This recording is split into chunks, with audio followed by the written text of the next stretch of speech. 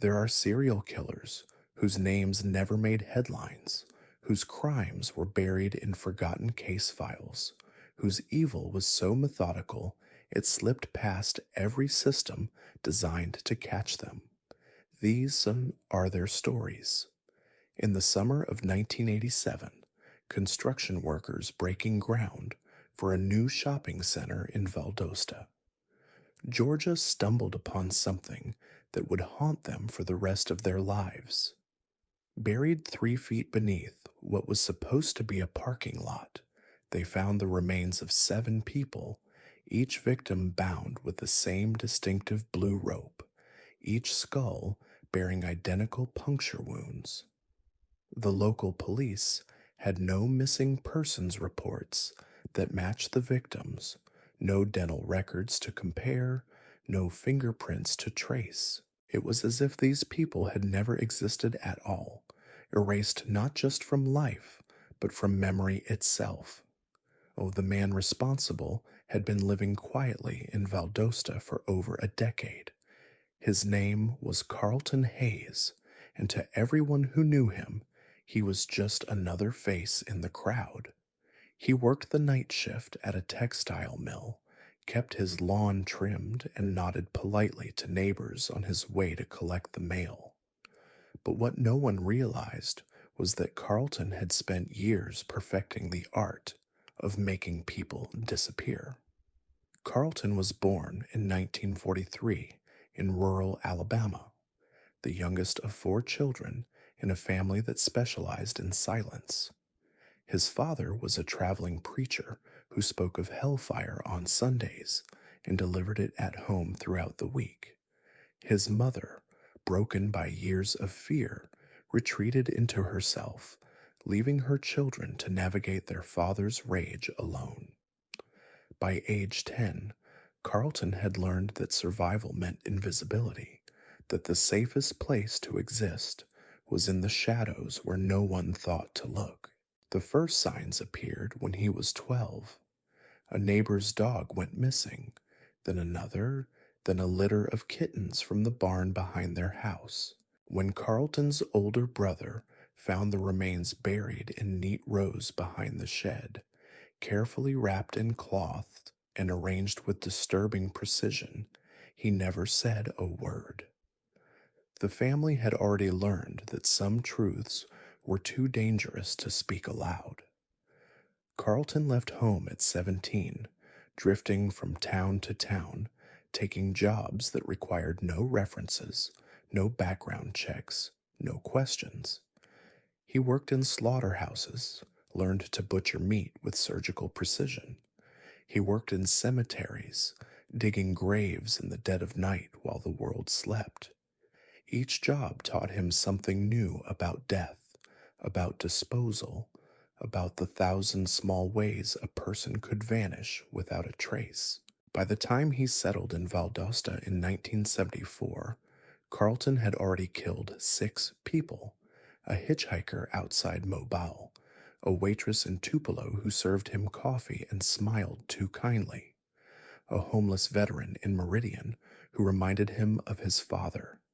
Each death was careful, calculated, and completely forgotten by a world that barely noticed these people had been alive in the first place.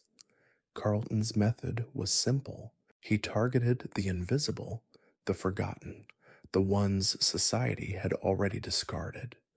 Runaways sleeping in abandoned buildings, drug addicts who wouldn't be missed for weeks, elderly people with no family, no friends, no one to ask where they'd gone. He would approach them with kindness, offer food or shelter, or just a listening ear. They trusted him because desperation makes people careless, and Carlton understood desperation better than anyone. Once he had them isolated, usually in the basement of the small house he rented on the outskirts of town, he would bind them with that distinctive blue rope he ordered in bulk from a marine supply company 3 states away. He didn't torture them, didn't draw out their deaths for pleasure. He simply ended them, efficiently and without ceremony, the way he'd learned to slaughter cattle at the processing plant. The burial ground behind the shopping center was his masterpiece, a carefully organized cemetery for the nameless dead. He would drive there in the early hours of morning, when the mist hung low over the Georgia pines and the only sound was the distant hum of highway traffic. Each grave was exactly 3 feet deep, marked with a small stone he'd painted with a number. Victim 1 through Victim 17, arranged in perfect rows like soldiers in formation. For 13 years, Carlton operated without suspicion. He went to work, paid his taxes, even attended the occasional church service where he sat in the back pew and listened to sermons about redemption. The police never connected him to any disappearances because there were no disappearances to connect, just people who had already fallen through society's cracks, whose absence registered as nothing more than a subtle shift in the wind. The discovery of the burial ground changed everything. Within hours, the FBI had descended on Valdosta, turning Carlton's quiet neighborhood into a circus of news vans and federal agents. But Carlton wasn't there to see it. He had vanished the moment the first body was unearthed, disappearing as completely as his victims had, leaving behind only an empty house and 17 graves that would take months to excavate. They found him 3 weeks later in a motel outside Shreveport, Louisiana, sitting calmly on the edge of the bed as if he'd been waiting for them. He confessed immediately, not out of guilt, but out of what seemed like professional pride. He walked investigators through each murder with the detached precision of a surgeon describing an operation, providing details that only the killer could have known. Carlton Hayes was executed by electric chair in 1994. His final words were a request that the 17 victims be given proper names, proper burials, proper acknowledgement that they had existed.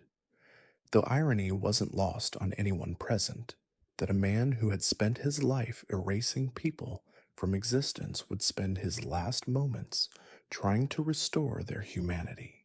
But Carlton Hayes was just one name in a ledger of forgotten killers, and his story pales beside that of Margaret Donnelly, a woman whose crimes were so methodical, so perfectly disguised, that she operated for nearly 3 decades before anyone realized what she was. Margaret looked like everyone's favorite grandmother, small and soft-spoken, with silver hair always pulled back in a neat bun, and a tendency to wear cardigans in every season. She lived in Portland, Oregon, in a tidy craftsman house with a garden full of roses and a front porch where she would sit on summer evenings, waving to neighbors as they walked their dogs. What those neighbors didn't know was that Margaret had turned the art of poisoning into a science, and that her rose garden was fertilized with the ashes of people who had trusted her with their lives. Margaret was born in 1932 in rural Oregon, the daughter of a pharmacist who ran a small-town drugstore during the Depression. From an early age, she showed an unusual interest in chemistry, spending hours in her father's shop, learning about compounds and reactions, about the delicate balance between medicine and poison. Her father, proud of his daughter's curiosity, taught her everything he knew about drugs and their effects, never imagining he was training a killer. She married young to a man named Robert Donnelly, who worked for the state highway department. They had 2 children, lived in suburban comfort, and seemed to embody the American dream of the 1950s. But Robert was a drinker, and when he drank, he became violent. Margaret endured years of bruises hidden beneath long sleeves, of explanations for black eyes that satisfied no one, of a growing rage that she buried deeper with each passing day. In 1961, Robert Donnelly died suddenly of what doctors called acute liver failure. His drinking had finally caught up with him, they said, and Margaret played the grieving widow with such conviction that no one thought to question the timing.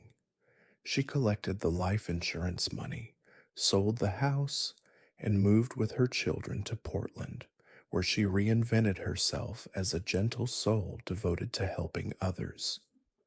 Margaret became a volunteer at local hospitals, spending her days reading to patients, bringing them flowers, offering comfort in their final hours. The staff loved her, patients adored her, and families were grateful for her kindness. What none of them realized was that Margaret had developed a taste for death, and that her presence in those hospital rooms wasn't coincidental. She started small. An extra dose of morphine for a patient who was suffering, a little something in the IV bag of an elderly man with no family. Deaths that looked natural, merciful even, in a place where death was expected. She told herself she was being kind, ending suffering, providing a gentle passage to whatever came next. But the truth was simpler and more terrifying. Margaret had discovered that she enjoyed the power of holding life and death in her hands. Over the next 25 years, Margaret Donnelly became Portland's angel of death. She volunteered at 7 different hospitals, 3 nursing homes, and countless private residences where she provided end-of-life care. Wherever she went, death rates increased, but so subtly, so gradually, that no one noticed the pattern. She was careful, patient, methodical. She studied each victim, learned their routines, their medications, their vulnerabilities. She never rushed, never took unnecessary risks, never deviated from the persona of the caring volunteer who wanted nothing more than to ease suffering. Her methods evolved over the years. Sometimes she used insulin, inducing hypoglycemic comas that looked like natural complications of diabetes. Sometimes she used potassium chloride, causing heart attacks that seemed consistent with existing cardiac conditions. She became expert at reading medical charts, understanding which deaths would be questioned and which would be accepted without investigation. The patients she chose weren't random. Margaret targeted the lonely, the forgotten, the ones whose deaths would cause the least disruption. Elderly people with no visitors, terminal patients whose families had already begun to grieve, anyone whose passing would be seen as a blessing rather than a tragedy. She convinced herself she was performing a service, but the reality was that Margaret had become addicted to the moment when life left someone's eyes, when their final breath confirmed her absolute control. Her downfall came in 1987, when a sharp-eyed nurse named Patricia Kellerman noticed something unusual. Patients under Margaret's care were dying at a rate nearly 3 times higher than those cared for by other volunteers, and many of these deaths occurred during the night shift when fewer staff members were present. Patricia began keeping informal records, noting patterns that made her increasingly uncomfortable. The investigation that followed was exhaustive and horrifying. When authorities examined Margaret's activities over the previous 2 decades, they found evidence linking her to at least 47 suspicious deaths across Oregon and Washington. Her house yielded a pharmacy's worth of stolen medications, carefully labeled and organized in a basement room that looked more like a laboratory than a storage area. Margaret never confessed, never showed remorse, never acknowledged that what she had done was anything other than mercy. She maintained her innocence, even as the evidence mounted, even as families of her victims wept in courtrooms, even as she was sentenced to 7 consecutive life terms.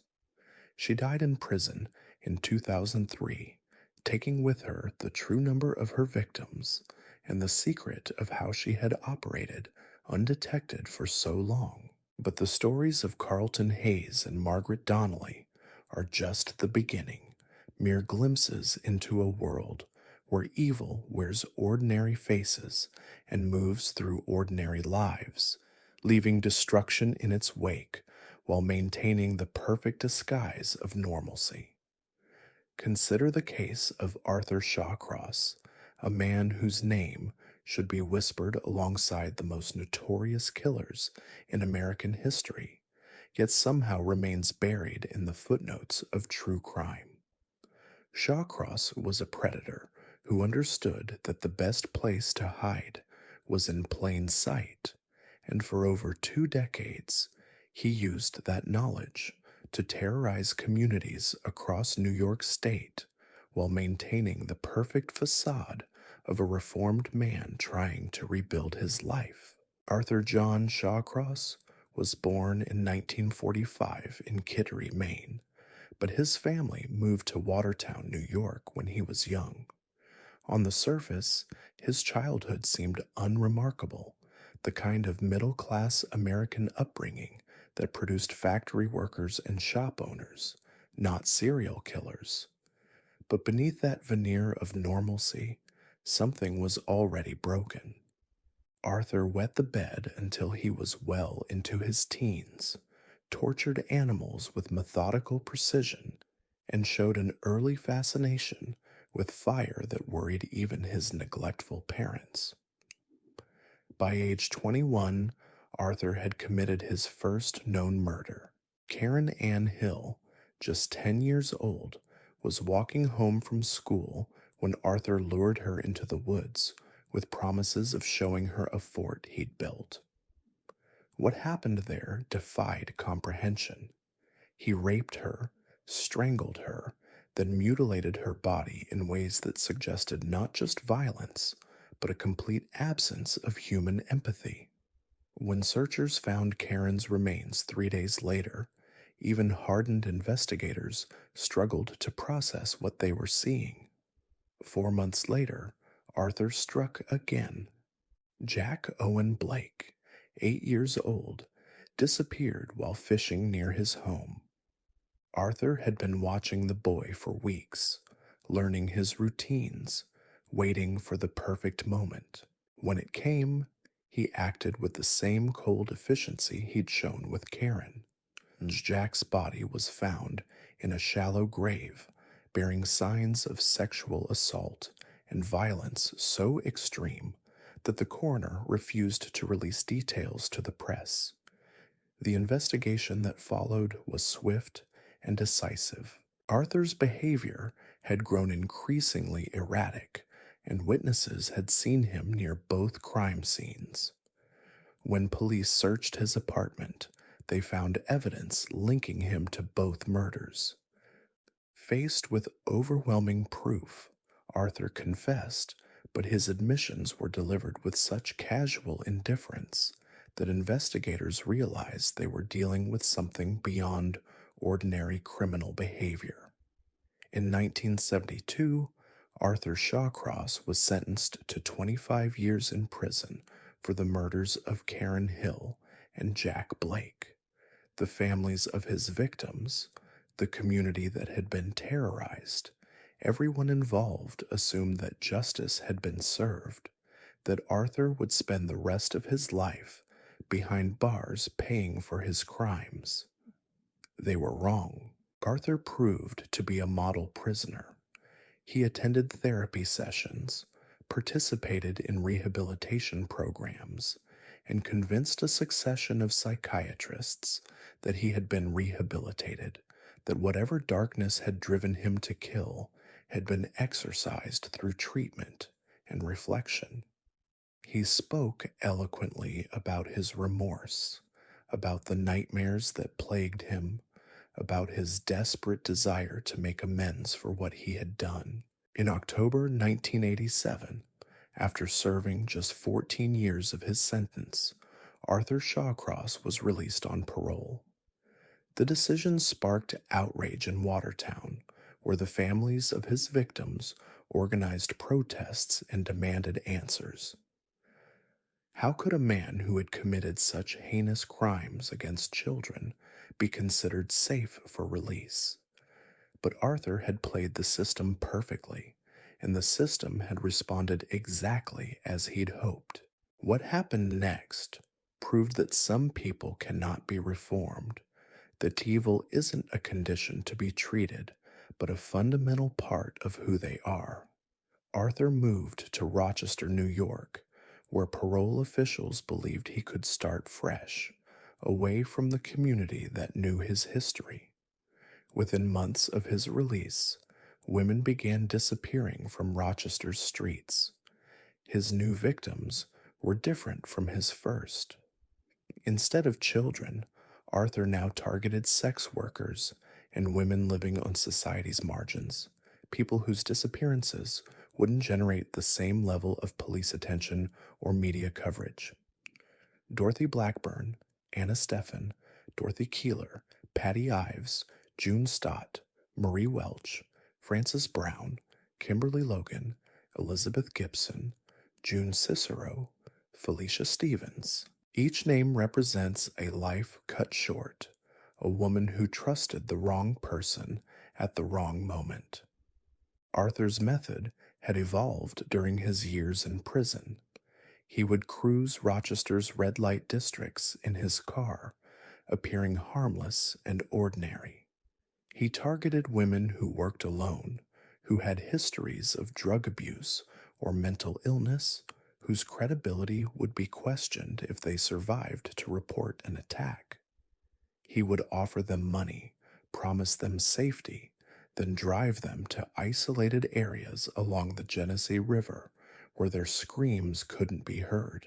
What he did to these women was unspeakable. He didn't just kill them, he destroyed them, both physically and psychologically. He would keep them alive for hours, sometimes days, torturing them in ways that suggested he had spent his prison years not reflecting on his crimes, but refining his techniques. When he was finished, he would dump their bodies in the river or leave them in wooded areas where they might not be found for weeks.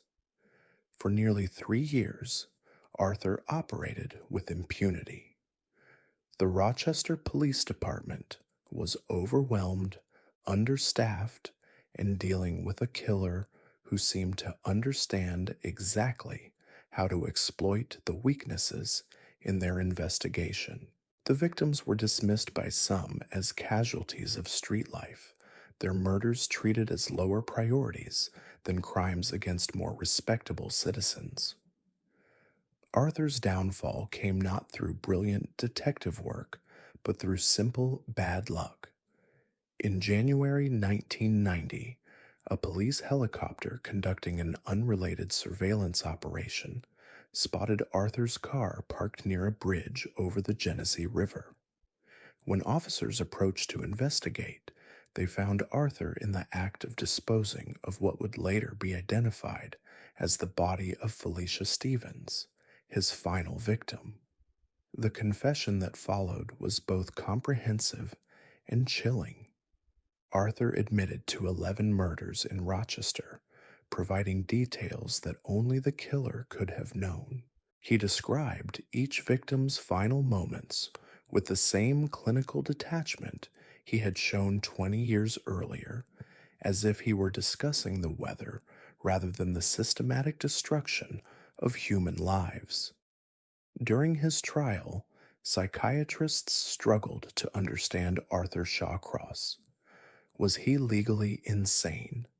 Did he suffer from multiple personality disorder? Had his military service in Vietnam where he claimed to have committed atrocities, broken something fundamental in his psyche. The questions were important for legal purposes, but they missed the larger point. Arthur was a predator who had learned to mimic human emotions while feeling none himself. Arthur John Shawcross was sentenced to life in prison without the possibility of parole. He died behind bars in 2008, having spent his final years giving interviews to anyone who would listen, spinning elaborate tales about his childhood and his crimes, always seeking attention, always trying to control the narrative, even from his cell. But Arthur's story raises uncomfortable questions about a system that allowed a child killer to walk free after just 14 years, about the assumptions we make regarding rehabilitation and redemption. How many of those 11 women in Rochester might still be alive if Arthur had served his full sentence? How many families might have been spared the agony of loss if the system had recognized that some crimes reveal a fundamental absence of humanity that cannot be treated or cured? The case of Henry Louis Wallace presents an even more disturbing example of how prejudice and incompetence can allow a killer to operate unchecked. Between 1992 and 1994, Wallace murdered at least 10 women in Charlotte, North Carolina, but his crimes were largely ignored by police and media because his victims were young black women, dismissed by a system that saw their deaths as less worthy of attention. Henry was born in 1965 in Barnwell, South Carolina, raised by a single mother who worked multiple jobs to keep her family afloat. Unlike many serial killers, Henry's childhood wasn't marked by obvious trauma or abuse. He was intelligent, well liked by teachers, and seemed destined for better things than the poverty that surrounded him. He joined the Navy after high school, served honorably for several years, and appeared to be just another young man trying to build a better life for himself. But there were signs, subtle indicators that something was wrong beneath Henry's charming exterior. Fellow sailors remembered his explosive temper, his tendency to become obsessed with women who showed him any attention, his habit of lying about things both large and small. He was discharged from the Navy in 1988 after a series of disciplinary problems, and he drifted for several years before settling in Charlotte. In Charlotte, Henry found work at various restaurants and retail stores, jobs that brought him into contact with young women who saw him as safe, reliable, even attractive. He was well-dressed, articulate, and seemed genuinely interested in their lives and problems. Many of his eventual victims considered him a friend, someone they could trust with their secrets and their safety. The killing began in 1992 with Sharon Nance, a woman Henry had met through mutual friends. She trusted him enough to let him into her apartment, never suspecting that the man she was talking to had already decided she was going to die. Henry strangled her with his bare hands, then ransacked her apartment to make it look like a robbery gone wrong. Over the next 2 years, the pattern repeated with horrifying regularity. Shawanda Hawk, Audrey Spain, Valencia Jumper, Michelle Stinson, Vanessa Mack, Betty Bauckham, Brandy Henderson, Caroline Love, Deborah Slaughter. Each woman knew Henry personally, trusted him, considered him safe. Each one died alone and afraid, betrayed by someone they had welcomed into their lives. What made Henry's crimes even more chilling was his method of victim selection. He didn't choose strangers. He cultivated relationships with women over weeks or months, learning their routines, their vulnerabilities, their fears. He would attend their parties, meet their families, become part of their social circles. When he finally struck, it came as a complete shock to everyone who knew both killer and victim. The Charlotte Mecklenburg Police Department's response to these murders was shamefully inadequate. Despite clear connections between the victims, despite witnesses who had seen Henry with several of the women shortly before their deaths, despite mounting evidence that a serial killer was operating in there, they blamed the victims, suggested their lifestyles had put them in danger, and failed to recognize the pattern that should have been city. Police treated each murder as an isolated incident. Obvious. Part of the problem was institutional racism. The victims were young black women, many from working class backgrounds, and their deaths didn't generate the kind of media attention or police resources that would have been devoted to crimes against white victims. Families pleaded for action, community leaders demanded investigation, but their voices were largely ignored by a system that had already decided these women's lives weren't worth protecting. Henry continued killing because he could, because no one was watching, because he had learned that society's indifference to his victims was the perfect camouflage for his crimes. He grew bolder, more careless, even returning to crime scenes to move bodies or steal additional items. Still, police failed to connect the dots.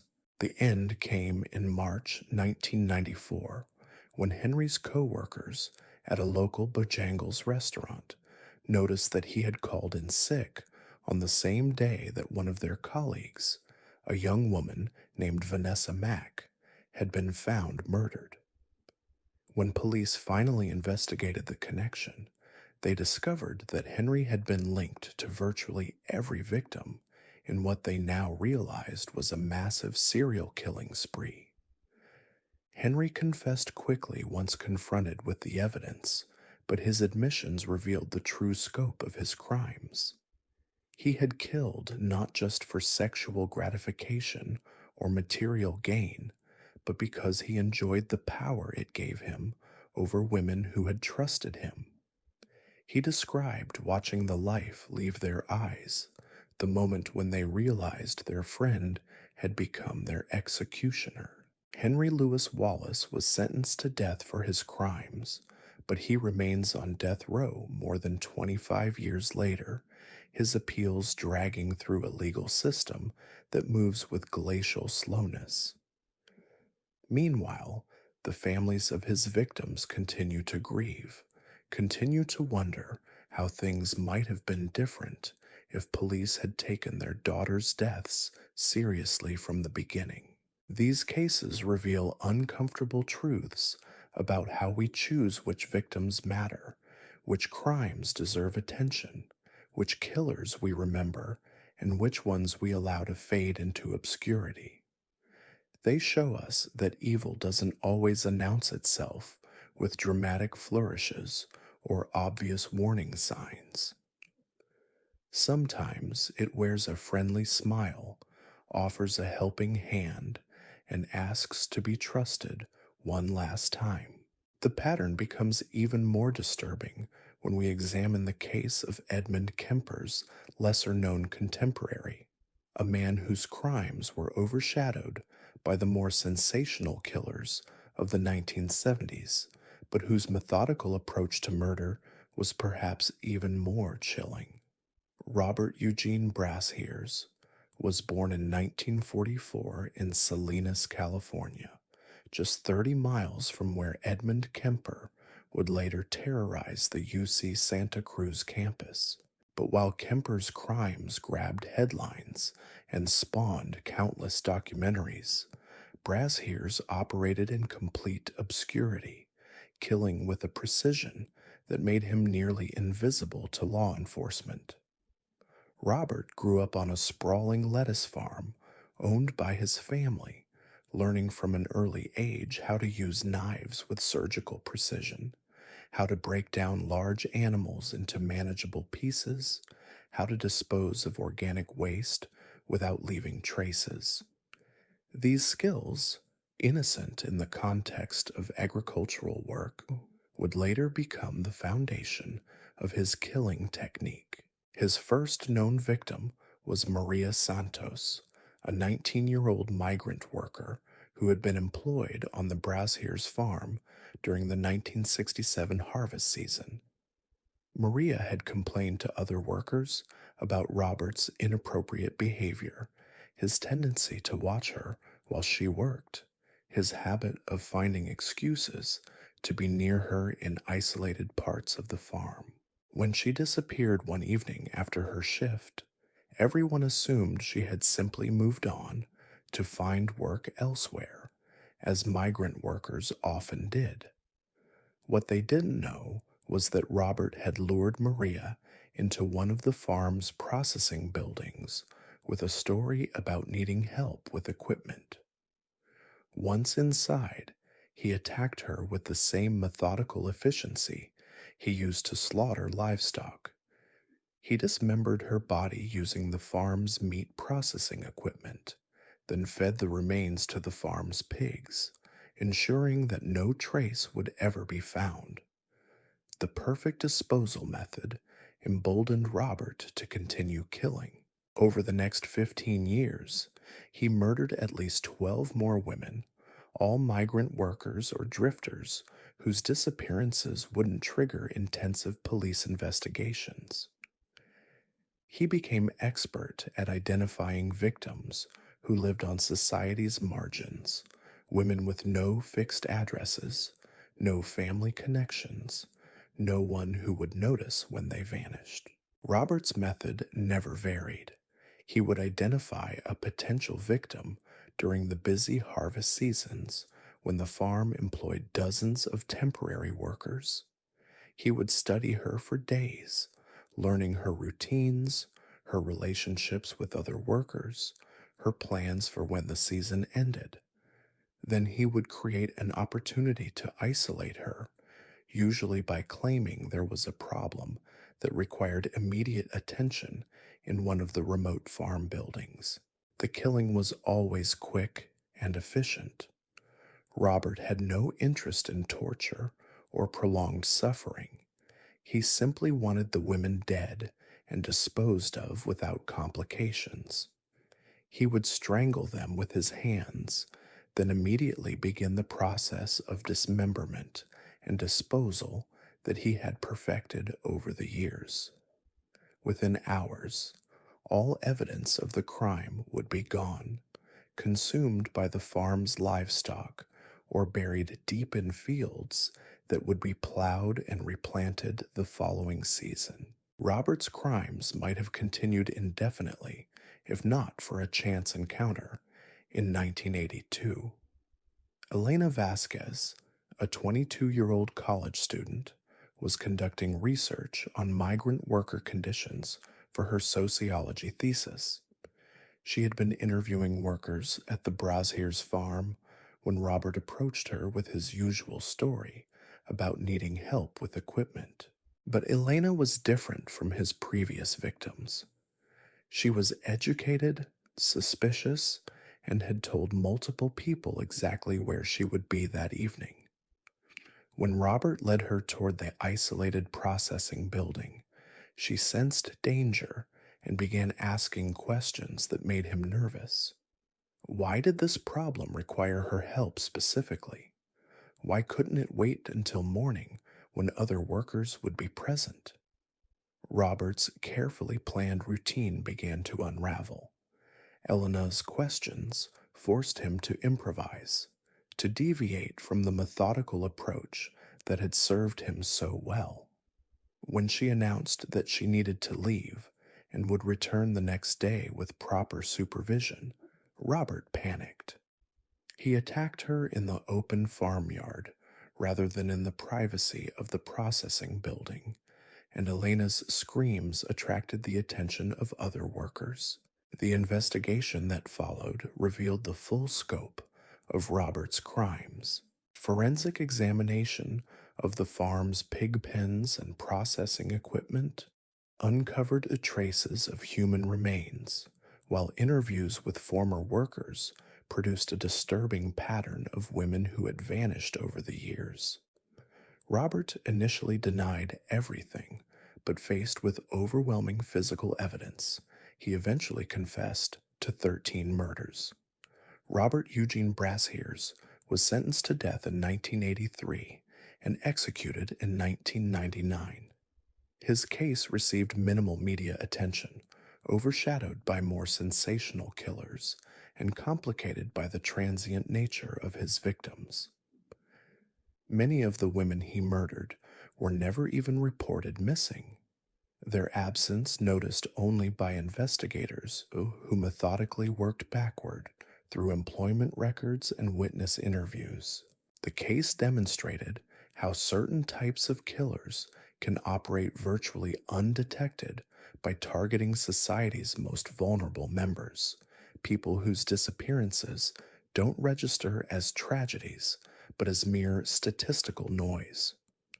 Robert understood this dynamic and exploited it with cold calculation, turning his family's farm into a killing ground that operated for 15 years without raising suspicion. Even more disturbing is the story of Miriam Hutchkins, a woman whose crimes challenged every assumption about female serial killers and whose methods were so subtle that she operated for nearly 2 decades before anyone realized what she was doing. Miriam was born in 1938 in rural Tennessee, the daughter of a country doctor who ran a small practice out of their family home. From childhood, she showed an unusual fascination with her father's medical equipment and procedures, often watching as he treated patients and asking detailed questions about anatomy and physiology. Her father, pleased by her interest, taught her basic medical skills and allowed her to assist with simple procedures. After graduating from nursing school in 1958, Miriam found work at Mercy General Hospital in Nashville, where she quickly earned a reputation as a dedicated and compassionate caregiver. Patients loved her gentle manner and soothing presence, and colleagues appreciated her willingness to take on difficult cases and work extra shifts. No one suspected that behind her caring facade was a woman who had developed a deadly obsession with controlling the moment of death.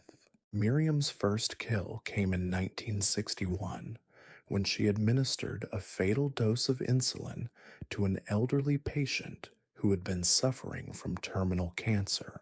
She told herself she was being merciful, ending unnecessary suffering, but the truth was more complex and more sinister.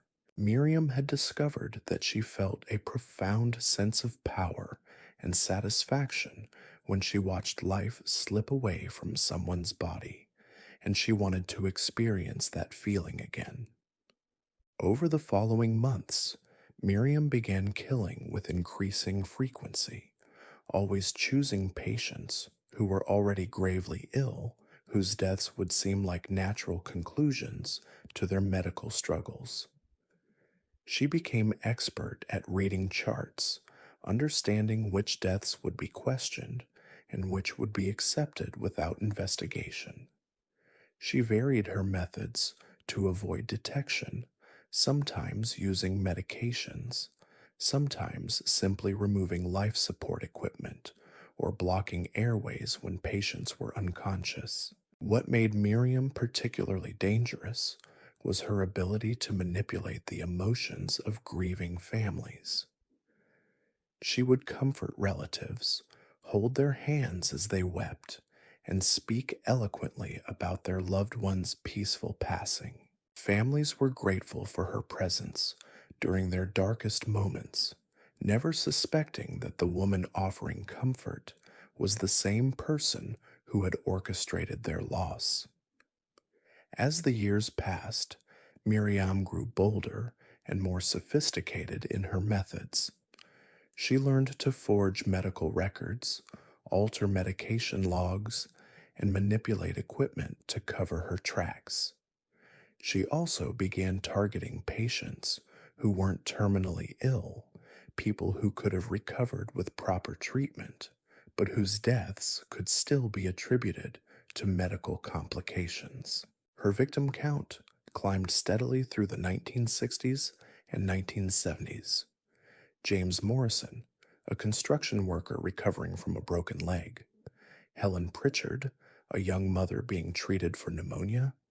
David Kim, a college student who had been hospitalized after a car accident. Each death was carefully planned and expertly executed, designed to look like a tragic but understandable medical outcome.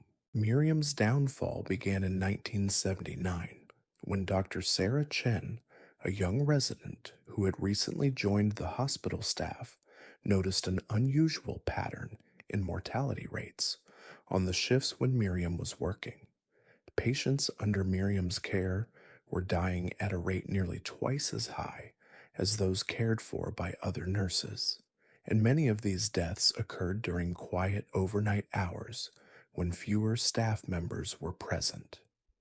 Dr. Chen began keeping detailed records of deaths on Miriam's shifts, noting patterns that became increasingly difficult to explain as coincidence. She also started paying closer attention to Miriam's behavior around dying patients, observing a level of fascination that seemed inappropriate even for someone accustomed to death. The investigation that followed was extensive and heartbreaking. When authorities examined hospital records going back 20 years, they found evidence linking Miriam to at least 67 suspicious deaths, making her one of the most prolific serial killers in American history. Her house yielded a disturbing collection of souvenirs taken from victims, jewelry, photographs, personal items that she had somehow acquired from patients or their families. Miriam never fully confessed to her crimes, maintaining until her death that she had been providing mercy to suffering patients. But the evidence against her was overwhelming, and in 1981 she was sentenced to life in prison without the possibility of parole. She died behind bars in 1998, taking with her the true number of her victims and the full extent of her crimes. The case of Miriam Hutchins revealed how positions of trust and authority could provide perfect cover for predatory behavior, and how society's assumptions about caregivers could blind us to obvious warning signs. It also demonstrated the particular vulnerability of hospital patients, people who were already weakened by illness and completely dependent on others for their survival. But perhaps the most chilling case of all belongs to Thomas Ridley, a man whose crimes were so carefully orchestrated that he managed to kill for over 3 decades while maintaining the perfect disguise of a pillar of his community. Thomas was born in 1925 in Cedar Rapids, Iowa, the son of a hardware store owner and a school teacher. His childhood was unremarkable by all accounts, filled with baseball games and church services and family dinners around a kitchen table. He served honorably in World War II, returned home to marry his high school sweetheart, and took over his father's hardware business when the old man retired. By every external measure, Thomas Ridley was the embodiment of American success. He was active in local politics, served on the school board, coached youth baseball, and donated generously to charity. His hardware store was a gathering place for the community, where people came not just to buy nails and paint, but to discuss local events and share neighborhood gossip. What no one knew was that Thomas had been killing since 1942, and that his position at the center of community life gave him unparalleled access to potential victims and inside information about police investigations. His first victim was a traveling salesman who had stopped in Cedar Rapids to service accounts at local businesses. The man had made the mistake of bragging about the large amount of cash he carried, and Thomas saw an opportunity. Thomas lured the salesman to a storage area behind his hardware store, claiming he wanted to show him some expensive equipment that might interest his company. Once they were alone, Thomas struck him with a hammer, then spent hours methodically dismembering the body with tools from his own inventory. He buried the remains in multiple locations throughout the county, ensuring that even if some parts were discovered, they could never be connected to form a complete picture. The murder was never solved, never even properly investigated. The salesman was assumed to have moved on to the next town on his route, and when he failed to report back to his company, they simply wrote him off as another employee who had decided to start fresh somewhere else. The success of his first kill convinced Thomas that he had found the perfect method. Over the following decades, he would target people who wouldn't be missed immediately: drifters, hitchhikers, traveling salesmen, anyone whose disappearance could be explained by the transient nature of their lifestyle. He became expert at identifying such people, often learning about potential victims through casual conversations in his store or at community events. Thomas's position in the community provided him with remarkable advantages. As a member of the volunteer fire department, he had access to information about accidents and emergencies. As a friend of local police officers, he learned details about ongoing investigations. As a respected businessman, he could travel throughout the region without suspicion, attending trade shows and visiting suppliers while actually scouting for victims and disposal sites. His killing ground expanded far beyond Cedar Rapids. Thomas would drive hundreds of miles to find victims, sometimes crossing state lines to reduce the chance that disappearances would be connected to his home base. He kept detailed records of his crimes in a coded journal, treating murder like a business that required careful planning and record keeping. The scope of Thomas's crimes was staggering. Between 1952 and 1985, he killed at least 43 people across 7 states, making him one of the most prolific serial killers in American history. Yet because his victims were chosen for their invisibility and his methods were so carefully planned, no one ever suspected that the friendly hardware store owner was responsible for dozens of disappearances. Thomas might have continued killing indefinitely if not for a change in technology that he failed to anticipate. In 1985, the FBI launched VICAP, a computer system designed to identify patterns in violent crimes across different jurisdictions.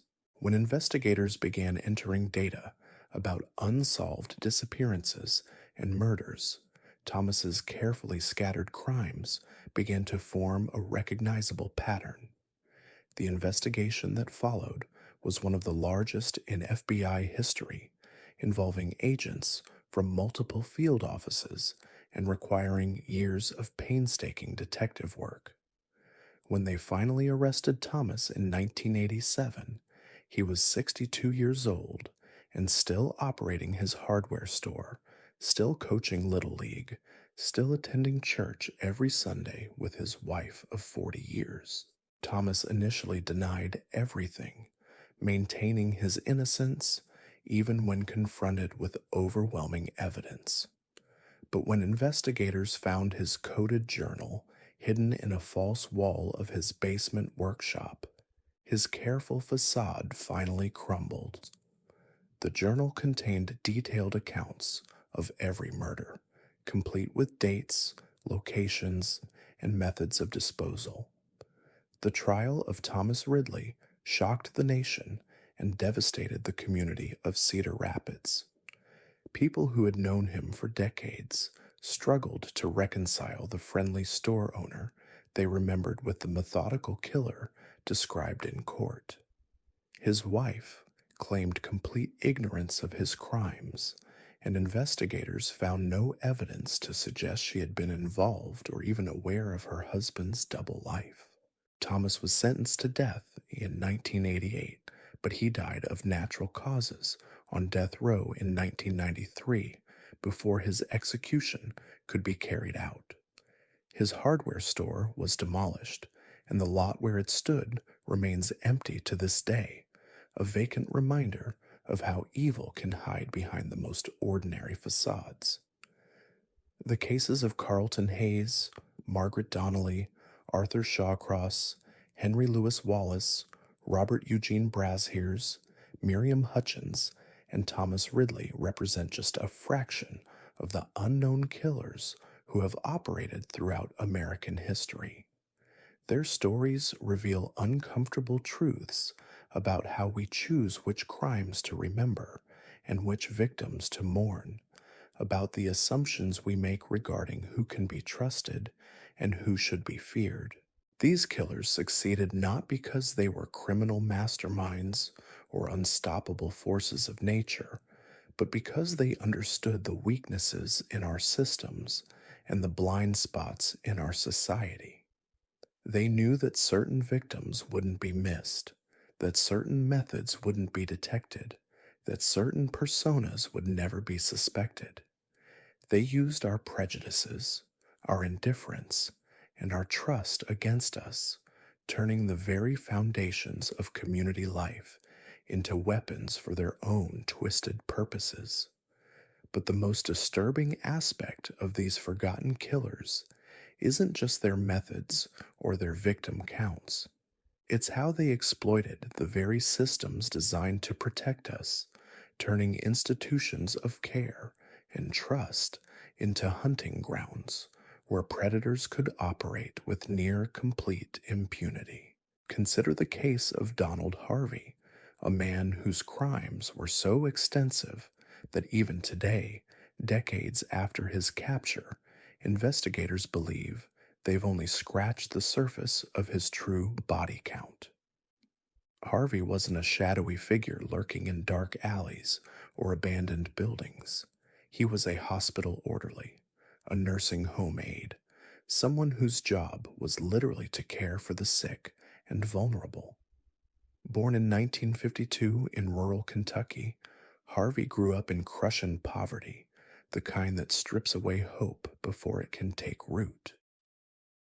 His father was an alcoholic who disappeared for weeks at a time, leaving behind a family that scraped by on welfare and the kindness of neighbors who had little to spare themselves. Harvey's mother worked double shifts at a textile mill, coming home too exhausted to notice that her son was already showing signs of something deeply wrong. By age 12, Harvey was setting fires, torturing animals, and displaying the kind of calculated cruelty that makes other children instinctively step away. But in a community where everyone was struggling just to survive, his behavior was dismissed as acting out, the inevitable result of poverty and a broken home. No one looked deeper, no one asked the hard questions, and Harvey learned early that if you kept your darkness hidden beneath a veneer of helpfulness, people would ignore the warning signs. After dropping out of high school, Harvey found work as an orderly at Marymount Hospital in London, Kentucky. The job suited him perfectly. He was around death constantly, had access to medications and equipment, and worked in an environment where patient deaths were expected rather than investigated. More importantly, he discovered that he genuinely enjoyed watching people die. that the moment when life left, someone's eyes gave him a rush unlike anything else he'd ever experienced. Harvey's first confirmed kill came in 1975 when he administered a fatal dose of morphine to an elderly patient who had been complaining about pain. He told himself he was being merciful, but the truth was simpler and more terrifying. He liked the power, the control, the godlike authority over life and death. Within weeks, he was killing regularly, using different methods to avoid detection and targeting patients who were already gravely ill. Over the next 15 years, Harvey moved between hospitals and nursing homes across Kentucky and Ohio, leaving a trail of bodies that no one bothered to count. His methods evolved constantly. Sometimes he used medications, sometimes he disconnected life support, sometimes he simply suffocated patients with pillows or plastic bags.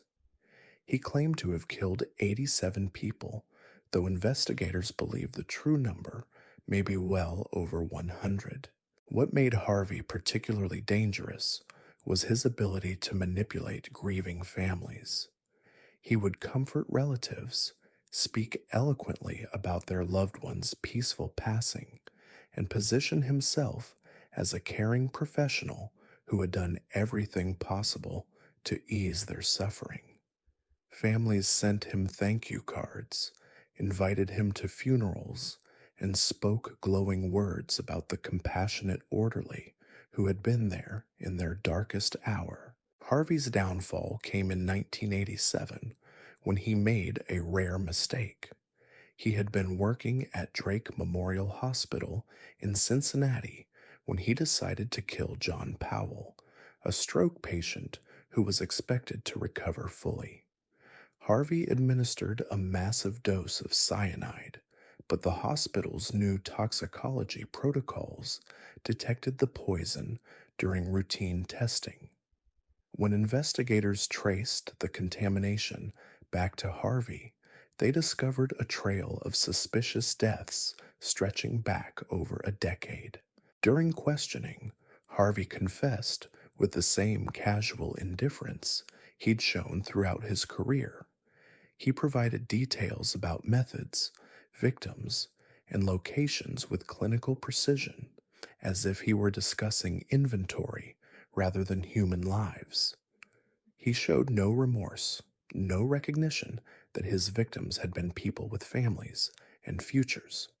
To him, they had simply been objects to be manipulated and discarded. Donald Harvey was sentenced to multiple life terms and died in prison in 2017, beaten to death by another inmate in what many saw as a form of rough justice.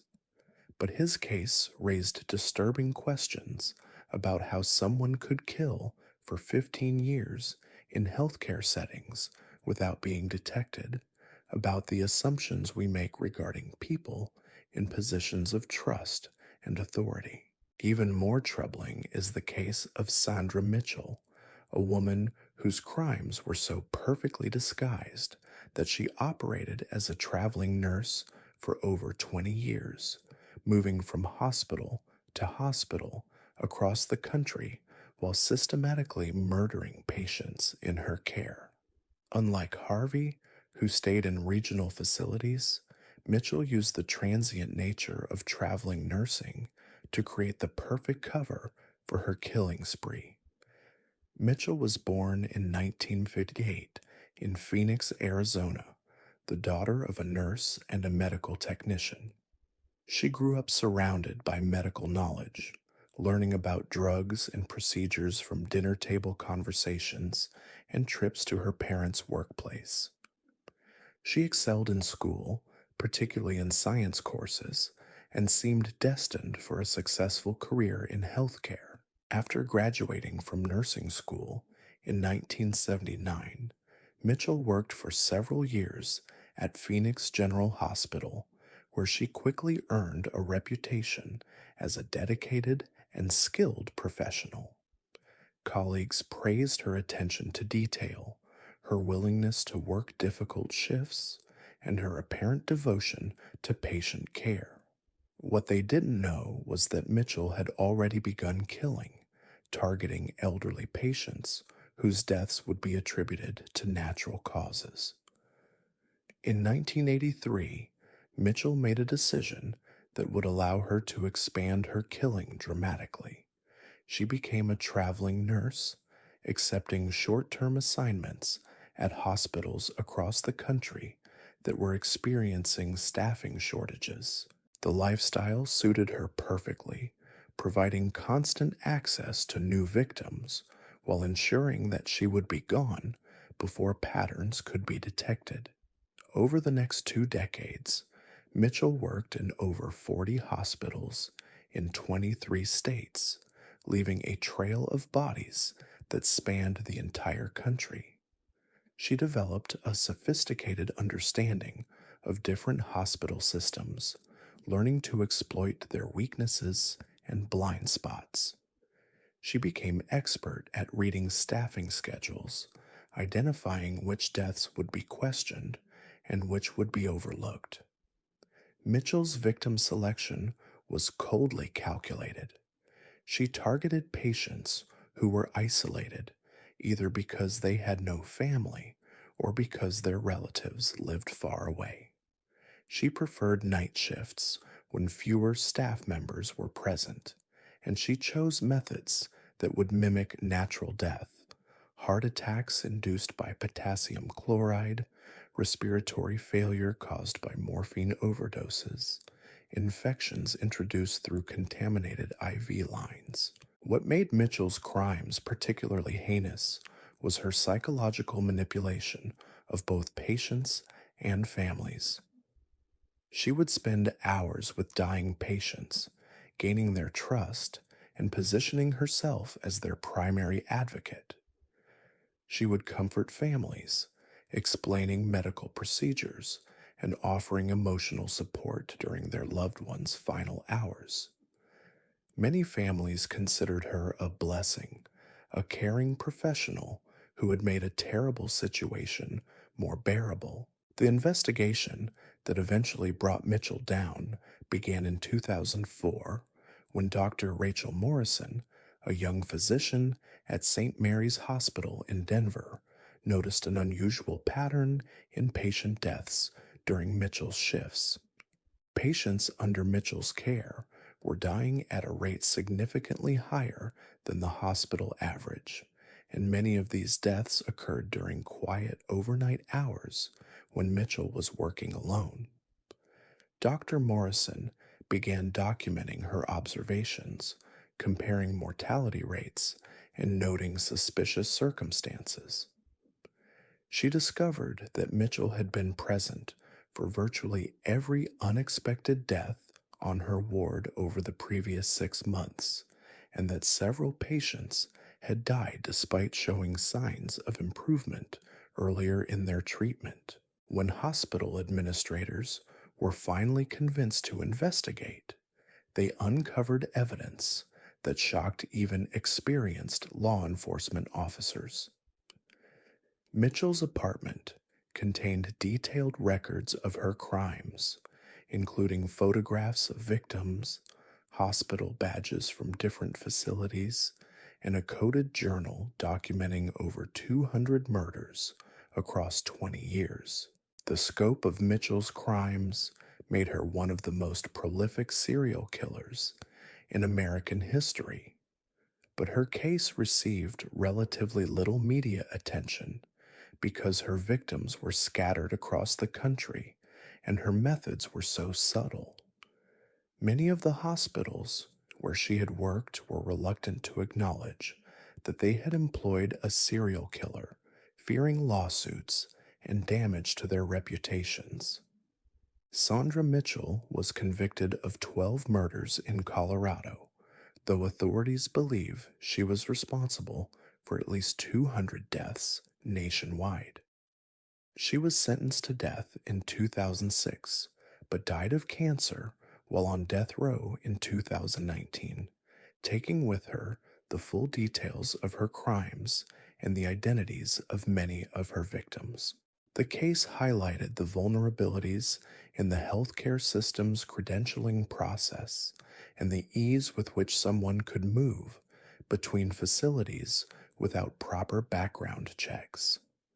It also demonstrated how assumptions about female caregivers could blind institutions to obvious warning signs.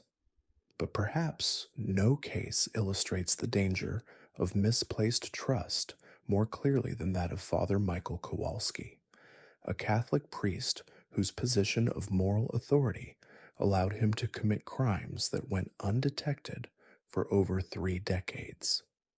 Kowalski didn't just abuse his position, he weaponized it, using the church's power and prestige to silence victims and cover up evidence. Born in 1944 in Buffalo, New York, Kowalski came from a devoutly Catholic family that saw his decision to enter the priesthood as the ultimate blessing.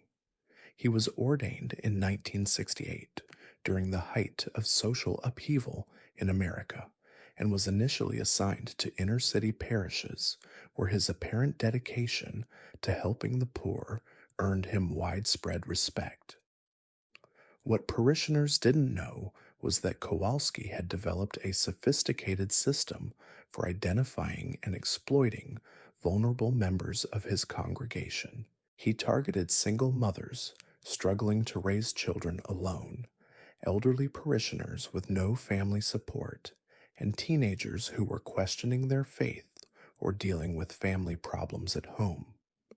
Kowalski's first known murder occurred in 1971 when he killed Maria Gonzalez, a young mother who had come to him for counseling after her husband abandoned the family.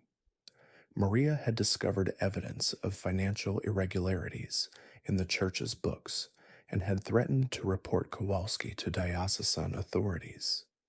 He lured her to the church late one evening, claiming he wanted to discuss the situation privately, then strangled her with a rosary cord. He buried Maria's body in the church cemetery, placing her remains in a grave that was supposed to contain only a casket. The location was perfect. No one would think to look for a murder victim in consecrated ground, and the constant activity of funerals and maintenance provided cover for any disturbance to the soil.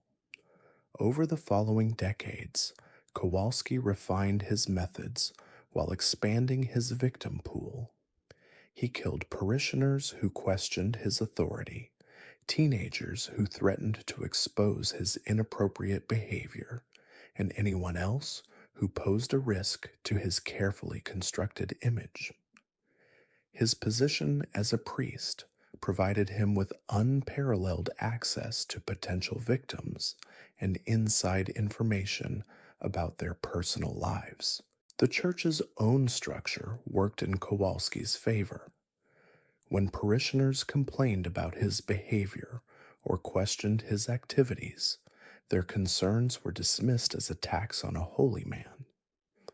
The assumption that priests were inherently trustworthy meant that even serious allegations were handled internally rather than reported to law enforcement.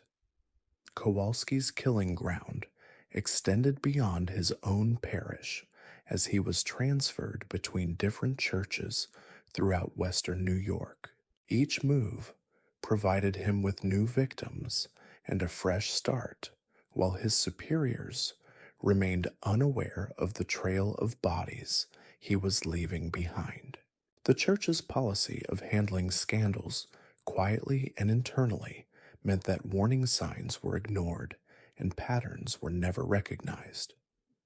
The end came in 1999 when Jennifer Walsh, a 17-year-old parishioner, survived an attack by Kowalski and went directly to police rather than church authorities.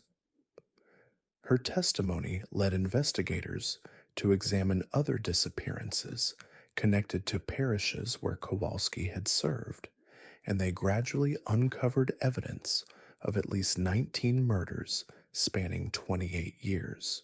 The investigation revealed that several church officials had received complaints about Kowalski over the years, but had chosen to transfer him rather than investigate the allegations.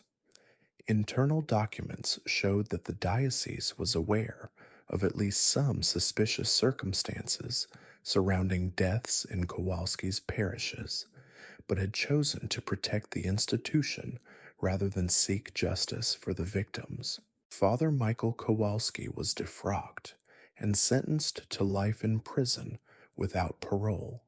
He died behind bars in 2015, still maintaining his innocence and claiming that he was the victim of a conspiracy to destroy the Catholic Church. The diocese eventually paid millions of dollars in settlements to victims' families, but many questions about the full extent of his crimes remained unanswered. The case demonstrated how positions of moral authority could provide perfect cover for predatory behavior, and how institutional protection could allow killers to operate with virtual impunity. It also showed how society's reverence for religious figures could blind communities to obvious warning signs and prevent victims from seeking help. These forgotten killers succeeded not through superior intelligence or criminal genius, but through their understanding of human psychology and social dynamics. They knew which victims to choose, which methods to employ, and which institutions to exploit. They understood that evil hiding behind a facade of respectability was far more dangerous than evil that announced itself with obvious signs. Their stories serve as warnings about the dangers of blind trust and the importance of questioning authority, even when that authority comes wrapped in the trappings of respectability and moral leadership. They remind us that predators don't always lurk in dark alleys or abandoned buildings. Sometimes they wear white coats, clerical collars, or friendly smiles, and they use our own assumptions about safety and trustworthiness as weapons against us. The true horror of these cases isn't just the number of lives lost, but the systematic way these killers exploited the very foundations of civilized society. They turned hospitals into killing fields, churches into hunting grounds, and positions of trust into perfect covers for unspeakable crimes. They proved that sometimes the greatest monsters are the ones we never see coming, the ones who smile while they sharpen their knives and pray while they dig their graves. In the end, these forgotten killers may be the most dangerous of all, not because of what they did, but because of what they teach us about the dark potential that can hide behind any facade, in any institution, wearing any face we've learned to trust. Their legacy isn't just the bodies they left behind, but the uncomfortable questions they force us to ask about the world we think we know and the people we think we can trust. The trail of forgotten monsters stretches deeper into the shadows of American history, where some of the most calculating predators operated with a patience that spanned decades, perfecting their craft while society slept. In the sprawling suburbs of Phoenix, Arizona, where manicured lawns and family barbecues painted the picture of American prosperity, lived a man whose neighbors considered him the epitome of reliability. William Chen worked as a city water inspector for over 30 years, driving his official truck through residential neighborhoods, checking meters, testing pressure, and ensuring that Phoenix residents had access to clean, safe water. He was the kind of government employee people barely noticed, a quiet fixture in the landscape of suburban life, who waved politely and went about his business without drawing attention. What those neighbors didn't know was that Chen had been using his position to case potential victims since 1973, methodically mapping the city's most vulnerable residents while hiding behind the perfect disguise of municipal authority. His official truck provided him with legitimate reasons to be anywhere in the city at any time.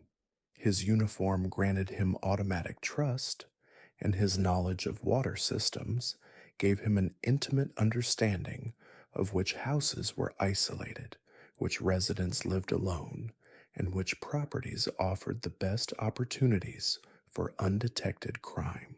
Chen's first victim was Dorothy Martinson, an 83-year-old widow who lived alone in a ranch-style house on the outskirts of Scottsdale. She had called the water department to report low pressure in her kitchen sink, and Chen had volunteered to handle the service call personally. He spent nearly an hour in Dorothy's home, ostensibly checking pipes and fittings, but actually studying her routines, her mobility limitations, and the layout of her property. When he returned 3 days later, claiming there was a follow-up issue that required immediate attention, Dorothy welcomed him inside without hesitation. Chen strangled her with a length of copper tubing from his repair kit, then spent hours staging the scene to look like a natural death. He positioned her body in bed, arranged medications on the nightstand to suggest heart failure, and even called 911 himself, claiming he had discovered her unresponsive during a routine service check. The performance was flawless. Paramedics found Chen kneeling beside Dorothy's bed, checking for a pulse with the professional concern of a city employee who had tried to help. The death was ruled natural, the funeral was small and sad, and Chen went back to work the next day as if nothing had happened. Over the next 2 decades, Chen refined his method while expanding his hunting ground throughout the Phoenix metropolitan area. He targeted elderly residents who lived alone, people with limited mobility or social connections, anyone whose death would be attributed to natural causes rather than investigated as a crime. His access to city records gave him detailed information about property ownership, utility usage patterns, and service histories that helped him identify perfect victims. Chen's killing technique never varied. He would identify a potential target through his work routes, then create a legitimate reason to visit their home multiple times to study their habits and vulnerabilities.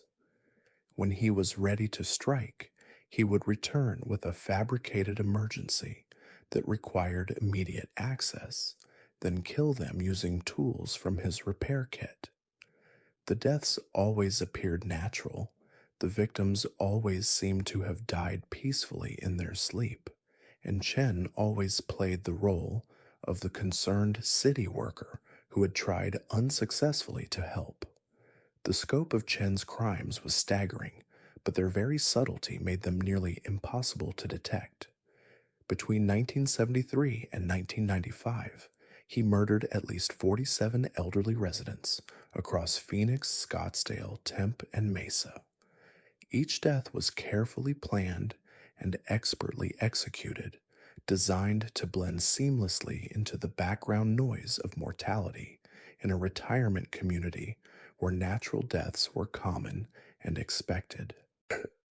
Chen's downfall came in 1995 when a sharp-eyed emergency room physician named Dr. Lisa Patel noticed an unusual pattern in the deaths of elderly residents who had recently received visits from city water inspectors.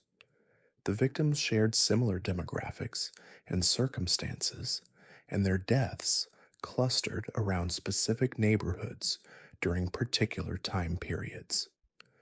Dr. Patel's investigation revealed that William Chen had been the last person to see at least 12 of these victims alive, and that his service calls often preceded deaths by just a few days. When police finally searched Chen's home, they found detailed maps of the city marked with symbols indicating which houses contained elderly residents, along with files containing personal information about dozens of potential victims. During interrogation, Chen confessed to his crimes with the same methodical precision he had used to commit them. He provided details about each murder, explained his victim selection process, and described how he had used his position to gain access and avoid suspicion. He showed no remorse for his actions, viewing the elderly residents he had killed as nothing more than obstacles that had been efficiently removed. William Chen was convicted of multiple counts of murder and sentenced to death in 1997. He died of natural causes on death row in 2018, having spent his final years giving interviews to criminologists who were fascinated by his ability to operate undetected for so long. His case led to significant changes in how city employees were screened and supervised, but it also highlighted the vulnerability of elderly residents who lived alone and trusted uniformed officials. Even more chilling is the case of Dr. Angela Reeves, a pediatrician whose crimes against children were so carefully disguised as medical complications that she operated for over 15 years before anyone suspected that the caring doctor who specialized in treating sick children was actually the one making them sicker. Dr. Reeves was born in 1959 in Minneapolis, Minnesota, the daughter of two physicians who ran a successful family practice. She excelled academically, graduated at the top of her medical school class, and completed her pediatric residency at Children's Hospital of Philadelphia with glowing recommendations from supervisors who praised her dedication and clinical skills. In 1987, Dr. Reeves joined the pediatric practice at Mercy Children's Hospital in Portland, Oregon, where she quickly established herself as one of the most sought-after doctors on staff. Parents loved her gentle manner with frightened children, her willingness to explain complex medical conditions in understandable terms, and her apparent devotion to providing the best possible care for her young patients. What those parents didn't know was that Dr. Reeves had developed a pathological obsession with medical crises and the power that came with controlling them. She had discovered during her residency that she felt an intense rush of satisfaction when she successfully resuscitated a child who was near death, and she began creating situations that would allow her to experience that feeling repeatedly. Dr. Reeves started subtly, administering medications that would cause minor complications in otherwise healthy children. A small dose of insulin to induce hypoglycemia in a diabetic patient, a slight overdose of sedative to cause respiratory distress during a routine procedure, just enough medication to create problems that she could then solve heroically, while grateful parents watched in amazement. As her confidence grew, Dr. Reeves became bolder and more sophisticated in her methods. She learned to manipulate test results to suggest conditions that didn't exist, to prescribe treatments that would cause the very symptoms she claimed to be addressing, and to create medical crises that required emergency interventions only she was qualified to provide. Her victims were children from across the Portland metropolitan area, ranging in age from infants to teenagers, all brought to her by parents who trusted her reputation and expertise. She targeted children with existing medical conditions whose deterioration could be attributed to their underlying illnesses, as well as healthy children whose sudden medical crises would be seen as tragic but inexplicable accidents. Dr. Reeves's method was diabolically simple. She would identify a vulnerable patient, usually during a routine appointment, then begin a course of treatment that would gradually weaken their immune system or damage their organs. She used medications that were difficult to detect in standard toxicology screenings, administered in doses that would cause cumulative damage over weeks or months rather than immediate symptoms. The children who died under Dr. Reeves's care were mourned as victims of rare diseases or genetic conditions that had been too advanced to treat successfully. The parents who lost children praised Dr. Reeves for her tireless efforts to save their sons and daughters, never suspecting that the doctor they trusted had actually been the cause of their children's suffering. Between 1987 and 2002, Dr. Reeves systematically murdered at least 38 children while maintaining her reputation as one of Portland's most dedicated pediatricians. She published research papers on childhood diseases, spoke at medical conferences about rare conditions, and was frequently quoted in local newspapers as an expert on pediatric health issues. The investigation that eventually exposed Dr. Reeves began in 2002 when Dr. Michael Torres, a forensic pathologist reviewing cases for a medical malpractice lawsuit, noticed an unusual pattern in deaths among Dr. Reeves's patients. Children under her care were dying at a rate significantly higher than those treated by other pediatricians, and many of these deaths involved rare complications that were extremely unusual in otherwise healthy children. Dr. Torres began examining medical records more closely, looking for connections between Dr. Reeves's treatment protocols and the unexpected deaths of her patients. He discovered that she had prescribed unusual medication combinations, ordered unnecessary procedures, and made treatment decisions that seemed designed to worsen rather than improve her patients' conditions. When investigators searched Dr. Reeves's home and office, they found detailed records of her crimes, including photographs of dying children, medical journals documenting the effects of various toxins, and a coded diary describing her experiments on human subjects. The evidence revealed that she had been treating children not as patients to be healed, but as test subjects in a twisted research project that satisfied her need for power and control. During her trial, Dr. Reeves maintained her innocence, claiming that she was being persecuted for taking on difficult cases that other doctors wouldn't handle.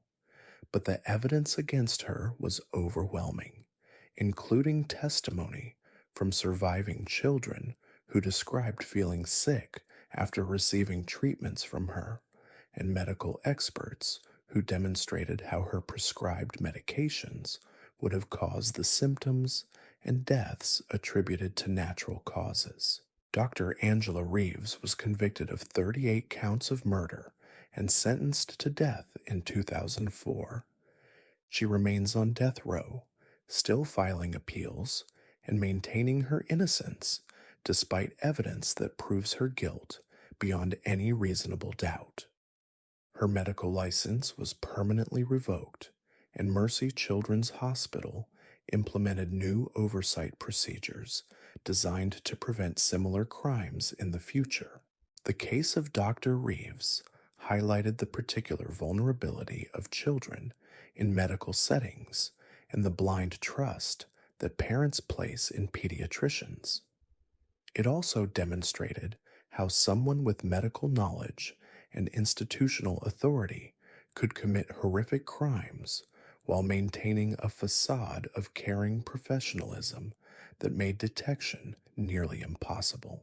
But the twisted creativity of forgotten killers reaches even deeper into society's foundations, as evidenced by the case of Marcus Webb, a man who turned the American education system into his personal hunting ground while hiding behind the respected facade of a high school guidance counselor. Marcus Webb appeared to be everything parents wanted in an educator. Born in 1965 in Cedar Falls, Iowa, he was the son of a high school principal and an elementary school teacher, raised in an environment where education was revered and service to young people was considered the highest calling.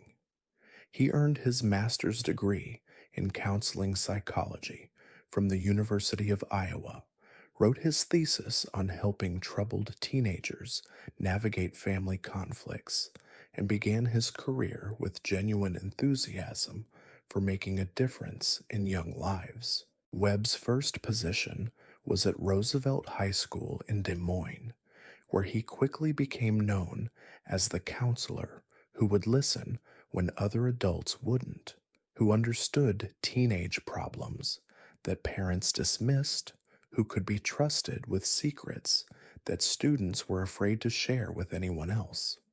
His office became a sanctuary for kids dealing with depression, family abuse, academic pressure, and social isolation. Teachers praised his dedication, parents appreciated his insights, and students lined up outside his door seeking advice and support.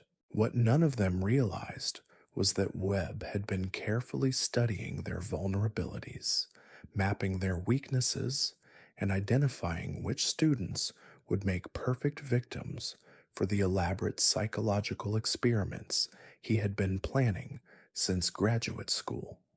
His academic training in counseling psychology had given him sophisticated tools for manipulation and control, and his position as a guidance counselor provided unlimited access to detailed information about students' personal lives, family situations, and emotional states. Webb's first known victim was Sarah Chen, a 16-year-old honor student who had been struggling with anxiety and perfectionism. Sarah had confided in Webb about her parents' divorce, her fear of academic failure, and her growing thoughts of self-harm. Instead of providing appropriate counseling and support, Webb began a systematic campaign of psychological manipulation designed to worsen Sarah's mental health while positioning himself as her only source of help and stability.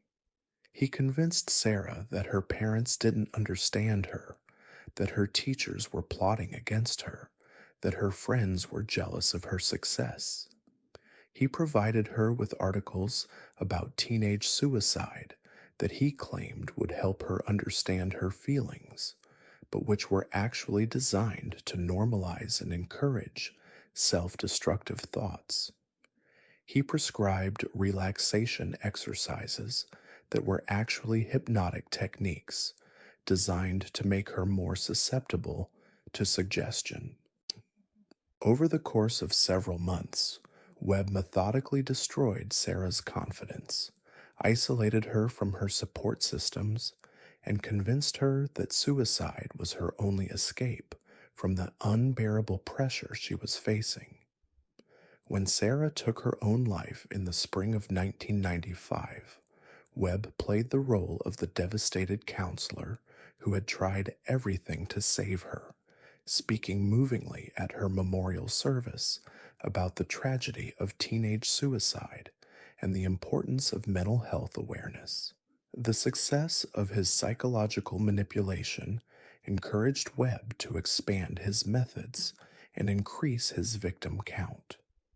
Over the next 12 years, he systematically targeted vulnerable students across 3 different school districts, moving to new positions whenever his activities began to attract attention.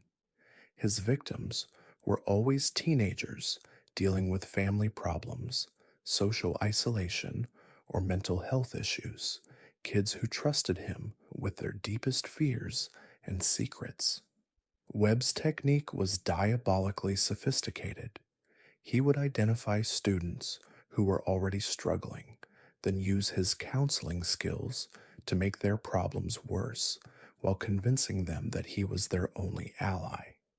He would isolate them from friends and family, undermine their self esteem, and gradually introduce them to increasingly self destructive behaviors.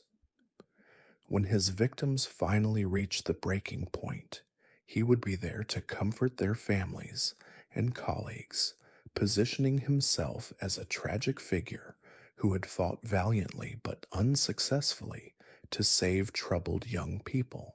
Between 1995 and 2007, at least 19 teenagers under Webb's counseling care died by suicide, a rate that was statistically impossible to explain as coincidence.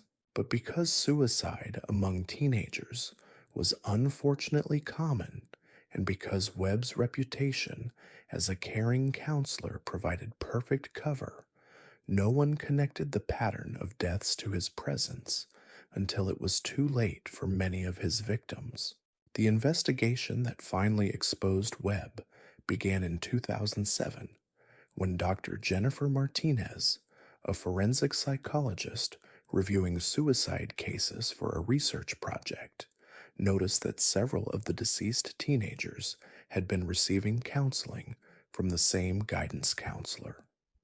When she examined the circumstances more closely, she discovered that Webb had been present at critical moments in each victim's psychological decline, and that his counseling notes contained unusual techniques and approaches that seemed designed to worsen rather than improve students' mental health. Dr. Martinez's findings prompted a broader investigation that revealed the full scope of Webb's crimes. Investigators found that he had been using his position to conduct unauthorized psychological experiments on vulnerable students, testing theories about manipulation and control that he had developed during his graduate studies. His home office contained detailed files on each victim, including photographs, audio recordings of counseling sessions, and research notes documenting the effects of various psychological techniques. During questioning, Webb initially maintained that he had been trying to help troubled students using innovative counseling methods that weren't widely accepted by mainstream psychology. But as evidence mounted against him, he eventually confessed to deliberately manipulating vulnerable teenagers into committing suicide as part of what he called his research into the psychology of self-destruction. Marcus Webb was convicted of 19 counts of manslaughter and sentenced to life in prison without the possibility of parole. His case led to significant changes in how school counselors are supervised and trained, but it also highlighted the particular vulnerability of teenagers who are dealing with mental health issues and the trust that families place in educational professionals. The story becomes even more disturbing when we examine the case of Rebecca Stone, a woman who used her position as a children's camp director to create what investigators would later describe as a systematic program of psychological torture disguised as character-building activities. Stone was born in 1971 in rural Montana, the daughter of survivalists who believed that modern society was making children weak and unprepared for the harsh realities of life. She grew up in an environment where physical hardship was considered character building, where emotional vulnerability was seen as weakness, and where obedience to authority was enforced through methods that bordered on abuse. After studying education and child psychology at Montana State University, Stone founded Camp Wilderness Challenge in 1998, marketing it as a summer program designed to help troubled teenagers develop confidence and resilience and leadership skills through outdoor adventures and team building exercises. The camp attracted parents who were struggling with rebellious or underperforming children, families who believed that a few weeks in the wilderness would straighten out their kids and teach them valuable life lessons. What those parents didn't know was that Stone had designed the camp as a testing ground for her theories about breaking down and rebuilding human personality through systematic psychological manipulation. She recruited counselors who shared her philosophy about the benefits of extreme discipline, and she created a program that combined elements of military training, cult indoctrination, and psychological warfare. The camp's daily routine was designed to destroy students' sense of self and replace it with complete dependence on Stone's approval. Campers were awakened before dawn for grueling physical exercises, forbidden from communicating with family members, and subjected to constant criticism and humiliation designed to break down their confidence and resistance. Food was used as a reward and punishment system, with campers who failed to meet Stone's standards forced to go hungry for days at a time. Stone's most twisted innovation was a program she called Truth Sessions, group therapy meetings where campers were encouraged to confess their deepest fears and shameful secrets, which Stone would then use against them in later psychological manipulation. She convinced children to betray each other's confidences, to report on rule violations, and to participate in the psychological abuse of weaker campers. Over the course of 6 summers, Stone subjected over 200 children to her systematic program of psychological torture. Most survived the experience, though many carried lasting trauma from their time at the camp. But 11 children didn't make it home alive, victims of what Stone claimed were tragic accidents, but which investigators would later determine were the predictable results of deliberate abuse and neglect. The deaths at Camp Wilderness Challenge were carefully spaced over several years and attributed to various causes: heat exhaustion, drowning, falls, allergic reactions that seemed like unfortunate accidents rather than connected incidents.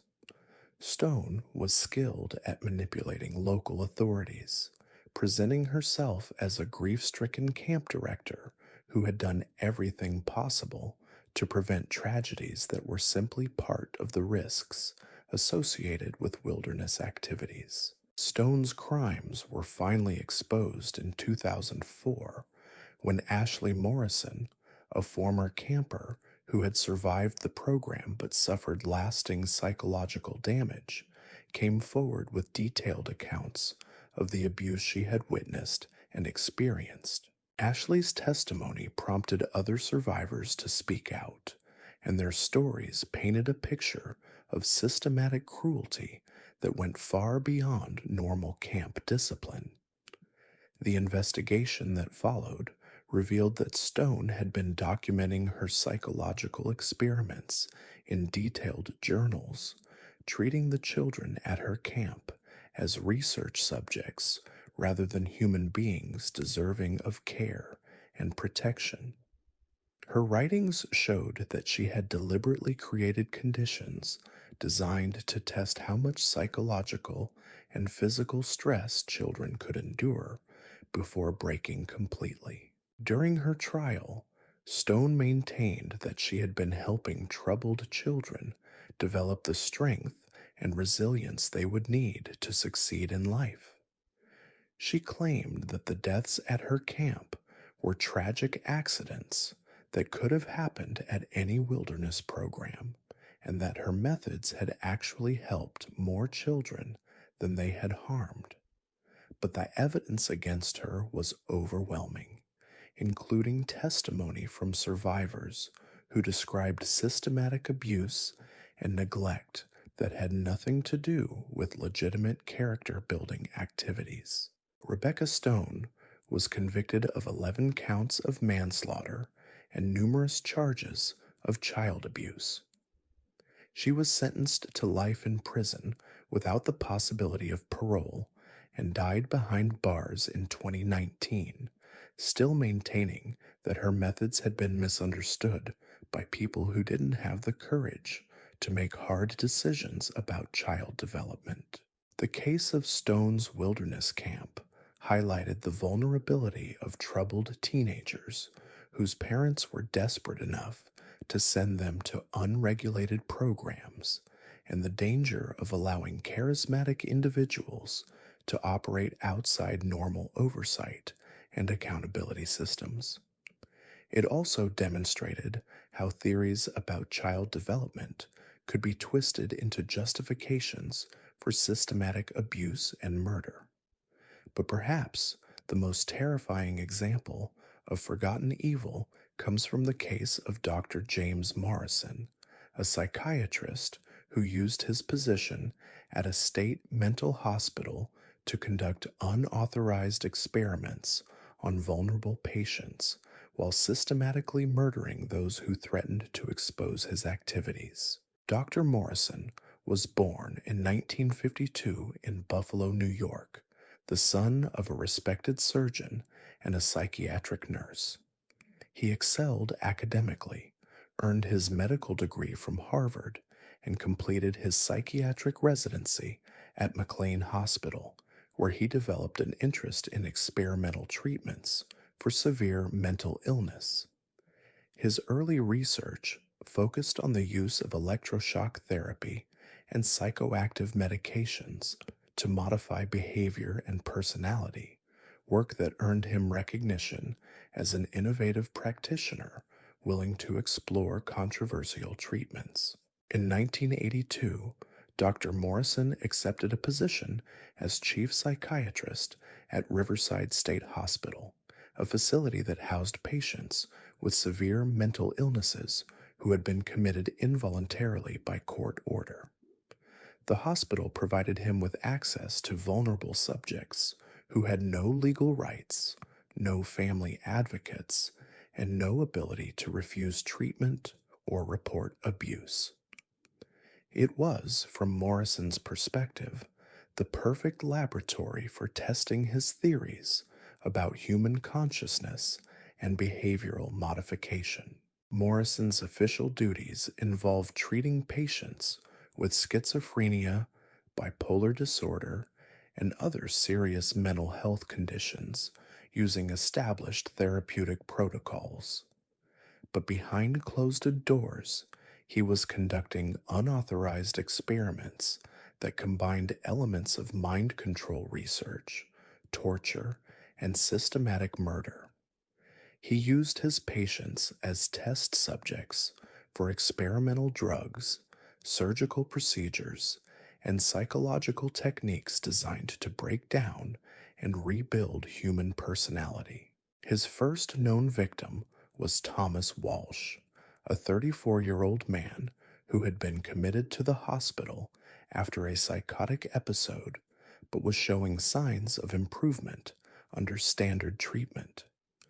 Morrison saw Walsh's recovery as a threat to his experimental program, fearing that a successfully treated patient might report the unauthorized procedures he had witnessed. Morrison administered a lethal injection of potassium chloride, then falsified medical records to indicate that Walsh had died of sudden cardiac arrest.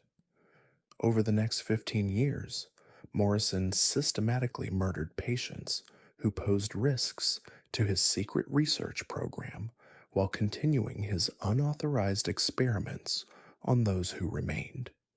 His methods were sophisticated and varied. Some victims died from drug overdoses that appeared accidental, others from infections that seemed like complications of their mental illness, and still others from surgical procedures that were supposed to be therapeutic but were actually designed to kill. Morrison's experimental subjects endured horrors that defied comprehension. He performed unauthorized brain surgeries designed to test theories about consciousness and memory, administered experimental drugs that caused permanent physical and psychological damage, and subjected patients to extreme sensory deprivation and psychological torture. Those who survived his experiments were left so damaged that their accounts of abuse were dismissed as symptoms of their mental illness. The scope of Morrison's crimes was staggering. Between 1982 and 1997, he murdered at least 43 patients while conducting unauthorized experiments on hundreds more. His activities were enabled by a mental health system that provided minimal oversight of committed patients and assumed that psychiatric professionals were acting in their patients' best interests. Morrison's downfall came in 1997 when Dr. Sarah Chen, a young psychiatrist who had recently joined the hospital staff, noticed unusual patterns in patient deaths and treatment outcomes. Dr. Chen discovered that patients under Morrison's direct care were dying at rates significantly higher than those treated by other psychiatrists, and that many survivors showed signs of trauma that couldn't be explained by their original mental health conditions. Dr. Chen's investigation revealed evidence of systematic abuse and murder that shocked even experienced law enforcement officers. Morrison's office contained detailed records of his experiments, including photographs of patients, surgical notes documenting unauthorized procedures, and research data collected from subjects who had never consented to participate in his studies. During questioning, Morrison initially claimed that he had been conducting legitimate research designed to advance the treatment of mental illness. But as evidence mounted against him, he eventually confessed to systematically murdering patients and using others as unwilling subjects in experiments that violated every principle of medical ethics and human decency. Dr. James Morrison was convicted of 43 counts of murder and sentenced to death in 1999. He was executed in 2015, but not before spending years on death row giving interviews to researchers who were trying to understand how someone with medical training could commit such systematic atrocities against vulnerable patients. His case led to significant reforms in the oversight of state mental health facilities and the protection of patient rights, but it also highlighted the particular vulnerability of people with mental illness who are institutionalized and depend entirely on others for their care and protection.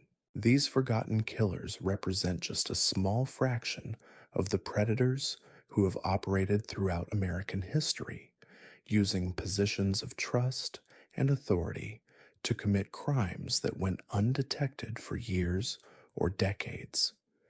Their stories reveal uncomfortable truths about the systems we rely on to protect the vulnerable and the assumptions we make about people in positions of responsibility and care. What makes these cases particularly disturbing isn't just the number of victims or the methods used to kill them, but the systematic way these predators exploited the very institutions designed to help and protect people. They turned hospitals into killing fields, schools into hunting grounds, camps into torture chambers, and mental health facilities into experimental laboratories where human beings were treated as disposable test subjects. The success of these forgotten killers wasn't due to superior intelligence or criminal genius, but to their understanding of human psychology and social dynamics. They knew that certain victims wouldn't be missed or believed, that certain methods wouldn't be detected or investigated, and that certain positions would provide both access to victims and protection from suspicion. Their crimes were enabled by systems that prioritized institutional reputation over individual safety, that assumed good intentions from people in positions of authority, and that failed to provide adequate oversight or accountability for those entrusted with the care of vulnerable populations. They exploited gaps in communication between agencies, weaknesses in background checking procedures, and the reluctance of institutions to acknowledge that predators might be operating within their ranks. Perhaps most troubling of all, these forgotten killers proved that evil doesn't always announce itself with obvious warning signs or dramatic gestures. Sometimes it wears a white coat and speaks in soothing tones about healing and care. Sometimes it carries a clipboard and claims to be conducting important research. Sometimes it offers help and support to people who have nowhere else to turn. The legacy of these forgotten monsters isn't just the lives they destroyed, but the questions they force us to ask about the world we think we know and the people we think we can trust. They remind us that vigilance is the price of safety, that skepticism can be a form of wisdom, and that sometimes the greatest danger comes not from strangers in dark alleys, but from respected figures in positions of trust and authority. Their stories serve as warnings about the importance of questioning authority, demanding accountability, and never assuming that credentials and institutional affiliation guarantee moral character. They show us that predators don't always lurk in shadows. Sometimes they stand in fluorescent lit offices, wear name tags, and smile while they plan their next move. The case of Patricia Kellerman demonstrates how thoroughly evil can infiltrate the most trusted institutions of childcare. Born in 1963 in suburban Cleveland, Patricia grew up in a family that valued service and education. Her mother was a kindergarten teacher, her father a pediatric nurse, and from an early age, Patricia seemed destined to follow in their footsteps of caring for children. After graduating with a degree in early childhood education from Ohio State University, Patricia found work at Sunshine Daycare Center in Columbus, a facility that served working families who needed reliable, affordable childcare. The center had an excellent reputation, state-of-the-art security systems, and a waiting list of parents desperate to enroll their children. Patricia quickly became one of the most requested caregivers, known for her patience with difficult children and her ability to calm even the most anxious toddlers. What those parents didn't know was that Patricia had developed a pathological obsession with controlling every aspect of the children's behavior and development.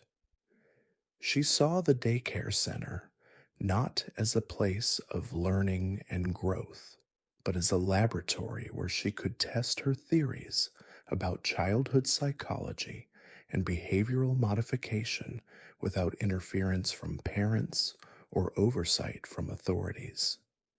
Patricia's method was insidiously subtle. She would identify children who showed signs of independence or strong personality traits, then begin a systematic campaign of psychological manipulation designed to break their spirit and make them completely dependent on her approval. She used techniques borrowed from cult psychology and military interrogation, adapted for use on children as young as 2 years old. The process always began the same way.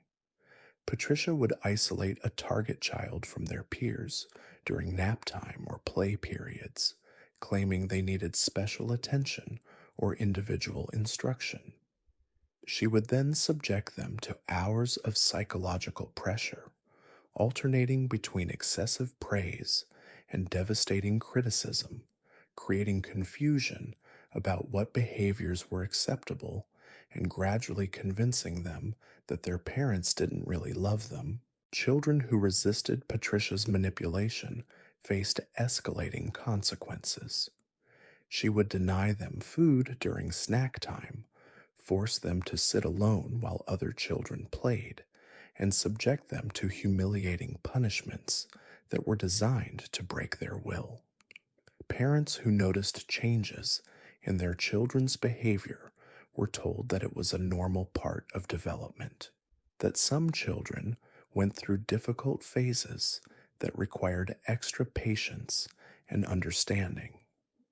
Over the course of 4 years, Patricia systematically damaged the psychological development of dozens of children while maintaining her reputation as an exceptional caregiver. But her need for control eventually escalated beyond psychological manipulation to physical violence and then to murder. Her first victim was Tyler Morrison, a 3-year-old boy whose strong-willed personality had made him resistant to Patricia's attempts at behavioral modification. Tyler had begun telling his parents about the quiet time sessions with Miss Patricia, describing punishment techniques that sounded like abuse rather than appropriate child care. When Tyler's father announced that he was planning to discuss these concerns with the daycare director, Patricia knew she had to act. During what appeared to be a routine nap time, Patricia smothered Tyler with a pillow, then staged the scene to look like sudden infant death syndrome. She was the one who discovered Tyler's unresponsive body, and her tearful performance convinced everyone that she was a caring caregiver who had done everything possible to save the child. Tyler's death was ruled accidental.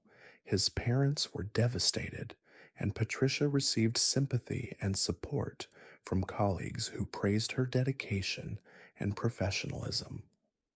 The success of her deception encouraged her to continue killing, and over the next 2 years, she murdered 6 more children whose resistance or whose parents' suspicions threatened to expose her activities.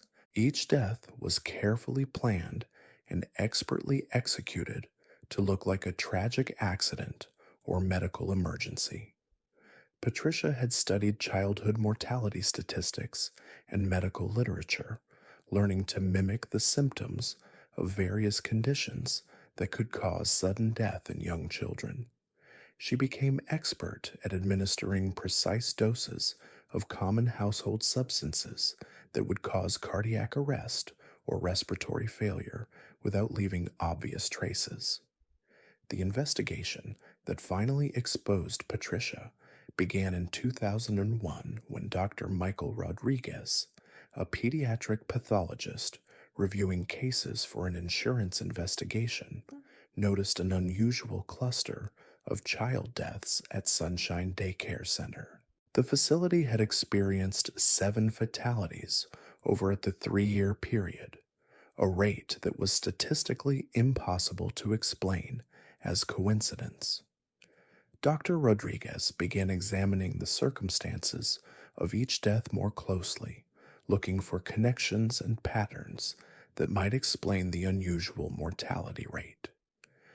He discovered that Patricia had been the primary caregiver for all 7 children who had died, and that each death had occurred during periods when she was working alone with minimal supervision. When investigators searched Patricia's apartment, they found a disturbing collection of materials related to child psychology, behavior modification, and methods of causing death that would be difficult to detect. Her personal journals revealed that she had been conducting unauthorized experiments on the children in her care, treating them as subjects in a twisted research project designed to test theories about control and manipulation. During questioning, Patricia initially maintained that she was being persecuted for her innovative childcare methods and her willingness to work with difficult children that other caregivers couldn't handle. But as evidence mounted against her, she eventually confessed to systematically murdering children who threatened to expose her activities or whose parents had become suspicious of her methods. Patricia Kellerman was convicted of 7 counts of murder and sentenced to life in prison without the possibility of parole. Her case led to significant changes in daycare oversight and background checking procedures, but it also highlighted the particular vulnerability of young children who are unable to effectively communicate about abuse or advocate for their own safety. The story becomes even more horrifying when we consider the case of Dr. Michael Brennan, an emergency room physician who used his position to systematically murder patients while maintaining his reputation as a dedicated doctor who worked tirelessly to save lives. Dr. Brennan was born in 1958 in Boston, Massachusetts, the son of Irish immigrants who had built successful careers in healthcare.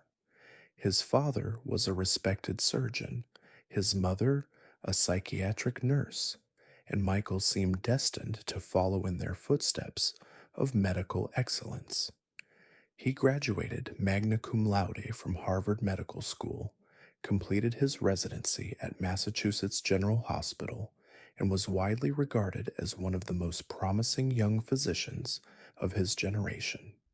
In 1987, Dr. Brennan accepted a position in the emergency department of St. Vincent's Hospital in Detroit, a Level 1 trauma center that served some of the city's most violent neighborhoods.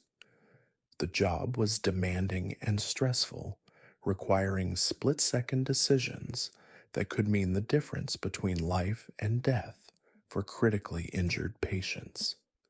But Brennan thrived in the high-pressure environment, earning recognition for his clinical skills and his ability to remain calm during the most chaotic medical emergencies.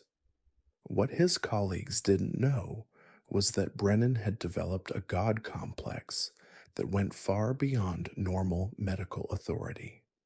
He had become obsessed with the power of deciding who lived and who died, and he began to see the emergency room not as a place of healing, but as an arena where he could exercise ultimate control over human fate. Brennan's first known murder occurred in 1989 when he administered a lethal injection to Maria Gonzalez, a young mother who had been brought to the emergency room after a car accident. Maria's injuries were serious, but not life-threatening, and she was expected to make a full recovery with appropriate treatment. But Brennan saw her as an opportunity to experience the rush of power that came with taking a life while appearing to try to save it. He injected Maria with a massive dose of potassium chloride during what appeared to be a routine attempt at resuscitation, causing immediate cardiac arrest that looked like a natural complication of her injuries. When Maria's heart stopped, Brennan led an intensive effort to revive her, working with apparent desperation for over an hour before finally declaring her dead. His colleagues praised his dedication and professionalism, never suspecting that he had actually caused the death he was pretending to prevent. The success of his first murder convinced Brennan that he had found the perfect method for killing while maintaining his reputation as a caring physician. Over the next 12 years, he systematically murdered patients in the emergency room while building a career as one of Detroit's most respected trauma surgeons. Brennan's victim selection was coldly calculated. He targeted patients who were already critically injured or seriously ill, people whose deaths would be attributed to their existing conditions rather than investigated as potential homicides. He preferred victims who had no family present, no advocates to ask uncomfortable questions, no one who would demand detailed explanations of what had gone wrong. His methods evolved over time as he learned to exploit the chaos and urgency of emergency room medicine. Sometimes he would administer overdoses of medications during legitimate treatment attempts, causing deaths that looked like unfortunate but understandable medical complications. Other times, he would deliberately delay critical interventions, allowing patients to deteriorate beyond the point where they could be saved while maintaining the appearance of providing appropriate care. Between 1989 and 2001, Brennan murdered at least 38 patients while treating thousands more successfully, maintaining the perfect cover of a dedicated physician who sometimes lost patients despite his best efforts. His reputation grew throughout the Detroit medical community, and he was frequently invited to speak at conferences about trauma care and emergency medicine. Brennan's crimes were finally exposed when Dr. Jennifer Walsh, a forensic pathologist reviewing cases for a malpractice lawsuit, noticed that Dr. Brennan's patients were dying at a rate significantly higher than those treated by other emergency room physicians. The difference was subtle but statistically significant, suggesting that something beyond normal variation was affecting patient outcomes. Dr. Walsh's investigation revealed patterns in the deaths that couldn't be explained by random medical complications. Many of Brennan's victims had died from sudden cardiac arrest despite having no history of heart problems, and several had shown signs of potassium poisoning that weren't consistent with their original injuries or illnesses. When investigators searched Brennan's home and office, they found detailed records of his crimes, including patient charts with coded notations marking intended victims, medical journals documenting the effects of various toxins, and personal writings that revealed his obsession with controlling life and death. These forgotten killers prove that evil doesn't always announce itself with headlines or dramatic confessions. Sometimes it operates in silence, hiding behind uniforms and credentials, smiling while it sharpens its tools and planning while it pretends to care. Their stories remind us that the monsters we should fear most aren't the ones lurking in shadows, but the ones standing in fluorescent light, wearing name tags, asking to be trusted one more time. On a humid August evening in 1973, the quiet suburbs of Millbrook, Pennsylvania, were shattered by a discovery that would haunt the community for decades. Behind a row of modest homes, nestled between overgrown hedges and a rusted chain-link fence, lay the remains of 17-year-old Sandra Mitchell. Her body had been arranged with disturbing precision, hands folded across her chest, surrounded by wilted daisies in a perfect circle. What made investigators' blood run cold wasn't just the ritualistic staging, it was the small wooden cross carved into her forehead, so deep it had reached the bone. The man responsible for this horror wasn't some shadowy figure lurking in dark alleys. His name was Thomas Eugene Hartwell, and to everyone who knew him, he was just Tom, the friendly insurance adjuster who lived 3 blocks away. He coached Little League on weekends, helped elderly neighbors with their groceries, and never missed Sunday service at First Baptist Church. But behind that warm smile and those gentle eyes was something far more sinister, something that had been growing in the darkness for years.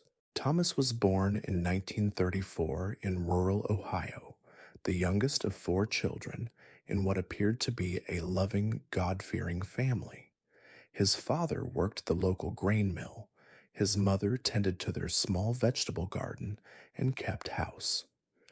On Sundays, the Hartwells sat in the 3rd pew from the front, Thomas between his parents, hands folded neatly in his lap, listening to sermons about salvation and damnation. But even as a child, Thomas understood something the preacher never mentioned. He understood that some people were born to save souls, and others were born to collect them. The first signs appeared when Thomas was barely 8 years old. Neighborhood cats began disappearing, found days later in the woods behind his house, arranged in neat rows like sleeping soldiers. When confronted, Thomas would simply shrug, his pale blue eyes reflecting nothing but innocence. The local sheriff chalked it up to wild animals, coyotes maybe, though no one could explain the careful positioning of the bodies or the small crosses scratched into nearby trees. By his teenage years, Thomas had perfected the art of invisibility. He was neither popular nor outcast, neither brilliant nor slow. He existed in that comfortable middle ground where people noticed him just enough to consider him harmless. Teachers described him as polite and studious. Classmates barely remembered he was there. His parents spoke of him with quiet pride, grateful for a son who caused no trouble, who helped around the house without being asked, who seemed destined for a simple, decent life. What they didn't know was that Thomas had been keeping a journal since age 12, not the typical teenage diary filled with complaints about homework or crushes on classmates. Thomas documented something else entirely. Page after page of meticulous observations about death, about the moment when life simply stopped. He wrote about the cats, of course, but also about insects, birds, anything he could study in those final seconds when existence flickered out like a candle flame. He was fascinated by the transition, the exact moment when something alive became something else. After high school, Thomas enlisted in the Army, serving 2 tours in Korea. His fellow soldiers remembered him as reliable, quiet, the kind of guy who always volunteered for night watch.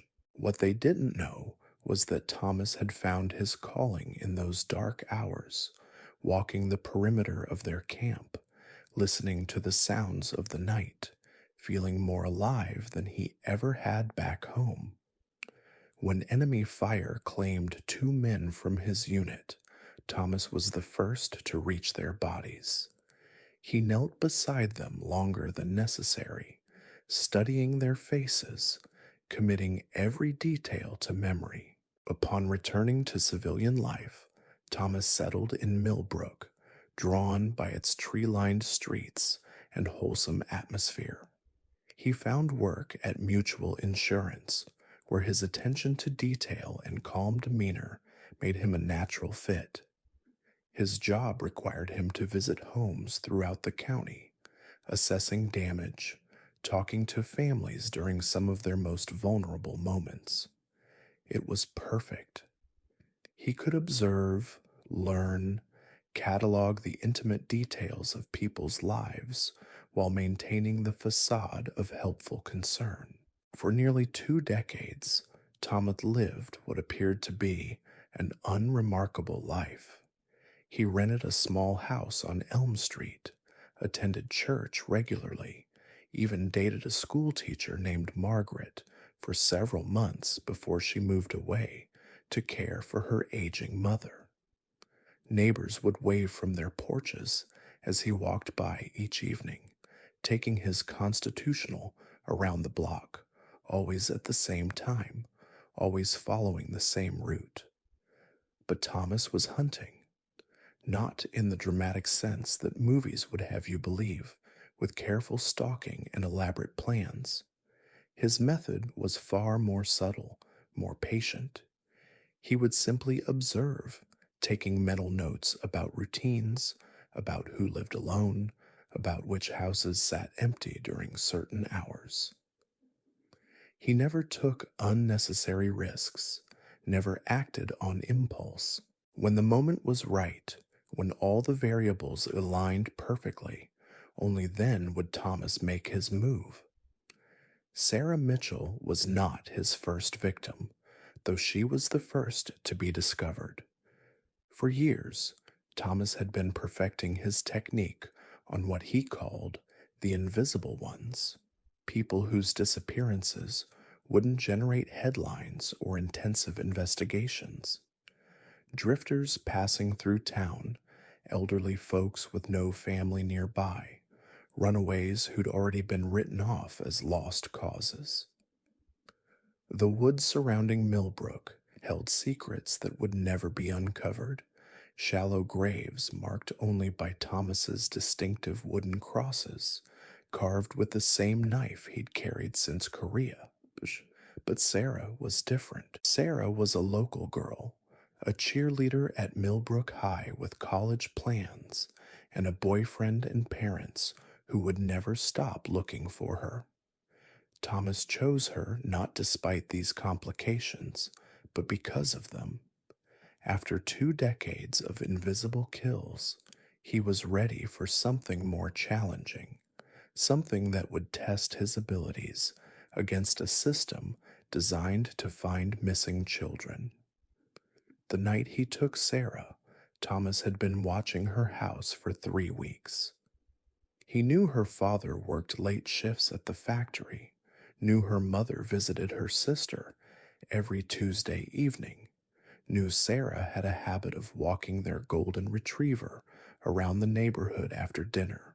On August 15th, as storm clouds gathered overhead and the first drops of rain began to fall, Thomas stepped out of the shadows near Miller's Creek and called Sarah's name. She recognized him, of course. He was Mr. Hartwell from church, the nice man who'd helped her family file their insurance claim after the kitchen fire last spring. When he explained that he'd found something that belonged to her near the creek, something she must have dropped during one of her walks, Sarah followed him without hesitation. The golden retriever, sensing something amiss, whined and pulled against his leash, but Sarah was already too far from the safety of the streetlights to hear her pet's warning. What happened next, in those dark woods by the creek, was something Thomas had been perfecting for 20 years. There was no struggle, no screaming, no desperate pleas for mercy. Thomas had learned long ago that violence was messy, unpredictable, prone to leaving evidence. Instead, he used words, his calm voice and gentle manner, lulling his victims into a false sense of security, even as death crept closer. By the time Sarah realized her mistake, by the time she understood that Mr. Hartwell from church was something else entirely, it was already too late. Thomas carried her body deeper into the woods, to a clearing he'd prepared months earlier. There, by the light of a small camping lantern, he performed his ritual. The positioning, the flowers, the carved cross that marked her as his. He worked slowly, methodically, the way he'd been taught to assess property damage, documenting every detail in his mind. When he was finished, Thomas knelt beside Sarah's body and whispered a prayer, thanking God for allowing him to witness another soul's transition from this world to the next. He left her there among the daisies and returned home, where he showered, made himself a sandwich, and settled into his favorite chair to read the evening paper. The next morning, he went to work as usual, processed 3 insurance claims, and attended Mrs. Patterson's funeral at the church. When Sarah's parents reported her missing that evening, Thomas was among the volunteers who spent the night searching the woods, his flashlight beam carefully avoiding the clearing where he had left his gift for the world to find. The discovery 3 days later sent shockwaves through Millbrook. Police cordoned off the entire area, bringing in investigators from the state capitol, even consulting with the FBI about the ritualistic elements of the crime. Thomas watched from his front porch as news vans lined the street, as reporters interviewed weeping neighbors, as Sarah's parents made tearful pleas for information. He felt a deep satisfaction, not from their pain, but from the perfection of his work, from the knowledge that he had created something lasting, something that would be remembered. But Thomas had made a critical error, one that would ultimately lead to his downfall. In his 20 years of killing, he had grown comfortable with invisibility, with victims who disappeared without generating significant attention. Sarah Mitchell changed everything. Her murder brought scrutiny, brought resources, brought investigators who wouldn't simply file a report and move on to the next case. Detective Ray Morrison had been working missing persons for 15 years, long enough to recognize when a case was different. The ritualistic staging, the carved cross, the careful positioning of the body, these weren't the marks of a crime of passion or a random killing. This was the work of someone organized, patient, someone who had done this before. Morrison began pulling files, looking for similar, unsolved cases, for patterns that might have been overlooked by overworked local police departments. What he found chilled him to the bone. Going back nearly 2 decades, there were reports of missing persons throughout the county, people who had simply vanished without explanation. Most had been classified as voluntary disappearances or presumed accidents, but Morrison saw something else. He saw the methodical work of a predator who had been operating under everyone's noses for years. The breakthrough came from an unexpected source. Thomas's elderly neighbor, Mrs. Eleanor Vance, had been suffering from insomnia for months, spending her sleepless nights positioned at her bedroom window, watching the quiet street below. She'd noticed Thomas's late-night walks, how they'd grown longer over the years, how he sometimes returned home well after midnight with dirt on his shoes and a strange calmness in his movements. On the night Sarah disappeared, Mrs. Vance had seen Thomas leave his house at 9:30, carrying what looked like a small shovel. She'd mentioned this detail to Detective Morrison almost casually during one of his door-to-door interviews, treating it as neighborhood gossip rather than evidence. But Morrison's trained ear caught something significant. He asked Mrs. Vance to walk him through every detail she could remember about Thomas's nighttime activities over the past several months. What emerged was a pattern of behavior that aligned perfectly with several of the disappearances Morrison had been investigating. The detective began conducting surveillance on Thomas, watching from unmarked cars as the insurance adjuster went about his daily routine. On the surface, everything appeared normal. Thomas arrived at work punctually, handled his cases professionally, exchanged pleasantries with colleagues and clients. But Morrison noticed subtle details that others had missed. The way Thomas's eyes lingered too long on certain photographs during damage assessments, particularly those showing families with young children. How he volunteered for cases that took him to remote properties, isolated farmhouses where people lived alone. Most telling was Thomas's reaction to Sarah's murder.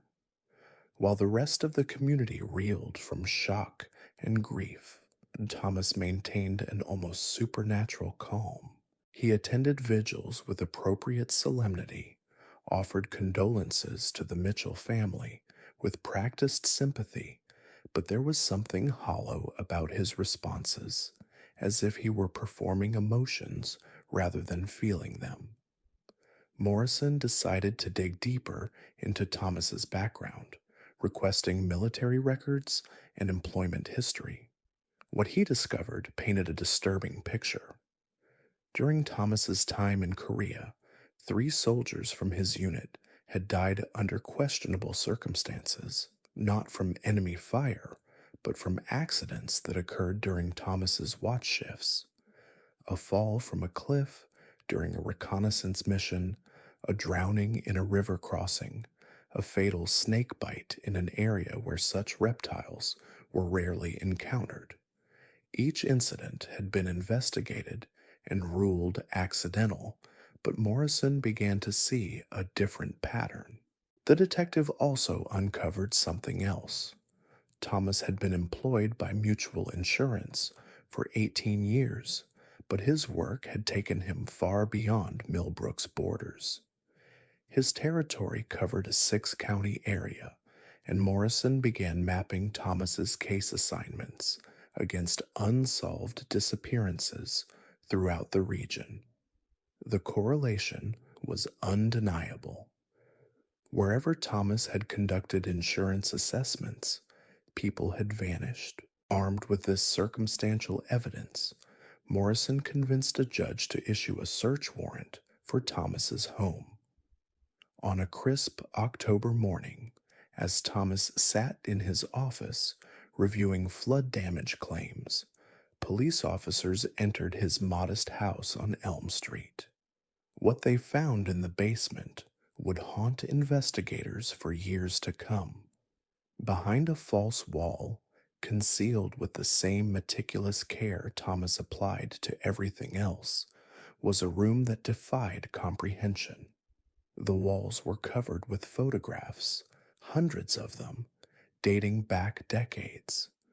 Not just pictures of his victims, but images documenting their final moments, their arranged bodies, the carved crosses that marked each kill. Some photographs showed faces Morrison recognized from missing person reports, while others depicted people who had never been reported missing at all. But the photographs were just the beginning. Thomas had kept detailed journals, volume after volume, of handwritten observations about death, about the exact moment when life departed the human body. He wrote about his victims with clinical detachment, describing their final expressions, cataloging their last words, measuring the precise temperature drop in their bodies over time. It wasn't the rambling of a madman, but the methodical documentation of someone conducting research. In one corner of the hidden room sat a workbench equipped with carving tools, the same implements Thomas used to mark his victims with those distinctive wooden crosses. The bench was stained with decades of use, and forensic analysis would later reveal traces of blood from at least 30 different individuals. Nearby, Thomas had stored what he called his collection, small personal items taken from each victim: a silver locket, a child's toy soldier, a wedding ring, a high school class ring. Each item was carefully labeled with a date and location, turning the room into a macabre museum of murder. Perhaps most chilling was Thomas's hunting journal, a leather-bound notebook where he recorded his selection process for each victim. He rated potential targets based on various criteria: their likelihood of being missed, their physical isolation, their personal vulnerabilities. Sarah Mitchell's entry was particularly detailed, with Thomas noting her routine, her family structure, even her pet's behavioral patterns. He had been planning her murder for months, treating it like an insurance assessment, identifying risks, and calculating outcomes. When officers arrested Thomas at his office that afternoon, he offered no resistance. As handcuffs were placed around his wrists, he looked up at Detective Morrison with those same pale blue eyes that had fooled an entire community for decades. "I suppose you'll want to see the others," Thomas said quietly, his voice carrying no emotion whatsoever. "There are quite a few more than what you found in the house." Over the following weeks, Thomas led investigators to burial sites throughout the county. Some were marked with his distinctive wooden crosses, others had been left unmarked, their locations memorized with the same precision he applied to everything else. The body count rose steadily as each site was excavated. 37 victims in total, spanning nearly 25 years of methodical killing. The victims ranged in age from 8 to 73, representing a cross-section of society that Thomas had systematically hunted. There was Jenny Walsh, the 9-year-old who had vanished from her school bus stop in 1961, found buried beneath a grove of oak trees with a wooden cross driven deep into the earth above her grave. Marcus Thompson, a traveling salesman who had disappeared after visiting Thomas's insurance office in 1968, his body discovered in a quarry 30 miles outside town. Each revelation sent fresh waves of horror through communities across the region. Families who had spent years wondering about missing loved ones finally received answers, though not the kind they had hoped for. Memorial services were held for victims whose remains could be identified, while others were laid to rest, as Jane and John Does, their identities lost to time and Thomas's selective record-keeping. During his interrogation, Thomas displayed the same unsettling calm that had characterized his entire adult life. He answered questions with mechanical precision, providing details about his crimes with no apparent emotional attachment. When asked about his motives, Thomas struggled to articulate something that made sense even to him. He spoke about curiosity, about wanting to understand the exact moment when life ended, about feeling chosen to witness these transitions. "Most people fear death," Thomas told Detective Morrison during one of their sessions. "They spend their entire lives avoiding even thinking about it. But I've always understood that death is the most honest moment any of us will ever experience. Everything else is pretense, but death strips away all the lies we tell ourselves." The trial of Thomas Eugene Hartwell began in the spring of 1974, drawing national media attention and transforming Sleepy Millbrook into a circus of reporters, protesters, and curiosity seekers. The prosecution, led by District Attorney Patricia Kellerman, methodically presented evidence of Thomas's decades-long killing spree, walking the jury through crime scenes, forensic evidence, and Thomas's own detailed confessions. The defense, headed by court-appointed attorney Michael Brennan, faced an impossible task. The evidence against Thomas was overwhelming, documented in his own handwriting, and confirmed by his willing cooperation with investigators.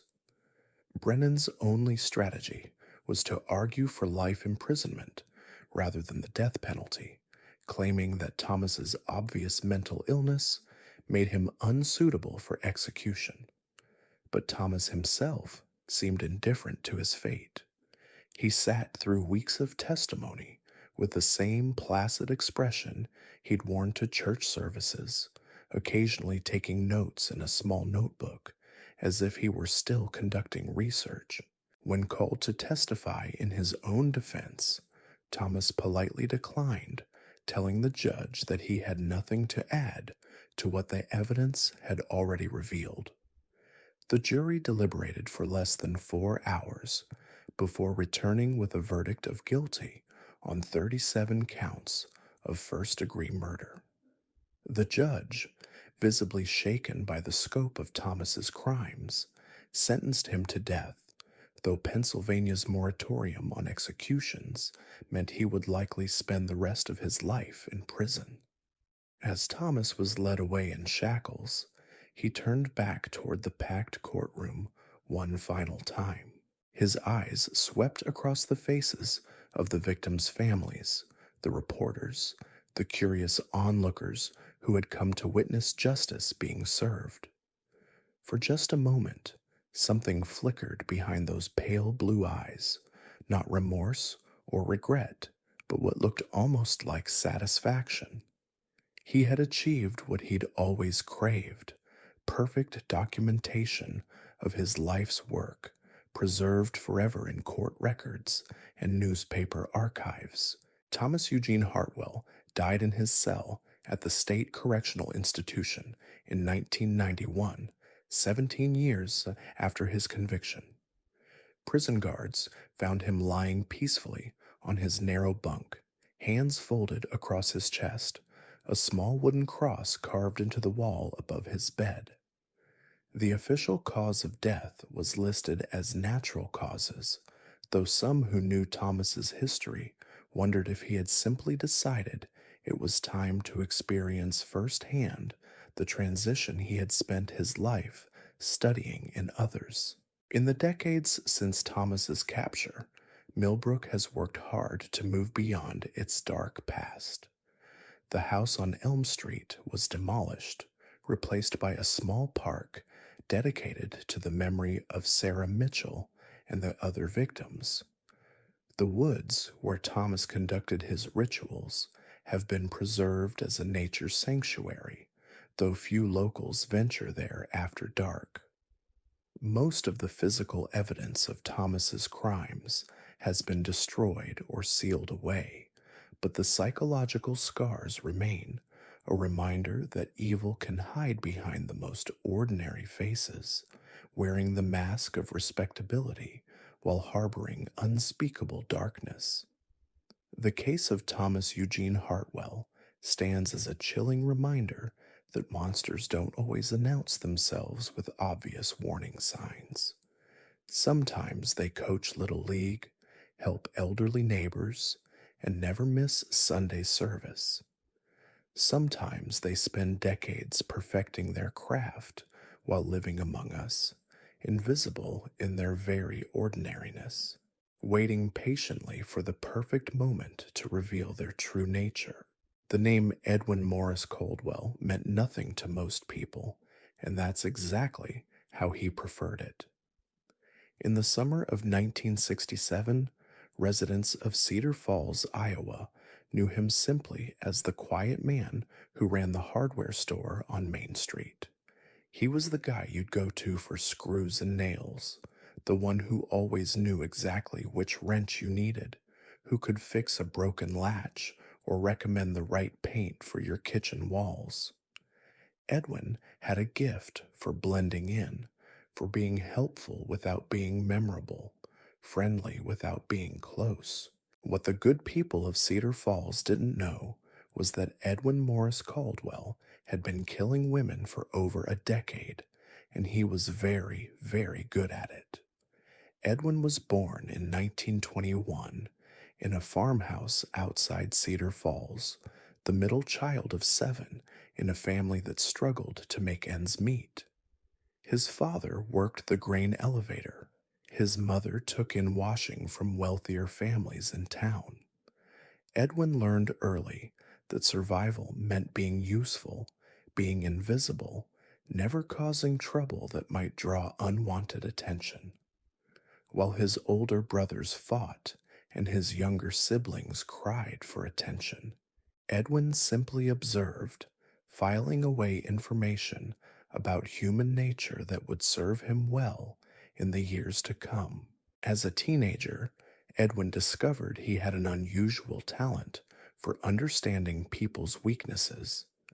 He could spot the lonely widow who craved companionship, the unmarried schoolteacher who felt invisible, the young mother overwhelmed by responsibilities her husband refused to share. Edwin didn't use this knowledge to comfort or help them. He stored it away like inventory in his mental warehouse, cataloged and organized for future use. After high school, Edwin enlisted in the Navy, serving aboard destroyers in the Pacific during World War II. His shipmates remembered him as competent but unremarkable, the kind of sailor who followed orders without question and never caused problems for the officers. What they didn't know was that Edwin had found his calling in the ship's machine shop, where he learned to work with precision tools, to measure tolerances down to fractions of inches, to understand exactly how much pressure different materials could withstand before they broke. When the war ended, Edwin returned to Cedar Falls with a small savings account, a set of machinist skills, and a plan. He used his Navy discharge bonus to purchase Hendricks hardware from its aging owner, a transaction so unremarkable that the local newspaper devoted exactly 2 sentences to it in their business section. Edwin moved into the small apartment above the store, painted his name in modest gold letters on the front window, and began building the perfect cover for what would become a 20-year killing spree. The hardware store was genius in its simplicity. People came to Edwin when things were broken, when they needed to fix problems, when they were vulnerable and frustrated. He learned about their homes, their routines, their personal lives. Mrs. Patterson needed new locks because she lived alone since her husband's death. Miss Dalton was painting her bedroom because she'd finally given up hope of marriage and decided to make the space truly her own. Young Mrs. Crawford was buying rat poison because her husband traveled for work, and she was terrified of being alone with the baby when she heard sounds in the walls at night. Edwin listened to all of it with the patient attention of a confessor, offering just enough sympathy to encourage confidences without seeming overly interested. He filed away every detail, every vulnerability, every piece of information that might prove useful later. His memory was extraordinary, a steel trap that never let go of a name, a routine, or a weakness. The first murder happened almost by accident. In 1952, Edwin was making a delivery to Martha Henley, a war widow who lived in a farmhouse 3 miles outside town. Martha had ordered special hinges for her chicken coop, and Edwin had offered to install them personally, a gesture of kindness that had cemented his reputation as a helpful businessman. When he arrived that autumn evening, Martha was clearly drunk, weeping over a letter from the War Department that had arrived that morning. Some bureaucratic mix-up that had reopened old wounds about her husband's death in Italy. Edwin had intended simply to install the hinges and leave, but something about Martha's broken state triggered something inside him. He found himself studying her tears, fascinated by the way grief transformed her face, made her look simultaneously older and younger than her 38 years. When Martha stumbled while showing him to the chicken coop, Edwin caught her, and for a moment they stood very close together in the fading light, his hands on her shoulders, her eyes looking up at him with desperate gratitude. That's when Edwin realized how easy it would be, how simple. Martha lived alone, rarely had visitors, wouldn't be missed for days or even weeks. Edwin could feel her pulse through the thin fabric of her dress, could calculate exactly how much pressure would be required to stop it forever. The thought excited him in a way nothing ever had before. Edwin killed Martha Henley with his bare hands, strangling her slowly while staring into her eyes, watching the exact moment when life flickered out like a candle flame. He dragged her body into the chicken coop, arranged her among the nests with the same careful precision he applied to organizing inventory. Then he drove back to town, finished his bookkeeping, and went to sleep more peacefully than he had in years.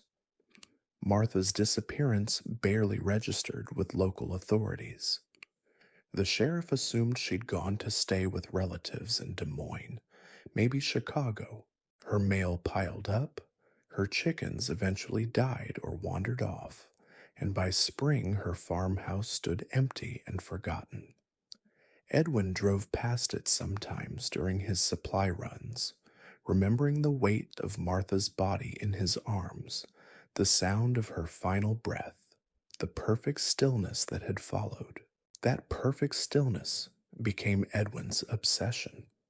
Over the next 2 decades, he would chase it again and again, refining his technique with each kill, learning to read the signs that preceded death, mastering the art of making women disappear without leaving a trace.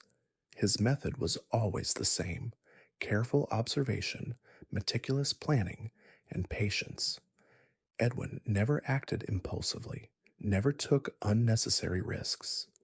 He studied his potential victims for months, sometimes years, learning their habits, their vulnerabilities, their connections to the community.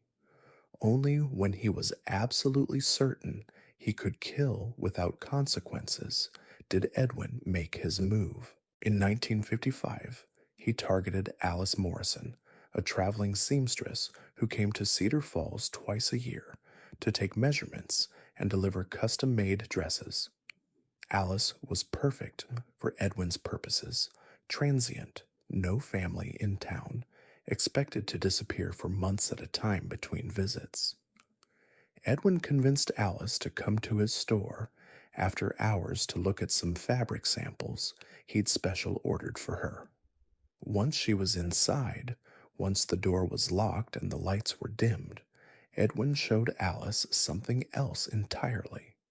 2 years later, it was Helen Kowalski, a Polish immigrant who cleaned houses for wealthy families and spoke such broken English that most people avoided conversation with her. Helen trusted Edwin because he took time to understand her accent, because he treated her with kindness when others saw only a foreign woman good for scrubbing floors. When Helen mentioned that she was saving money to bring her sister over from Krakow, Edwin offered to help her count her savings, to make sure she wasn't being cheated by the bank. Helen brought her life's savings to the hardware store one evening after work, trusting Edwin to help her navigate the confusing world of American banking. She never left the store alive. By 1960, Edwin had killed 8 women, and he was getting bolder. His victims were no longer just outcasts and transients. He began targeting local women whose disappearances would generate attention, police investigations, newspaper coverage. Edwin discovered that he enjoyed the challenge, the thrill of operating under increased scrutiny, the satisfaction of watching investigators fumble for clues he would never leave behind. Dorothy Chen was a young teacher at Cedar Falls Elementary, beloved by students and parents alike. She was also terribly lonely, a Chinese American woman in a town where diversity meant the difference between Lutheran and Methodist. Edwin had been watching Dorothy for months, noting how she stayed late to grade papers, how she walked home alone through the quiet residential streets, how she seemed to crave the kind of companionship that Cedar Falls couldn't provide. Edwin approached Dorothy slowly, carefully, building a friendship over several months of casual conversations when she stopped by the hardware store. He learned about her childhood in San Francisco, her dreams of traveling to China to see the homeland her parents had fled, her fear that she would die alone and forgotten in this small Iowa town. When Edwin finally asked Dorothy to dinner at his apartment above the store, she accepted with pathetic gratitude, believing she had finally found someone who understood her isolation. Dorothy's murder was Edwin's masterpiece. He killed her slowly, tenderly almost, taking time to study every detail of her face as life ebbed away. Afterward, he sat with her body for hours, running his fingers through her long black hair, marveling at how peaceful she looked, how perfectly still. Dorothy had been beautiful in life, but in death she achieved something greater: absolute serenity, complete freedom from the loneliness that had defined her existence. The investigation into Dorothy's disappearance consumed Cedar Falls for months. The FBI was called in.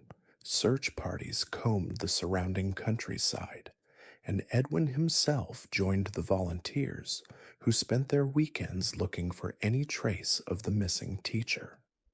He walked through fields and forests with Dorothy's fellow teachers, listening to their theories about what might have happened, offering comfort and support to those who mourned her loss. All the while, Dorothy's body lay in a specially constructed compartment beneath the hardware store's basement floor, preserved in the cool darkness, like merchandise waiting to be claimed. Edwin's final victim was perhaps his most audacious choice: Rebecca Walsh, the 18-year-old daughter of Cedar Falls police chief. Rebecca was everything Dorothy hadn't been: popular, confident, surrounded by friends and family who would move heaven and earth to find her if she disappeared. She was also curious about the quiet hardware store owner who seemed to know everyone's secrets but never shared any of his own. Rebecca began stopping by Edwin's store after school, ostensibly to buy supplies for art projects, but really to flirt with the mysterious older man who treated her like an adult rather than a child. Edwin encouraged her attention while maintaining careful boundaries, playing the role of the honorable bachelor who was flattered by but couldn't possibly act on a young woman's innocent crush. The game excited him more than any of his previous hunts, the knowledge that he was courting disaster with every conversation, every smile, every moment of connection. When Rebecca graduated from high school in the spring of 1968, She told Edwin she was leaving for college in the fall, that she would miss their conversations, that she had learned more about life from him than from anyone else in town. Edwin told her he had a graduation gift for her, something special he'd been saving for the right moment. Rebecca came to the store that night after the graduation party, still wearing her white dress, her hair pinned up with flowers, her eyes bright with dreams of the future she would never see. Edwin killed Rebecca Walsh in the same basement where he'd preserved Dorothy Chen's body, where he'd stored pieces of 8 other women whose names had been forgotten by everyone except the man who had ended their lives. But Rebecca was different. Rebecca would be missed immediately, would be searched for relentlessly, would bring the full weight of law enforcement down on Cedar Falls like a hammer.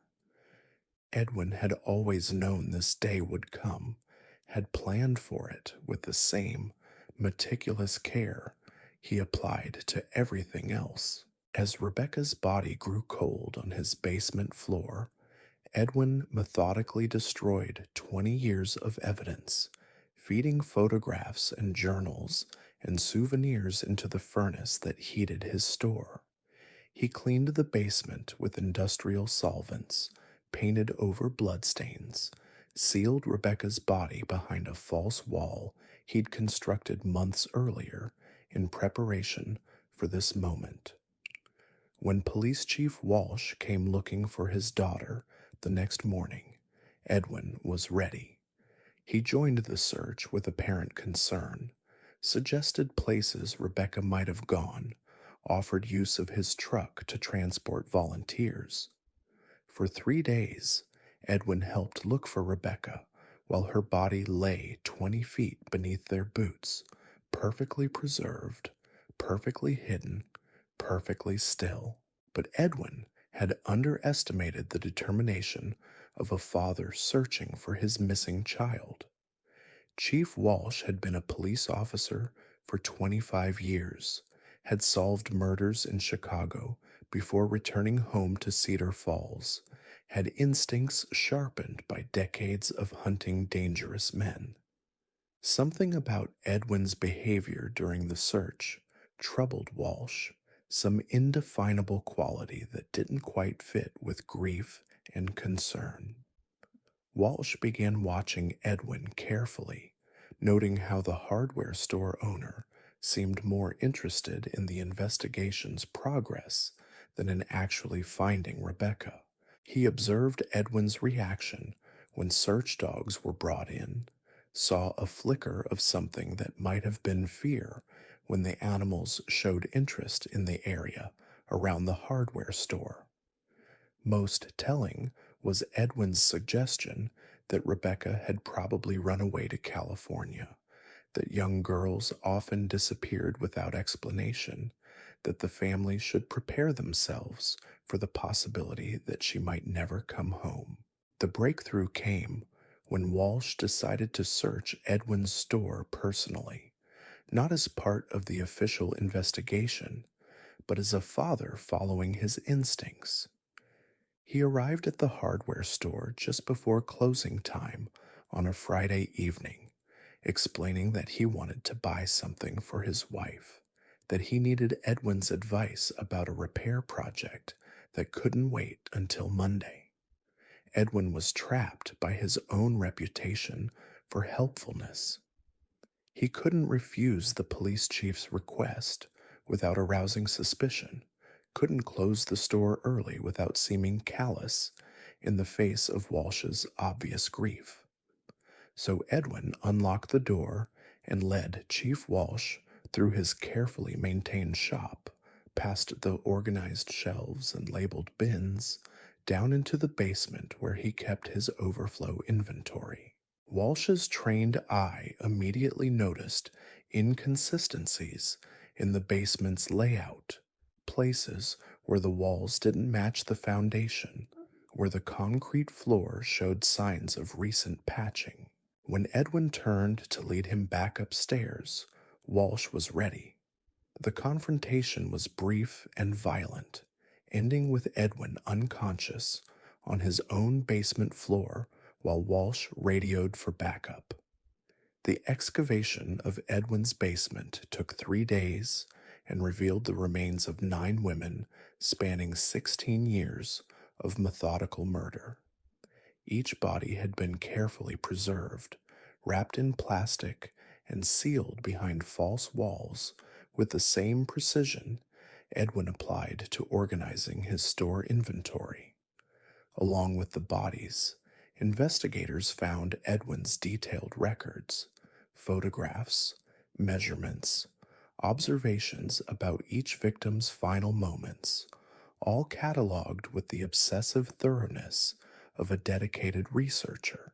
Edwin Morris Caldwell confessed to everything once confronted with the evidence, describing his crimes with the same calm professionalism he'd used to discuss paint colors and drill bits.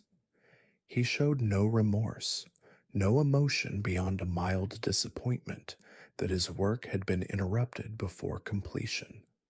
When asked why he had killed 9 innocent women, Edwin simply said that he had been studying death, trying to understand the exact moment when life ended, when consciousness flickered out like a light being switched off. The trial lasted 6 weeks and drew reporters from across the Midwest. Edwin sat through the proceedings with polite attention, taking notes in a small notebook, occasionally nodding when testimony aligned with his own memories of events. When called to testify in his own defense, Edwin declined, telling the judge that the evidence spoke for itself and he had nothing to add. The jury deliberated for 2 hours before returning a verdict of guilty on 9 counts of first-degree murder. Edwin was sentenced to life in prison without possibility of parole, a punishment he accepted with the same equanimity he'd shown throughout the trial. As he was led away in handcuffs, Edwin turned back toward the courtroom one final time, his eyes settling on the empty seats where his victims' families had sat through weeks of horrific testimony. He nodded slightly, as if acknowledging customers leaving his store after a successful transaction.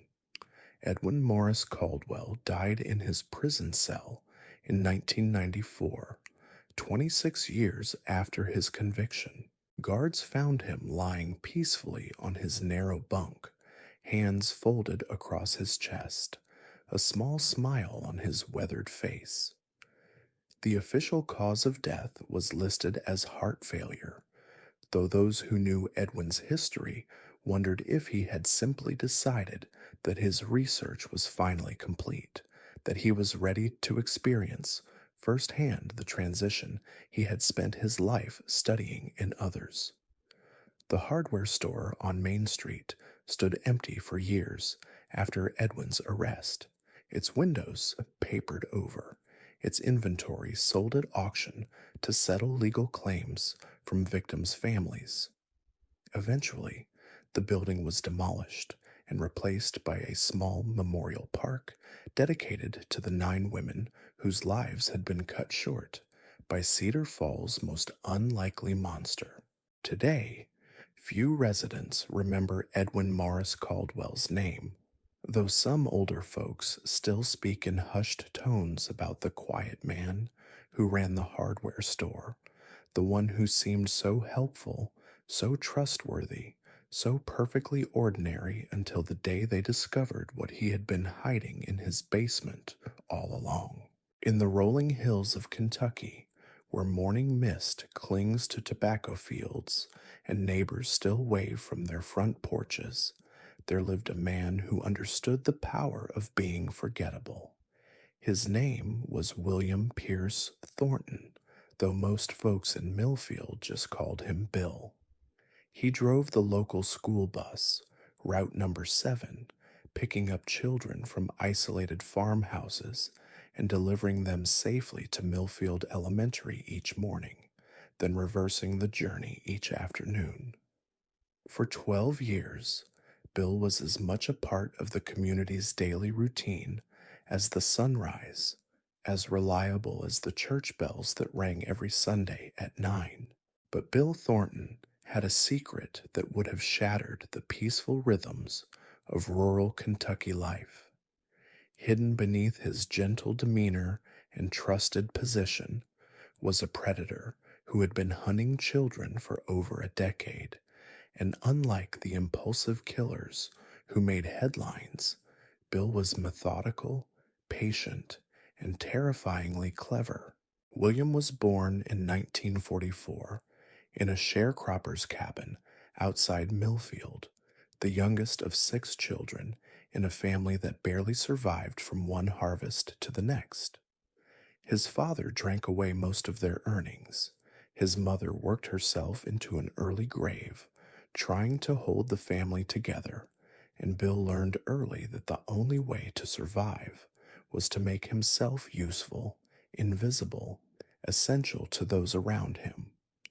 While his older brothers fought their father or fled to find work in distant cities, Bill stayed home, taking care of his younger sister, helping with chores, never causing trouble that might draw his father's violent attention. The first sign that something was wrong came when Bill was 14 and his 8-year-old sister, Emma, went missing. The family searched for days, calling her name through the tobacco fields, dragging the pond behind their house, following every path through the dense Kentucky woods.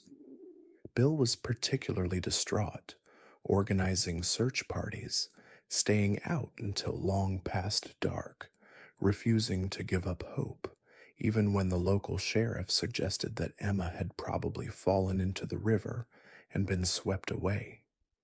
They found Emma's body a week later in an abandoned barn 3 miles from home, her small form arranged with disturbing care on a bed of hay, her hands folded across her chest, her eyes closed as if she were simply sleeping.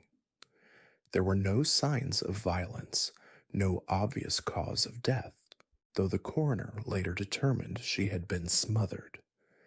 The investigation went nowhere. In 1958, rural Kentucky had little experience with child murders, and the case was quietly filed away as an unexplained tragedy. Bill grieved publicly and dramatically, throwing himself on Emma's grave at the funeral, refusing to eat for days afterward, seeming to age years in the span of weeks. His family rallied around him, grateful for his devotion to his lost sister, never suspecting that Bill's grief was really guilt, that the brother who had searched so desperately for Emma was the same person who had killed her in that abandoned barn.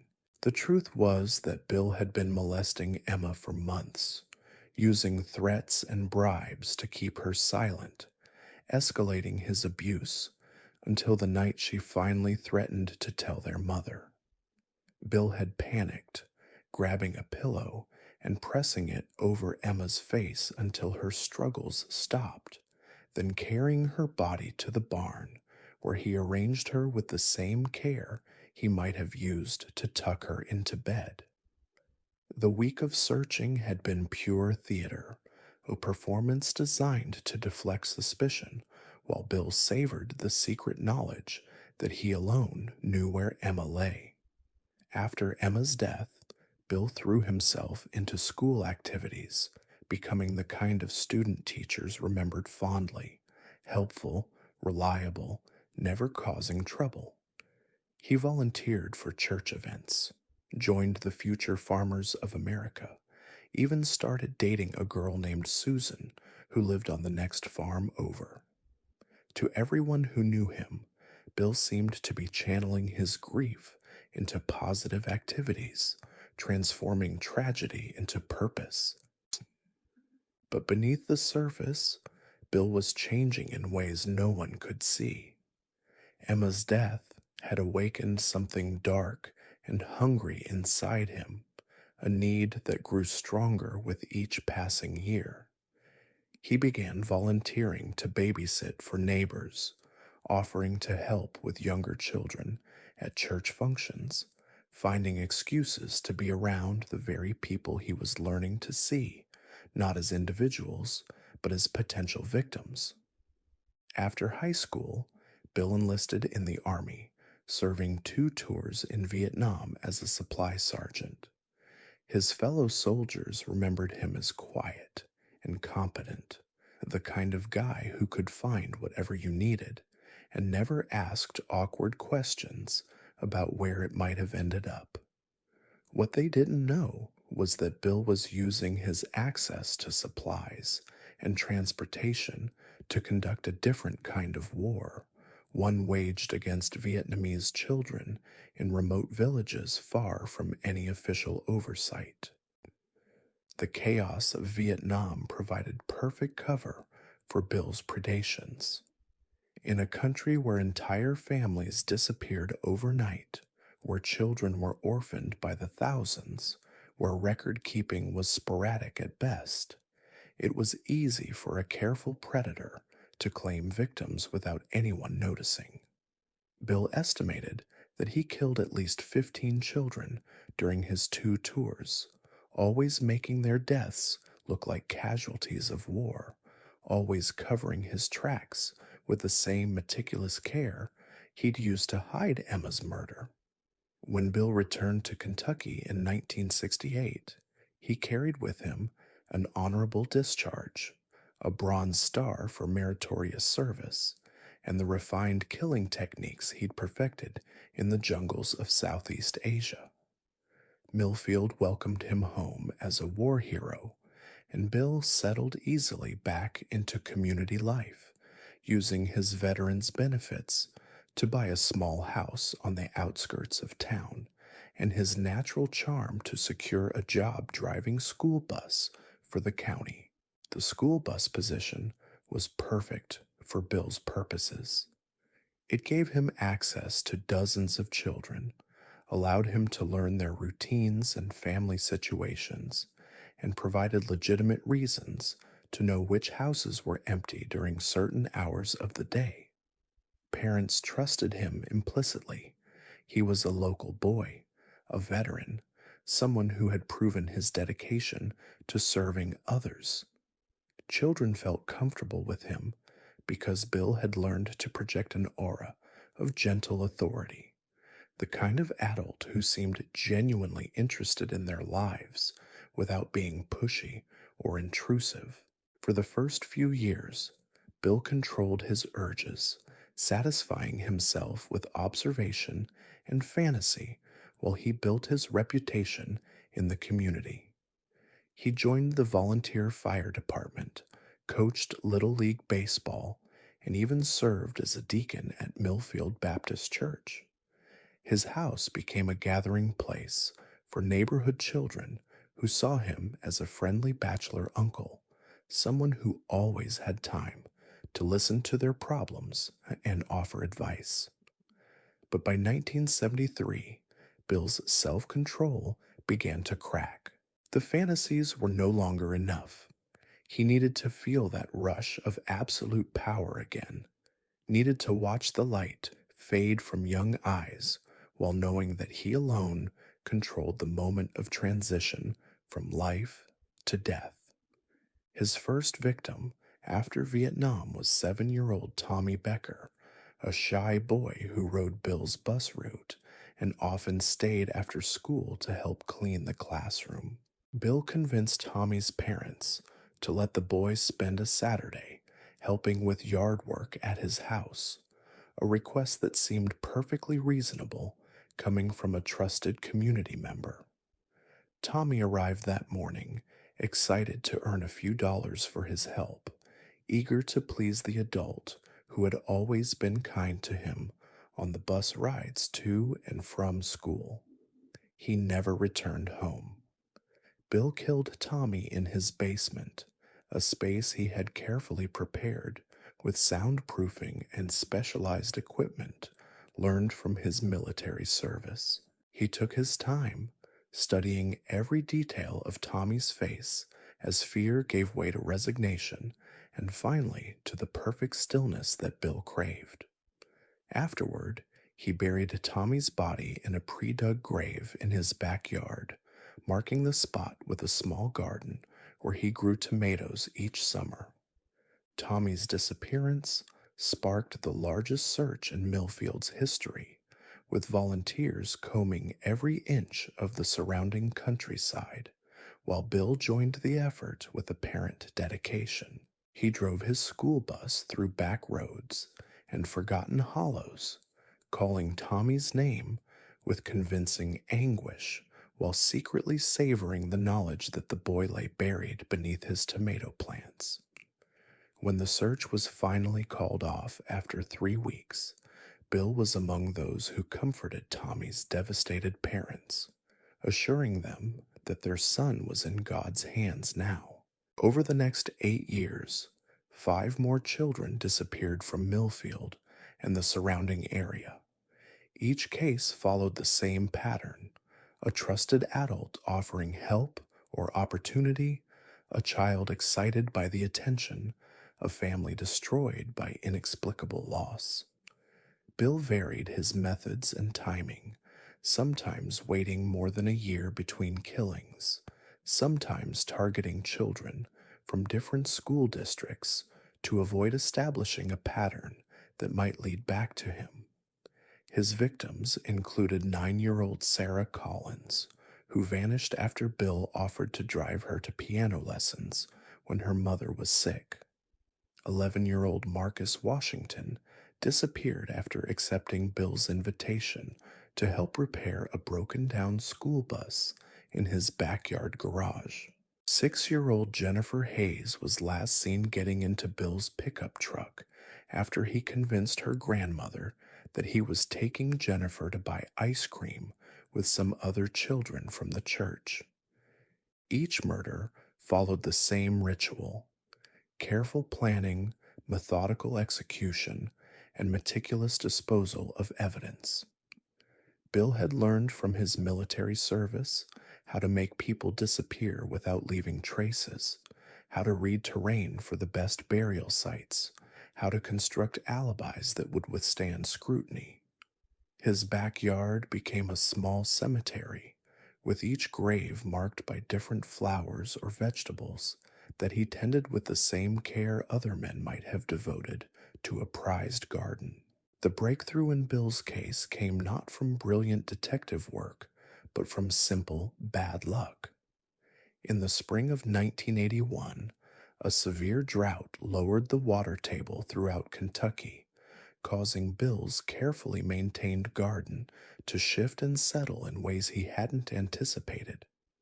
A neighbor walking her dog noticed what looked like pieces of cloth sticking up through the soil near Bill's tomato plants, and her curiosity led to a discovery that would haunt Millfield for generations. The initial investigation revealed the remains of 3 children buried in Bill's backyard, each wrapped in military surplus canvas and buried with the precision of someone who had done this before. As forensic teams expanded their search, they uncovered 3 more graves, each containing the remains of children who had been missing for years. The evidence was overwhelming: dental records, scraps of clothing, personal items that parents recognized with heartbreaking clarity. Bill was arrested while teaching Sunday school at Millfield Baptist Church, handcuffed in front of the same children he had been grooming, he had been secretly evaluating as potential victims. The irony wasn't lost on investigators, who found detailed notes in Bill's Bible, margins filled with observations about which children seemed most isolated, most vulnerable, most likely to trust an adult who offered them special attention. During his interrogation, Bill maintained the same calm demeanor that had fooled an entire community for over a decade. He admitted to the 6 murders found in his backyard, but insisted there were no others, a claim that investigators found hard to believe, given the methodical nature of his crimes and the long gaps in his known timeline. When pressed about his time in Vietnam, Bill simply smiled and said some things were better left buried with the war. The trial of William Pierce Thornton began in the fall of 1981, drawing national media attention to the small Kentucky town that had harbored a monster for so long. The prosecution presented a mountain of physical evidence: the bodies, the burial sites, personal items taken as trophies, and detailed journals Bill had kept describing each murder with clinical precision. His writings revealed a man who saw children not as human beings, but as objects for study, specimens that allowed him to explore the exact moment when life transitioned to death. The defense, led by court-appointed attorney James Morrison, faced an impossible task. The evidence was overwhelming, documented in Bill's own handwriting and confirmed by forensic analysis. Morrison's only strategy was to argue for life imprisonment rather than the death penalty, claiming that Bill's obvious mental illness made him unsuitable for execution. But Bill himself seemed indifferent to his fate, sitting through weeks of testimony with the same patient attention he'd once given to children's stories on the school bus. When called to testify in his own defense, Bill politely declined, telling the judge that he had nothing to add beyond what the evidence had already revealed.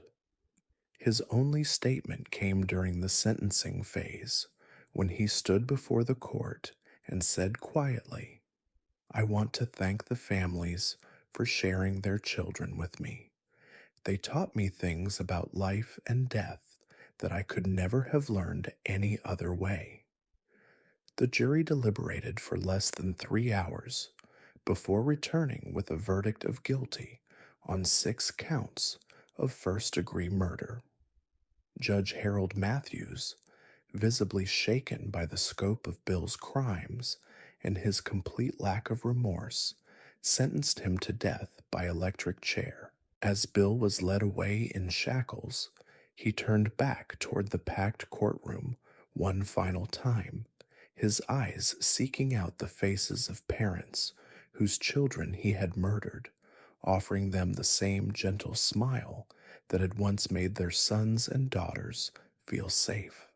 Bill spent 18 years on death row at Kentucky State Penitentiary, during which time he never granted interviews, never expressed remorse, and never revealed whether there were additional victims beyond the 6 found in his backyard.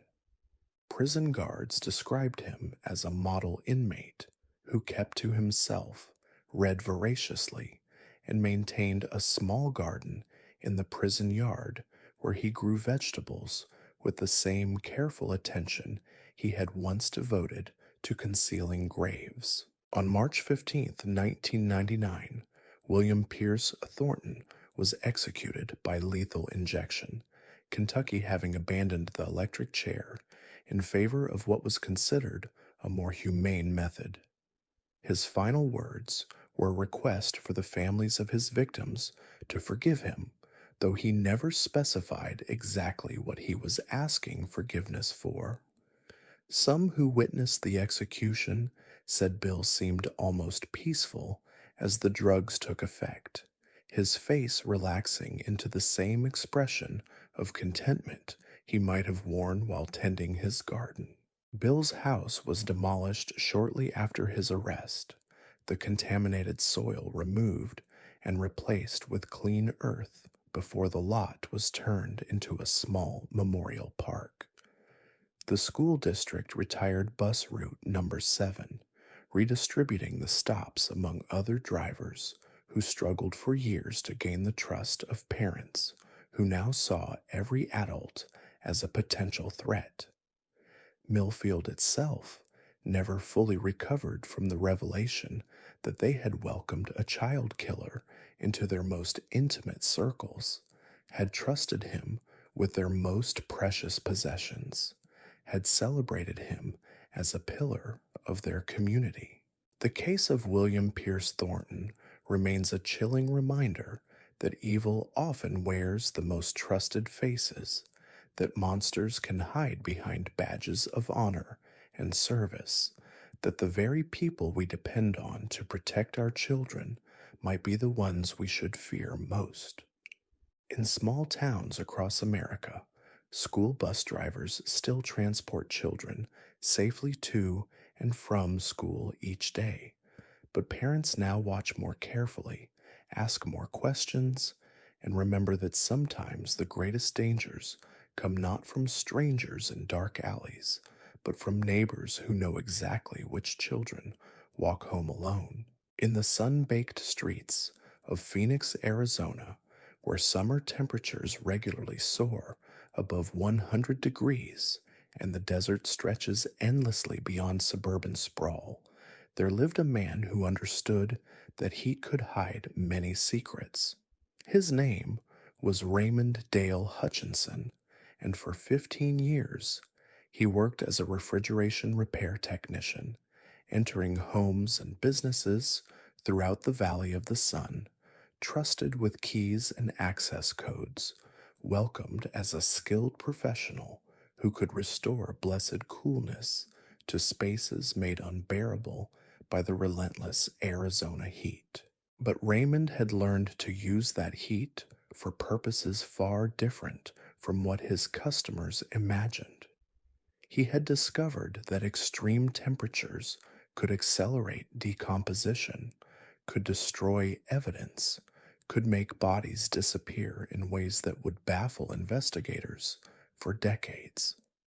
Between 1978 and 1993, Raymond Dale Hutchinson murdered at least 12 women, and the desert kept his secrets buried beneath shifting sand and blazing sun. Raymond was born in 1951 in Tucson to a family that moved frequently, chasing construction jobs and seasonal work across the southwestern United States. His father was a welder who drank too much and hit too hard. His mother was a waitress who worked double shifts and had little energy left for parenting when she came home. Raymond learned early that survival meant being useful, being invisible, never drawing the kind of attention that might result in his father's belt across his back or his mother's exhausted indifference. As a teenager, Raymond developed two obsessions that would shape the rest of his life: mechanical systems and extreme heat. He spent hours studying how air conditioning units worked, how refrigeration systems moved heat from one place to another, how temperature could be controlled and manipulated with the right knowledge and equipment. But Raymond was also fascinated by the desert itself, by the way intense heat could transform organic matter, could reduce a roadkill coyote to bleached bones in a matter of weeks. After high school, Raymond enrolled in a technical program to become a certified HVAC technician, a decision that his guidance counselor praised as practical and forward-thinking. Phoenix was growing rapidly, new subdivisions sprouting like desert flowers after rare rainfall, and skilled repairmen would always be in demand. Raymond graduated at the top of his class, earning certifications that would give him access to homes and businesses throughout the region. His first job was with Desert Cool Refrigeration, a family-owned company that serviced residential and commercial accounts across the Phoenix metropolitan area. Raymond quickly earned a reputation as a skilled and reliable technician who could diagnose problems other repairmen missed, who arrived on time and completed work efficiently, who treated customers' homes with respect and left them cleaner than he'd found them. What customers didn't realize was that Raymond was conducting a different kind of inspection during his service calls. He noted which homes had good soundproofing, which had isolated locations, which belonged to women who lived alone. He observed daily routines, security systems, neighborhood patterns. Most importantly, he identified clients who trusted him enough to give him keys or alarm codes, women who saw him as a helpful professional rather than a potential threat. Raymond's first murder was almost accidental. In 1978, he was called to repair a broken air conditioning unit at the home of Janet Morales, a 32-year-old divorcee who worked as a nurse at Phoenix General Hospital.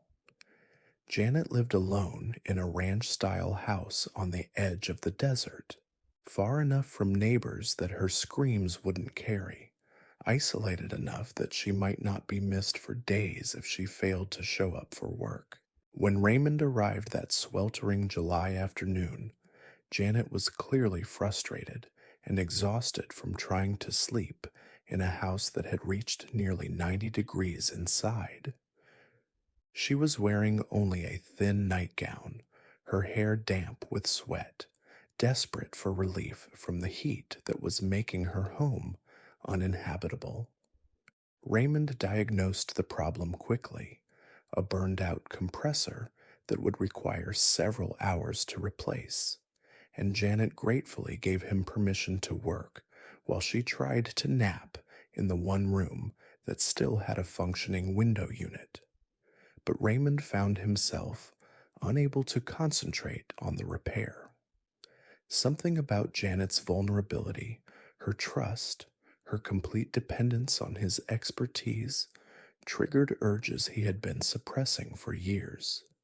He found excuses to check on her, to walk through her bedroom where she lay sleeping, to study her face in the dim light filtering through heavy curtains. When Janet woke and caught him standing over her bed, she initially assumed he was simply being thorough about checking the vents. The attack happened with shocking suddenness. One moment, Raymond was explaining a problem with the ductwork. The next, he had his hands around Janet's throat, watching her eyes widen with terror and confusion as she realized that the helpful repairman had become something else entirely. Raymond strangled Janet slowly, studying every detail of her face as life ebbed away, marveling at the way her features relaxed into perfect stillness once the struggle ended. Afterward, Raymond completed the air conditioning repair with methodical precision, then loaded Janet's body into his service van along with his tools. He drove deep into the Sonoran Desert, to a place he had scouted months earlier, where flash floods had carved deep arroyos into the hard pan. There, as the sun set and temperatures finally began to drop, Raymond buried Janet Morales in a shallow grave that he covered with rocks and creosote branches. The desert heat did exactly what Raymond had calculated it would do. Within weeks, Janet's remains were reduced to scattered bones that looked no different from the countless animals that died in the wilderness each year. When Janet was reported missing from her job at the hospital, investigators found her house clean and well maintained, the air conditioning working perfectly, no signs of struggle or foul play. The case was filed as a missing person, with investigators assuming Janet had simply decided to start over somewhere else. Over the next 15 years, Raymond refined his technique with each kill. He learned to choose victims more carefully, targeting women who lived alone, who had irregular schedules, who might not be missed immediately if they disappeared. He studied desert geography, identifying burial sites where bodies would decompose rapidly and completely. Most importantly, he perfected his cover story, using legitimate repair work to explain his presence at victims' homes while he evaluated them for potential murder. His victims included Carol Henderson, a real estate agent who disappeared after Raymond serviced the air conditioning system in a vacant house she was showing. Margaret Sanchez vanished after calling Desert Cool to repair the walk-in cooler at the restaurant where she worked as a night manager. Lisa Garrett was last seen alive when Raymond arrived to fix her home's refrigerator, a service call that neighbors confirmed seeing, but that Raymond later claimed had been canceled. Each murder followed the same methodical pattern: careful selection, meticulous planning, swift execution, and disposal in the vast desert that surrounded Phoenix like a moat around a castle. Raymond never deviated from his routine, never took unnecessary risks, never kept trophies that might connect him to his crimes. He was the perfect invisible predator, hiding in plain sight behind a uniform and clipboard, trusted with access to private spaces where women felt safe. The investigation that would eventually expose Raymond began not with brilliant detective work, but with a stroke of luck that even his careful planning couldn't prevent. In 1993, a group of hikers searching for ancient petroglyphs in a remote canyon discovered human remains that had been partially exposed by unusual flooding. The bones were clearly old, bleached white by years of desert sun, but forensic examination revealed evidence of trauma that suggested foul play. As word spread about the discovery, other hikers and off-road enthusiasts began reporting similar finds in different parts of the desert. Within 6 months, investigators had recovered the remains of 7 women, all showing signs of violent death, all found in areas so remote that their discovery seemed almost miraculous. The victims had been buried years apart, but the consistent methods and locations suggested the work of a single killer who had been operating undetected for over a decade. The breakthrough came when investigators began mapping the burial sites and realized they formed a rough circle around the Phoenix metropolitan area, with each location accessible by the kind of four-wheel drive service vehicles used by repair technicians who needed to reach remote commercial sites. Detective Maria Santos, who had been assigned to coordinate the multi-jurisdictional investigation, began focusing on service professionals who would have legitimate reasons to enter victims' homes and businesses. Raymond's name first appeared on a list of technicians who had serviced equipment at locations connected to 3 of the identified victims. What made him particularly interesting was his perfect record: no customer complaints, no missed appointments, no behavioral issues that might have raised red flags. In Detective Santos's experience, perfect records were often more suspicious than problematic ones, suggesting someone who worked very hard to avoid drawing attention. When investigators began surveilling Raymond, they discovered a pattern of behavior that set off immediate alarms. On his days off, Raymond made regular trips into the desert, always alone, always carrying supplies that seemed excessive for casual recreation. He visited locations that had no obvious attraction for hikers or campers, remote areas where the only access was by high-clearance vehicles equipped for rough terrain. The arrest came on a blazing August morning when Raymond returned from one of his desert excursions to find Detective Santos and a team of investigators waiting. At his home, they had obtained warrants to search both his residence and his work van, and what they found confirmed their worst suspicions. Hidden in a locked toolbox were detailed maps of the Sonoran Desert, with burial locations marked in Raymond's careful handwriting.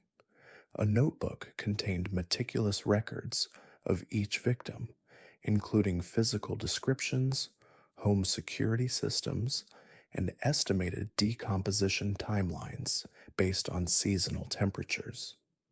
Most damning was Raymond's collection of driver's licenses and personal identification cards, 12 in total, each belonging to a woman who had been reported missing over the past 15 years. Raymond had kept them not as trophies, but as research materials, studying the photographs to better understand what he called thermal transformation patterns in his coded journal entries. During interrogation, Raymond displayed the same calm professionalism that had made him such a trusted technician. He admitted to the murders with clinical detachment, describing his methods as if he were explaining a complex repair procedure. When asked about his motives, Raymond struggled to articulate something that made sense, even to him. He spoke about the desert's power to cleanse and transform, about his role as what he called a thermal engineer of human systems. Raymond Dale Hutchinson was convicted of 12 counts of first-degree murder and sentenced to death. He spent 8 years on death row before dying of heat stroke in his cell during a summer when the prison's air conditioning system failed. The irony wasn't lost on investigators who remembered Raymond's expertise with cooling systems, though prison officials insisted his death was purely accidental. The desert around Phoenix still holds secrets that may never be uncovered. Raymond's journals suggested there were more victims than the 12 he was convicted of killing, references to early experiments and prototype procedures that investigators could never fully decode. Sometimes, hikers still find bones in remote canyons, bleached white by the relentless sun, and wonder if they've stumbled upon another of Raymond's carefully chosen resting places. In the mist-shrouded forests of Oregon, where ancient Douglas firs tower like cathedral spires and logging roads wind through valleys that rarely see sunlight, there worked a man who understood that some places are forgotten by the world. His name was Marcus Webb Patterson, and for 23 years he drove logging trucks through the Cascade Mountains, hauling timber from remote cutting sites to mills in Portland and Eugene. Marcus knew every back road, every abandoned spur, every place where a body could disappear beneath tons of sawdust and wood chips without anyone asking questions. Between 1971 and 1994, Marcus Webb Patterson murdered at least 18 people, and the vast Oregon wilderness kept his secrets buried beneath layers of forest debris that accumulated like snow season after season until his victims became part of the landscape itself. Marcus was born in 1946 in Coos Bay, Oregon, the son of a mill worker who lost 3 fingers to a saw blade and drank to forget the pain. His mother died when Marcus was 7, leaving behind only the scent of lavender soap and a collection of religious pamphlets that his father burned in the backyard fireplace one drunken evening. Marcus learned to fend for himself in a house where silence was safer than conversation, where drawing attention meant risking his father's unpredictable violence. The forests became Marcus's refuge. He would disappear for hours into the towering stands of cedar and fir, learning to move through the underbrush without sound, to read the signs that animals left behind, to find his way through terrain that would confuse experienced hunters. The woods didn't judge him, or hurt him, or abandon him. They simply existed, vast and patient, and willing to hide whatever secrets he might need to bury. After high school, Marcus found work with Cascade Timber, a logging company that operated throughout the Oregon mountains. He started as a choker setter, learning to wrap cables around fallen trees so they could be dragged to loading areas. The work was dangerous and demanding, but Marcus thrived in the isolation of logging camps where men worked hard, drank harder, and didn't ask too many questions about each other's pasts. Within 5 years, Marcus had earned his commercial driver's license and was piloting massive logging trucks down mountain roads that would terrify most drivers. He hauled loads of timber that weighed more than some buildings, navigating switchback turns and steep grades with the steady concentration of someone who understood that one mistake meant death. Other drivers respected his skill and reliability, never suspecting that Marcus was using his knowledge of logging roads to conduct a very different kind of business. The first murder happened almost by accident in 1971. Marcus was driving an empty truck back to a cutting site when he encountered a stranded motorist on a remote Forest Service road. The man's car had broken down miles from the nearest town, and he flagged Marcus down with obvious relief. His name was David Chen, a Portland accountant who had been exploring back roads as part of a weekend camping trip. Marcus offered David a ride to the nearest phone, but something about the man's gratitude, his complete dependence on Marcus's help, triggered urges that had been building for years. Instead of driving towards civilization, Marcus turned onto an abandoned logging road that led deep into old-growth forest, where the canopy was so thick that daylight barely penetrated to the forest floor. When David realized they were heading in the wrong direction and began to protest, Marcus pulled the truck over and killed him with a tire iron, watching with fascination as the accountant's complaints turned to pleas and finally to silence. Marcus dragged David's body into the forest and buried it beneath a pile of sawdust and wood chips left behind by previous logging operations. Within weeks, the organic debris would begin breaking down, and David Chen would become part of the forest ecosystem that had swallowed him. The pattern established with David's murder would remain consistent for over 2 decades. Marcus targeted people who were isolated and vulnerable, travelers who had taken wrong turns on mountain roads, hikers who had wandered too far from marked trails, campers who had chosen remote sites far from other people. He never hunted actively. Instead, he waited for opportunities to present themselves during his regular work routes, patient as the ancient trees that surrounded him. His victims included Jennifer Walsh, a nature photographer who disappeared while documenting old-growth forests for an environmental magazine. Robert Martinez vanished after his motorcycle broke down on a logging road near Mount Hood.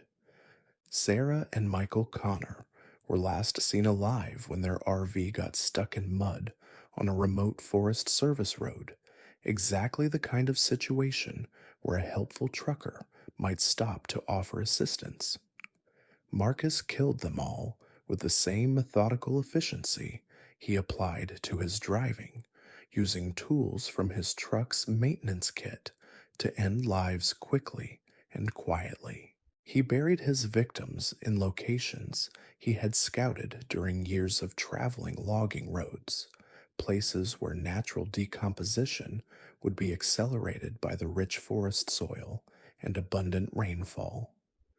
Most importantly, he chose burial sites that would be disturbed by future logging operations, where the massive machinery would churn earth and debris so thoroughly that any human remains would be scattered beyond recognition.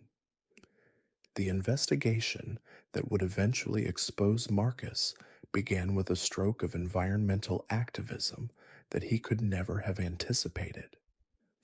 In 1994, protesters concerned about old-growth logging chained themselves to trees in a forest where Cascade Timber held cutting contracts. The demonstration lasted for weeks, bringing media attention and scientific scrutiny to areas that had previously been accessible only to logging crews. During the extended occupation, protesters discovered human remains in what should have been pristine wilderness. The bones were partially buried beneath layers of sawdust and wood debris, but forensic examination revealed evidence of trauma that clearly indicated foul play. As investigators expanded their search of the area, they uncovered additional remains, all showing similar patterns of burial and decomposition. The discovery triggered the largest criminal investigation in Oregon Forest Service history, with teams of forensic anthropologists working to recover and identify remains scattered across dozens of square miles. What emerged was evidence of systematic killing that had been hidden beneath the forest floor for decades, a graveyard disguised as natural wilderness. Detective Sarah Morrison, assigned to coordinate the multi-agency investigation, realized that the burial locations were all accessible by logging roads that had been active during the time periods when the victims were estimated to have died. She began focusing on logging company employees who would have had both the knowledge and opportunity to use remote forest locations for body disposal. Marcus's name appeared on employment records for Cascade Timber going back over 20 years, and his driving logs showed he had been working routes that passed near several of the burial sites. What made him particularly interesting to investigators was his reputation for reliability and his extensive knowledge of Forest Service roads throughout the region.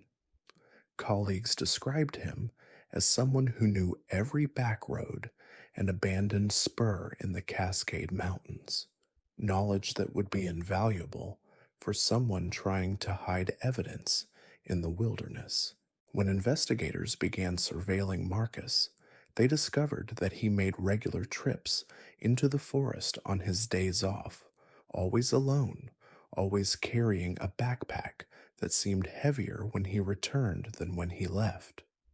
He visited locations that had no obvious recreational value, remote areas where the only access was by four-wheel drive vehicles or on foot through difficult terrain. The arrest came on a foggy October morning when Marcus returned from one of his forest excursions to find Detective Morrison and a team of investigators waiting at his small cabin outside Coos Bay. They had obtained warrants to search both his home and his logging truck, and what they found provided clear evidence of his decades-long killing spree. Hidden beneath floorboards in Marcus's cabin were detailed topographical maps of the Cascade Mountains with burial locations marked in his careful handwriting. A metal lockbox contained personal items taken from victims: watches, jewelry, driver's licenses, small mementos that Marcus had kept not as trophies, but as what he called forest markers in his coded journal entries. Most disturbing was Marcus's collection of photographs, hundreds of images showing forest locations at different seasons and stages of decomposition. He had been documenting the transformation of his burial sites over time, studying how organic matter broke down in different soil conditions, how weather and wildlife affected the rate at which evidence disappeared into the ecosystem. During interrogation, Marcus maintained the same quiet demeanor that had characterized his entire adult life. He admitted to 18 murders over 23 years, describing his methods with the matter-of-fact tone of someone discussing logging procedures. When asked about his motives, Marcus explained that he had been conducting what he called forest integration experiments, studying how human remains became part of the natural cycle of growth and decay. Marcus Webb Patterson was convicted of 18 counts of first-degree murder and sentenced to life in prison without possibility of parole. He died in his cell in 2003, 9 years after his conviction, found lying peacefully on his bunk with his hands folded across his chest. Prison officials said he had been suffering from lung disease, probably caused by decades of breathing sawdust and diesel fumes. The forests around the Cascade Mountains still hold secrets that may never be uncovered. Marcus's journals suggested there were more victims than the 18 he was convicted of killing, references to early integration attempts and prototype procedures that investigators could never fully decode. Sometimes, hikers find bones in remote clear-cuts, scattered among stumps and debris, and wonder if they've discovered another of Marcus's carefully chosen forest graves. The logging industry in Oregon implemented new safety protocols after Marcus's arrest, requiring drivers to check in at regular intervals and accounting more carefully for time spent on remote forest roads. But the wilderness itself remains largely unchanged, vast and patient, and willing to keep whatever secrets might still be buried beneath its ancient trees. In the wind-swept plains of Nebraska, where corn grows tall enough to hide secrets and farmhouses sit isolated like islands in an ocean of grain, there lived a man who understood that rural communities protect their own. His name was Ernest Dale Morrison, and for 31 years, he worked as a grain elevator operator in the small town of Millerville, weighing truckloads of corn and soybeans, keeping meticulous records of harvests that fed the nation. But Ernest kept other records too, hidden ledgers that documented a different kind of harvest, one that claimed the lives of at least 14 people between 1965 and 1996. Ernest was born in 1943 on a failing farm outside Millerville, the eldest of 4 children in and hard work. His father, a family that scraped by on hope, died in a tractor accident when Ernest was 12, crushed beneath machinery that had been repaired too many times with borrowed parts and desperate prayers. His mother remarried within a year, bringing home a stepfather who drank away the insurance money and treated Ernest's younger siblings like unwanted baggage. The grain elevator became Ernest's sanctuary, a concrete tower that rose above the flat landscape like a prairie cathedral. He started working there after school, sweeping floors and oiling machinery, learning the rhythms of agricultural commerce from old-timers who had been weighing grain since the Dust Bowl. Ernest had a natural aptitude for numbers and record-keeping, and by the time he graduated high school, the elevator's owner had offered him full-time employment with the promise of eventually taking over the business. What nobody realized was that Ernest had been keeping practice records for years, documenting the comings and goings of everyone who visited the elevator. He knew which farmers were struggling financially, which ones drank too much, which ones beat their wives or neglected their children. Ernest filed away every piece of information, like grain samples, cataloging human weakness with the same precision he applied to moisture content and protein levels. The first murder happened during the harvest season of 1965. A migrant worker named Carlos Mendez had been hired to help with the grain handling, but he'd been asking too many questions about safety violations and wage theft. Carlos threatened to report the elevator's owner to federal inspectors, a development that would have cost Ernest his job and destroyed the only stability he'd ever known. Ernest killed Carlos with a grain auger, pushing him into the machinery during a late-night shift when they were alone in the elevator. The industrial accident was thoroughly investigated by county officials, but no one questioned the testimony of the reliable young operator who had tried desperately to save his co-worker from a tragic mishap. Carlos was buried in the local cemetery with a small marker paid for by the elevator company, and Ernest received praise for his quick thinking and brave attempt at rescue. What Ernest discovered that night was that killing felt remarkably similar to processing grain. It required careful timing, precise technique, and thorough cleanup afterward. Just as moisture and debris had to be removed from harvested crops, evidence had to be eliminated from crime scenes. Ernest began to see murder as another form of agricultural processing, transforming living problems into manageable waste products. Over the next 3 decades, Ernest refined his techniques while building a reputation as one of Nebraska's most trusted grain dealers. He never cheated farmers on weight or moisture readings, never shortchanged workers on wages, never caused trouble that might draw regulatory attention. His elevator processed millions of bushels of grain each year, and Ernest became wealthy enough to buy the business when the original owner retired. But wealth and respect weren't enough to satisfy the hunger that had been growing inside Ernest since that first kill. He began targeting people who threatened his carefully constructed life. A federal inspector who was asking too many questions about safety procedures, a banker who wanted to audit the elevator's books, a journalist investigating rumors of migrant worker exploitation in agricultural operations. His victims also included people who simply irritated him or represented the kind of chaos that Ernest couldn't tolerate. Martha Kowalski disappeared after complaining that the elevator's dust was affecting her asthma.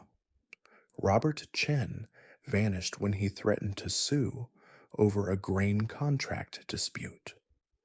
Jennifer Martinez was last seen alive after demanding overtime pay for harvest season work that had stretched into 18-hour days. Ernest killed them all with methods that reflected his agricultural expertise. Some died in industrial accidents involving grain handling equipment.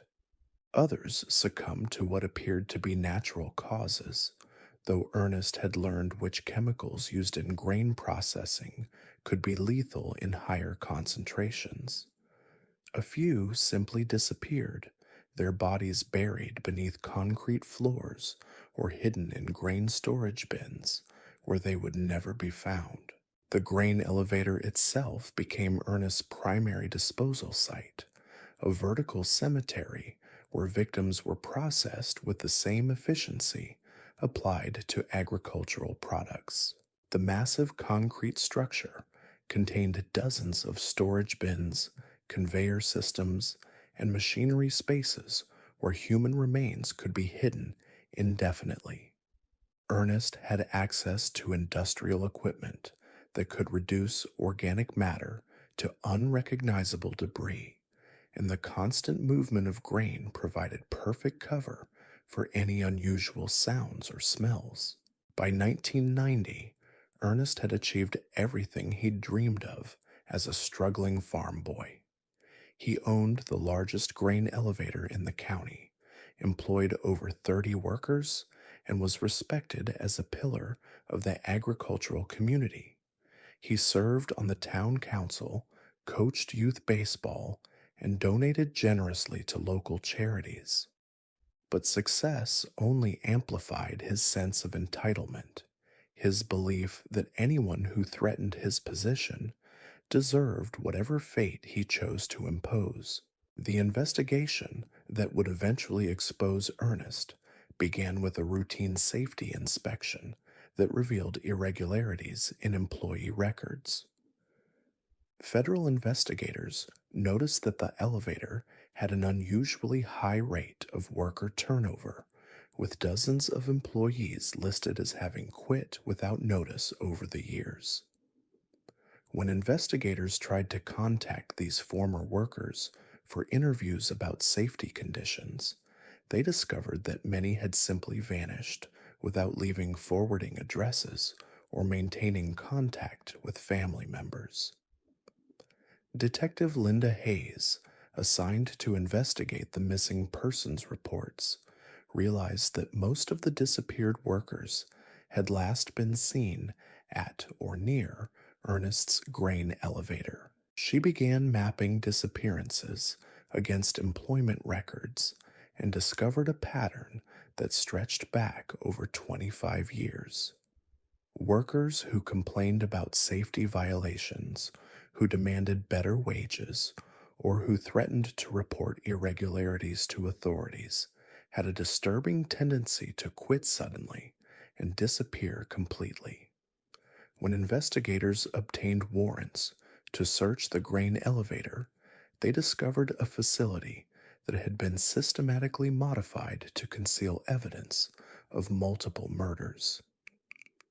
Hidden chambers had been built into the concrete structure, accessible only through maintenance passages that Ernest controlled. These spaces contained human remains in various stages of decomposition, some reduced to bone fragments by industrial chemicals, others preserved in grain storage conditions that prevented normal decay. Most horrifying was Ernest's record-keeping system, maintained with the same obsessive attention to detail he applied to grain transactions. He had documented each murder with ledger entries that included victim identification, method of killing, disposal location, and what he termed processing efficiency ratings. The records revealed that Ernest had been conducting what he considered scientific experiments in human disposal, testing different methods and documenting their effectiveness. Ernest's arrest came on a cold March morning as he was opening the elevator for the day's business. He offered no resistance when Detective Hayes and her team placed him in handcuffs, maintaining the same calm demeanor that had made him such a trusted member of the community.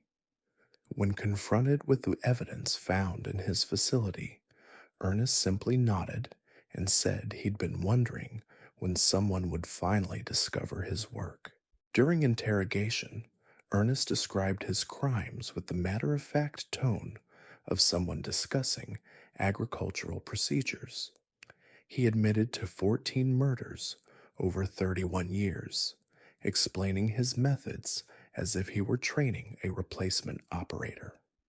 When asked about his motives, Ernest said he had been maintaining quality control, removing defective elements that threatened the smooth operation of his business and community.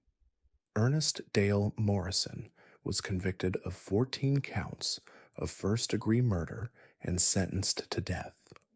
He spent 6 years on death row before dying of a heart attack in his cell, found lying peacefully on his bunk with his hands folded across his chest in the same position he'd once arranged his victims.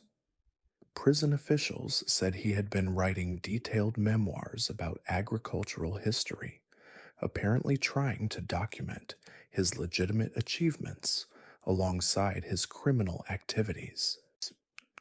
The grain elevator in Millerville was demolished after Ernest's conviction, the concrete structure reduced to rubble that was hauled away by the same kind of trucks that had once brought crops for processing. The site remains empty today, marked only by a small memorial garden planted by families of the victims. Local farmers built a new cooperative elevator on the other side of town, but many still drive extra miles to neighboring communities rather than conduct business where Ernest Morrison once weighed their harvests and planned their deaths. The case of Ernest Dale Morrison serves as a chilling reminder that evil can hide behind the most respected facades, that monsters can build empires on the bones of their victims, and that sometimes the people we trust most with our livelihoods are the ones we should fear most for our lives. In agricultural communities across America, grain elevators still process the harvests that feed the nation. But farmers now ask more questions about the men who weigh their crops and wonder what other secrets might be hidden in those towering concrete structures that dominate the rural landscape. In the humid backwoods of Louisiana, where cypress trees drape themselves in Spanish moss like funeral shrouds, and the bayous hold secrets that never surface, there worked a man who understood that some places swallow evidence whole. His name was Clarence Beauregard Thibido, and for 18 years he operated a small boat repair shop on the edge of Vermilion Parish, fixing outboard motors and patching hulls for fishermen who ventured into the maze of waterways that stretched for hundreds of miles through southern Louisiana. But Clarence had learned that boats weren't the only things that could disappear into the murky depths of the bayou, never to be seen again. Clarence was born in 1949 in a shotgun house that sat on stilts above the flood-prone marshland, the youngest of 6 children in a family that lived off the water like their ancestors had for generations. His father ran trot lines for catfish and trapped nutria during the winter months.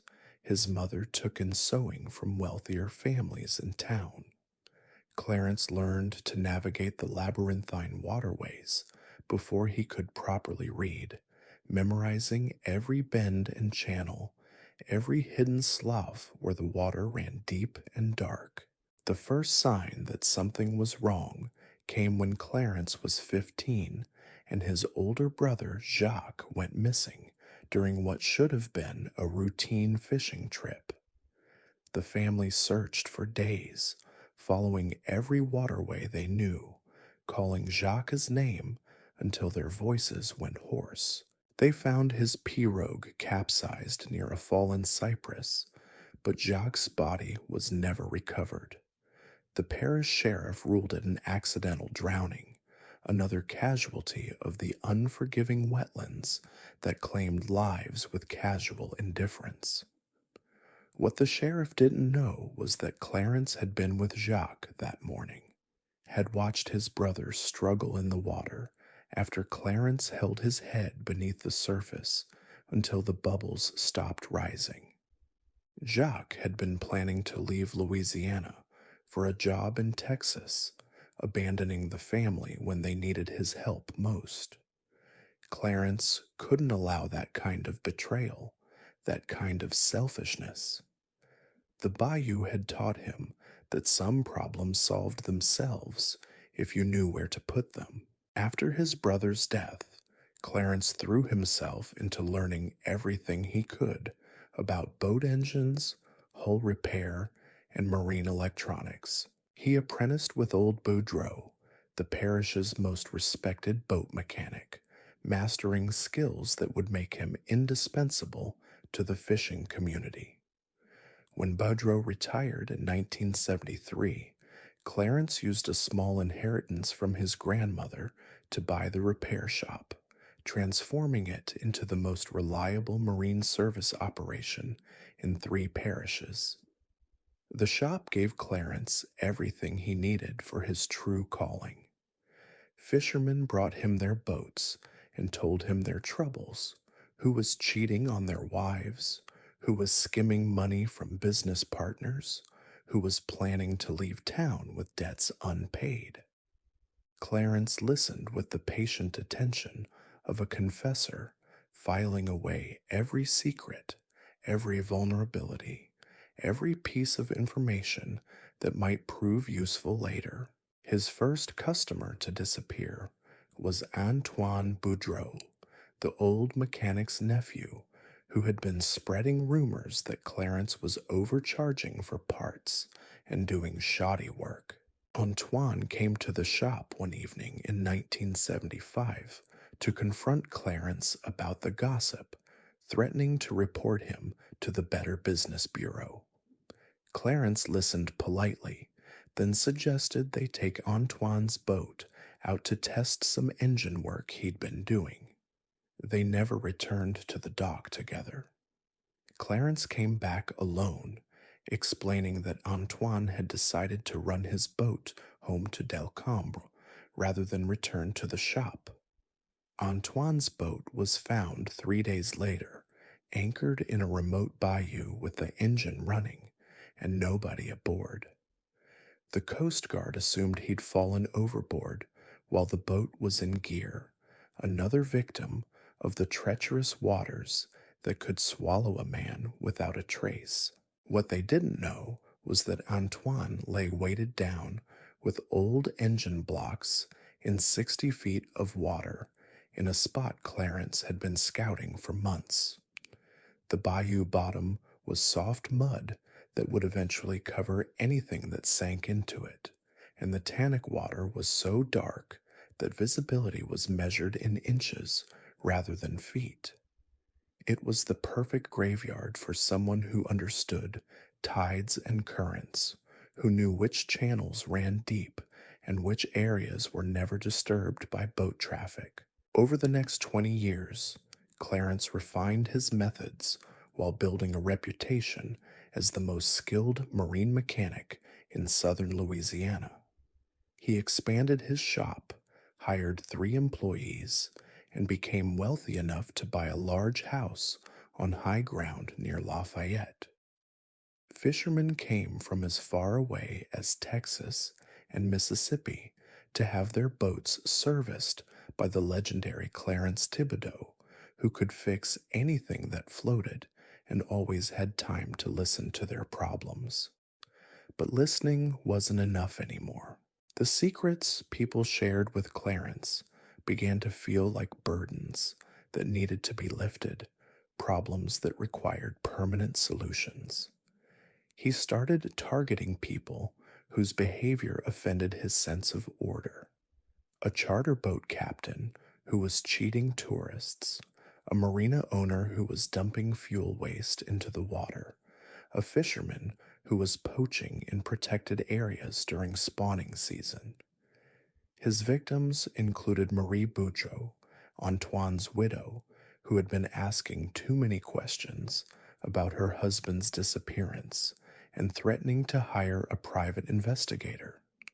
She vanished after agreeing to meet Clarence at his shop to discuss some boat repairs.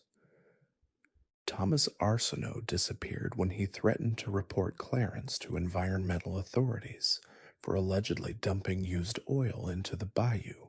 Jennifer Tran was last seen getting into Clarence's boat after he offered to show her some prime fishing spots for a magazine article she was writing about Louisiana's vanishing wetlands. Clarence killed them all, using methods that reflected his intimate knowledge of the water. Some drowned after being weighted down with anchors and engine parts. Others were poisoned with chemicals used in marine engine repair, their bodies dumped in remote sloughs where alligators and other scavengers would eliminate evidence. A few simply disappeared during what appeared to be boating accidents, their vessels found empty and adrift in waters too deep and murky for recovery operations. The bayou itself became Clarence's primary disposal site, a vast liquid cemetery where victims sank into sediment that had been accumulating for thousands of years. He had mapped every deep hole and hidden channel, knew which areas had strong currents that would scatter remains and which had still water that would let bodies settle undisturbed. Most importantly, he understood that the acidic water and abundant wildlife would break down organic matter faster than any terrestrial environment. By 1990, Clarence had achieved a level of success that his sharecropper ancestors could never have imagined. His marine repair business was the largest in the region.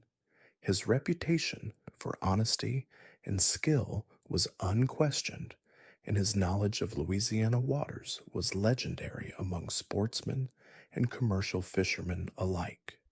He served on the parish council, sponsored youth fishing tournaments, and donated generously to coastal restoration projects.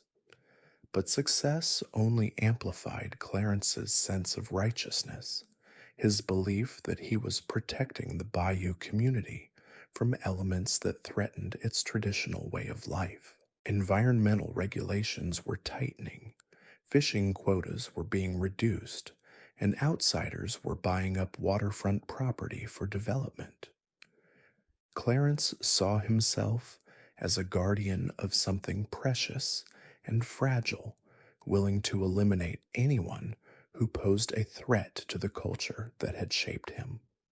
The investigation that would eventually expose Clarence began with a federal study of water quality in Louisiana's coastal marshes.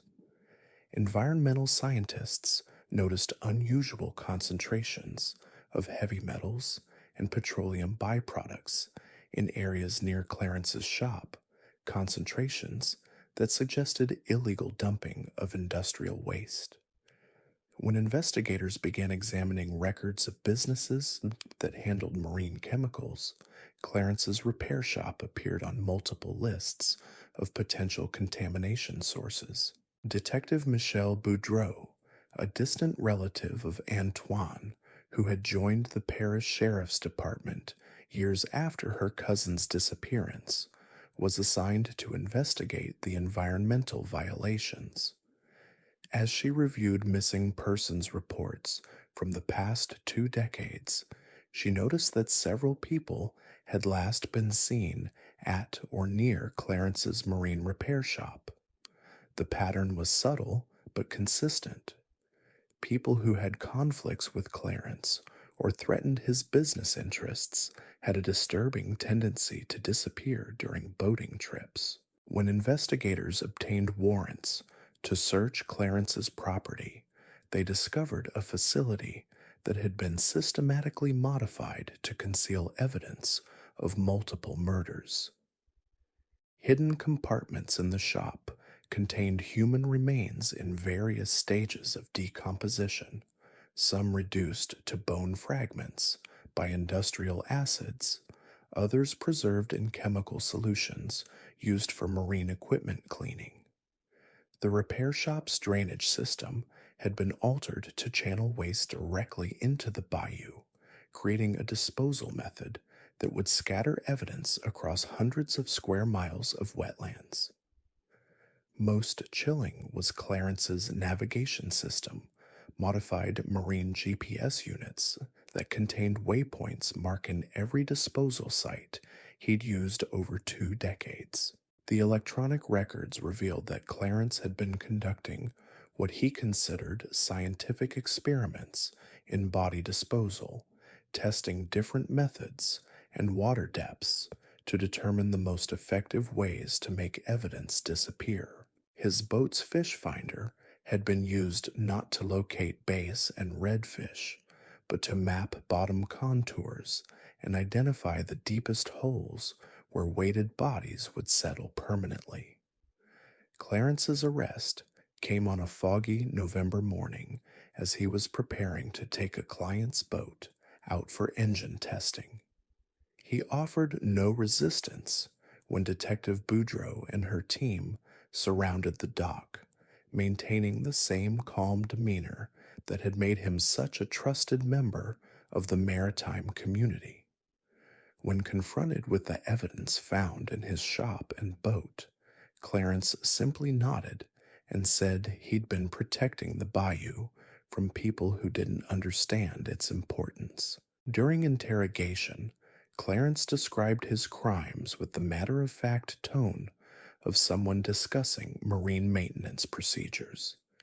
He admitted to 16 murders over 20 years, explaining his methods as if he were teaching a navigation course. When asked about his motives, Clarence said he had been preserving the integrity of Louisiana's coastal culture, removing elements that threatened the traditional way of life his family had followed for generations. Clarence Beauregard Thibodeau was convicted of 16 counts of first-degree murder and sentenced to life in prison without possibility of parole. Louisiana had suspended executions during the period of his trial, sparing him from death row but condemning him to spend his remaining years far from the waters that had defined his existence. He died in his cell in 2011, 15 years after his conviction, found lying peacefully on his bunk with his hands folded across his chest in the same position he'd once arranged his victims before sliding them into the dark water. The marine repair shop in Vermilion Parish was demolished after Clarence's conviction, the contaminated soil removed, and the site sealed with concrete to prevent further environmental damage. The dock where Clarence had launched so many final voyages was torn down, though fishermen still avoid the area, claiming the water feels different there, colder and somehow hungry. Local boat dealers built a new service center on the other side of the parish, but many old-timers still make the drive to neighboring communities rather than risk having their engines worked on in waters where Clarence Tibido once plied his deadly trade. The case serves as a haunting reminder that evil can hide behind the most trusted facades, that monsters can build reputations on the graves of their victims, and that sometimes the people we depend on to navigate treacherous waters are the ones who know exactly where the deepest holes lie. In coastal communities throughout Louisiana, marine mechanics still service the boats that harvest the bounty of the marshes. But fishermen now ask more questions about the men who work on their engines and wonder what other secrets might be hidden in the dark water that surrounds them like a liquid shroud. In the sprawling suburbs of Phoenix, Arizona, where identical houses stretch toward distant mountains like geometric mirages and swimming pools gleam blue against red tile roofs, there lived a man who understood that perfection could hide imperfection. His name was Donald Ray Zimmerman, and for 26 years, he worked as a pool maintenance technician, servicing backyard aways for families who trusted him with keys to their homes and access to their most private spaces. But Donald had learned that chlorinated water could dissolve more than algae and bacteria, and the desert heat could make problems disappear faster than morning dew. Donald was born in 1950 in a tract house in Tempe, the middle child in a family that moved every few years chasing his father's job opportunities in aerospace manufacturing. His mother worked part-time at a department store and spent her free time trying to maintain the appearance of suburban prosperity on a budget that barely covered the mortgage. Donald learned early that surfaces mattered more than substance, that keeping up appearances was more important than addressing underlying problems. As a teenager, Donald developed an obsession with cleanliness and order that extended far beyond normal adolescent concerns. He spent hours scrubbing his bedroom, organizing his possessions with military precision, studying the chemical compositions of cleaning products with scientific intensity. His parents initially praised this behavior as maturity and responsibility, never recognizing it as the first sign of something much darker taking root in their son's mind. After high school, Donald enrolled in a community college program for water treatment and pool maintenance, drawn by the chemistry involved in maintaining perfect pH balance and chemical sanitization. He earned certifications in pool equipment repair, water testing, and chemical safety, skills that made him highly employable in a city where backyard swimming pools were considered essential amenities rather than luxuries. His first job was with Desert Oasis Pool Service, a family-owned company that maintained residential pools throughout the Phoenix metropolitan area.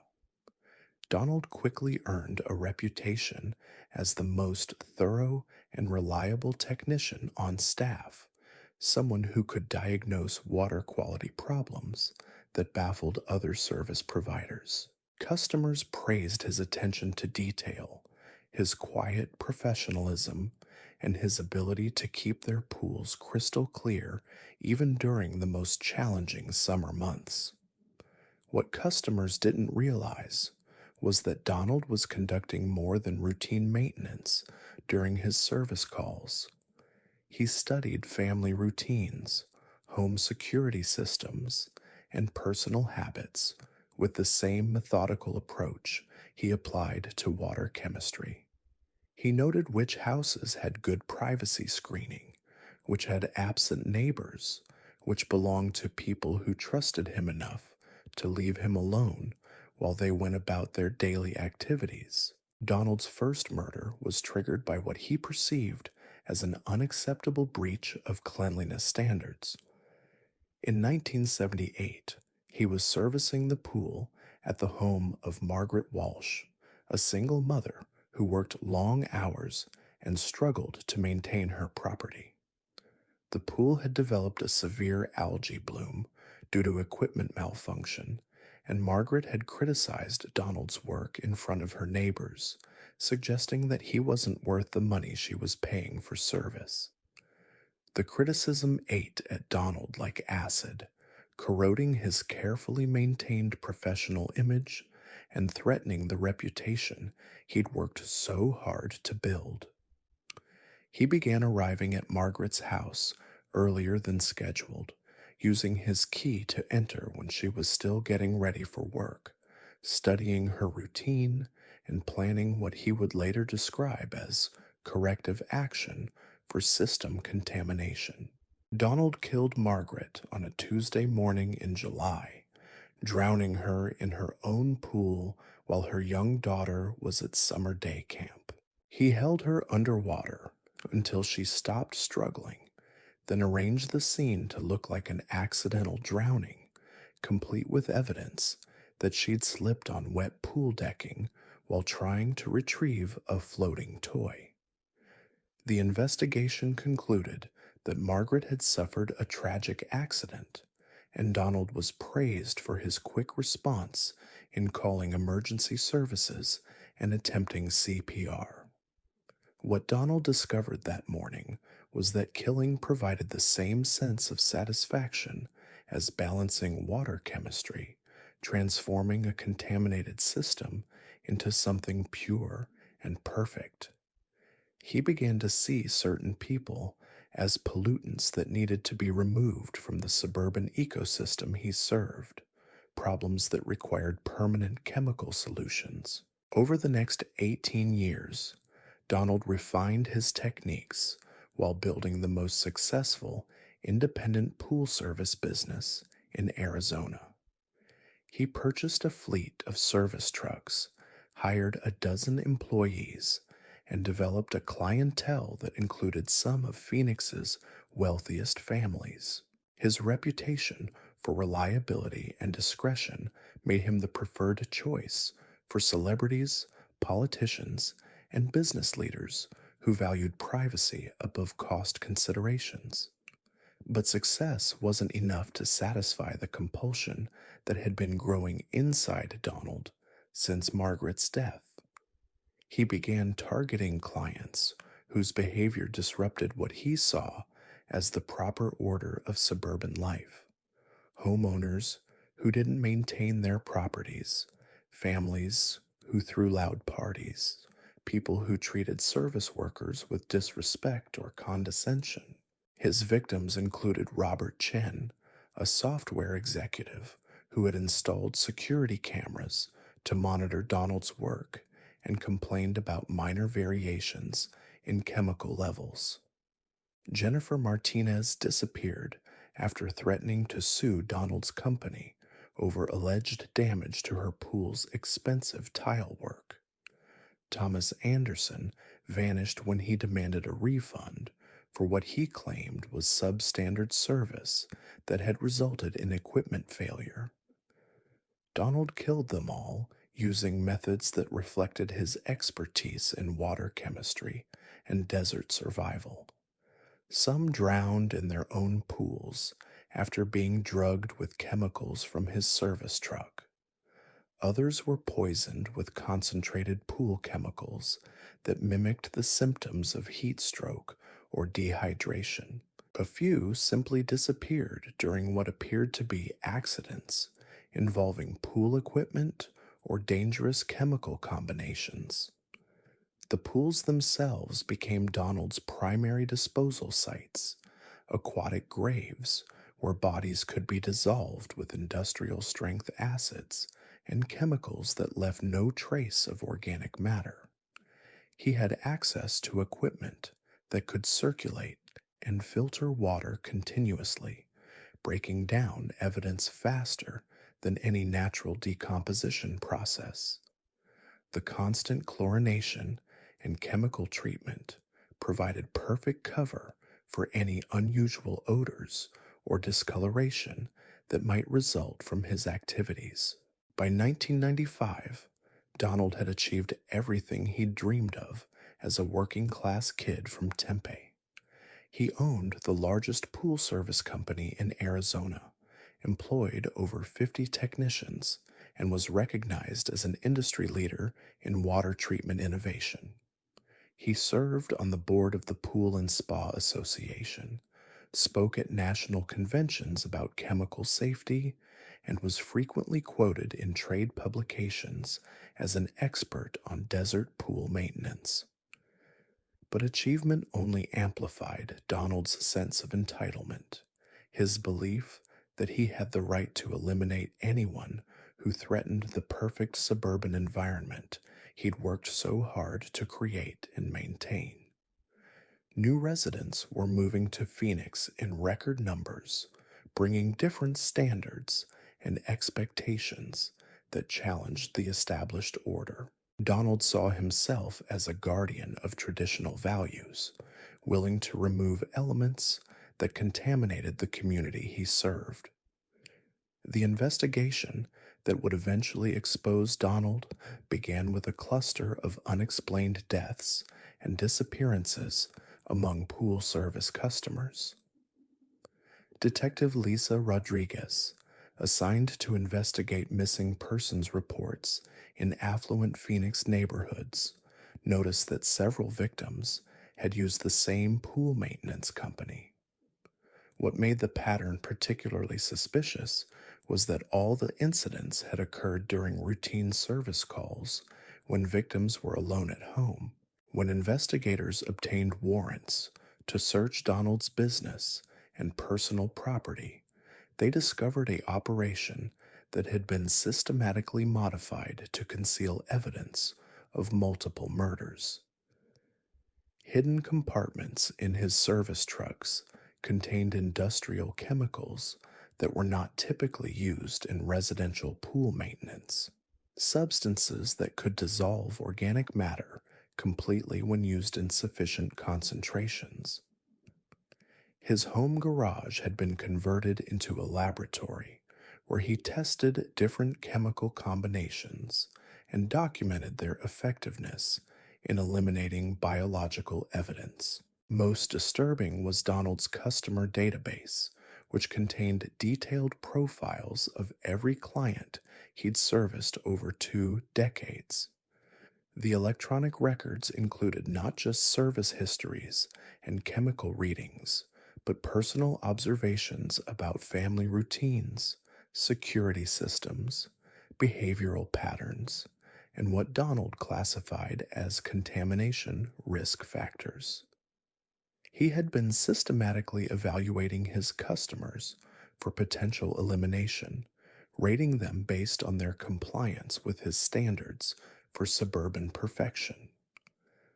Donald's arrest came on a scorching August afternoon as he was servicing a pool at a mansion in Paradise Valley. He offered no resistance when Detective Rodriguez and her team surrounded his service truck, maintaining the same professional demeanor that had made him so trusted by Arizona's elite families. When confronted with the evidence found in his equipment and records, Donald calmly explained that he had been providing comprehensive environmental management services, eliminating contaminants that threatened the stability of the suburban ecosystem. During interrogation, Donald described his crimes with the clinical precision of someone discussing water treatment procedures. He admitted to 13 murders over 18 years, explaining his methods as if he were teaching a chemistry class about oxidation and pH balance. When asked about his motives, Donald said he had been maintaining the integrity of the community he served, removing elements that disrupted the careful balance required for suburban perfection. Donald Ray Zimmerman was convicted of 13 counts of first-degree murder and sentenced to death. He spent 12 years on death row before being executed by lethal injection in 2010, a irony that wasn't lost on investigators who remembered his expertise with chemical solutions. His final words were a request that his customers remember him for the quality of his work rather than the crimes that had ended his career. The pool service company Donald had built was dissolved after his conviction, its equipment sold at auction, and its customer lists transferred to competing businesses. Many of the pools he had serviced were drained and acid washed multiple times before their owners felt comfortable swimming in them again, though some families moved away entirely rather than continue living in homes where Donald Zimmerman had once held keys and conducted his deadly chemistry experiments. The case stands as a chilling reminder that evil can hide behind the most mundane services, that monsters can build empires on trust and routine access to private spaces, and that sometimes the people we welcome into our homes to maintain our little pieces of paradise are the ones who understand exactly how to make problems dissolve without a trace. In desert communities throughout the American Southwest, pool maintenance technicians still service the backyard oases that make summer heat bearable, but homeowners now ask more questions about the men who balance their water chemistry and wonder what other solutions might be mixed in those unmarked chemical containers. In the rolling farmlands of Iowa, where corn stalks stretch toward endless horizons and grain silos punctuate the landscape like ancient monuments, there lived a man who understood that some secrets are best buried beneath fertile soil. His name was Vernon Eugene Caldwell, and for 19 years he worked as a seed salesman, traveling from farm to farm throughout the Midwest, carrying samples of hybrid corn and soybeans that promised abundant harvest to families who had worked the same land for generations. But Vernon carried more than agricultural products in the back of his pickup truck. Hidden beneath bags of seed corn and promotional literature was a collection of tools that served a very different purpose, implements designed not for planting crops, but for harvesting something far more sinister. Vernon was born in 1952 in a farmhouse outside Cedar Rapids, the second son in a family that had been farming the same section of black Iowa soil since before the Civil War. His father was a quiet man who spoke more to his livestock than to his children. His mother, a devout Methodist who saw God's hand in every successful harvest and the devil's work in every failed crop. Vernon learned early that survival in rural Iowa meant understanding cycles, seasons, and the precise timing required to transform seed into sustenance. The first sign that something was wrong came during Vernon's senior year of high school, when his younger sister Rebecca began having nightmares about someone watching her through her bedroom window. The family dismissed her fears as adolescent anxiety until Rebecca was found dead in the barn one morning, her body arranged among bales of hay with disturbing precision. The county coroner ruled it suicide, noting the rope burns around her neck, but family members whispered that Rebecca had never shown signs of depression or despair. What they didn't know was that Vernon had been entering Rebecca's room for months, studying her sleep patterns, learning the exact pressure points that would render her unconscious without leaving obvious marks. He had killed her not from hatred, but from curiosity, wanting to understand the precise moment when consciousness flickered out, like a candle flame in still air. The suicide staging was masterful, complete with a note written in Rebecca's handwriting that Vernon had practiced forging for weeks. After Rebecca's death, Vernon threw himself into agricultural studies at Iowa State University, earning degrees in plant genetics and soil science that would make him invaluable to the seed industry. He specialized in understanding growth patterns, optimal planting depths, and the chemical processes that transformed dormant seeds into thriving crops. But Vernon was studying more than agriculture. He was learning about decomposition, about how organic matter broke down in different soil conditions, about the timeline required for complete biological transformation. His first job was with Prairie Gold Seeds, a regional company that supplied hybrid varieties to farmers throughout the Corn Belt. Vernon quickly established himself as the company's most knowledgeable salesman, someone who could discuss soil chemistry and yield projections with the expertise of an agronomist. Farmers trusted his recommendations because Vernon understood their challenges, their financial pressures, their desperate need for crops that would generate enough income to survive another year. What farmers didn't realize was that Vernon was cataloging more than soil samples and crop rotation schedules during his sales calls. He studied family dynamics, financial situations, and personal vulnerabilities with the same methodical approach he applied to agricultural data. He noted which farms were isolated, which families were struggling with debt, which operations were one bad harvest away from bankruptcy. Vernon's first customer to disappear was Harold Kowalsski, an elderly farmer who had been complaining that Prairie Gold's corn seed was genetically modified despite being sold as conventional varieties. Harold threatened to report the company to state agricultural authorities, a development that could have triggered investigations into seed labeling practices and destroyed Vernon's reputation in the farming community. Vernon visited Harold's farm on a rainy October evening, ostensibly to discuss replacement seed for the following season. He found the old farmer working alone in his machine shed, servicing equipment for winter storage. Vernon killed Harold with a tire iron, then loaded his body into the back of his pickup truck, along with samples of next year's soybean varieties.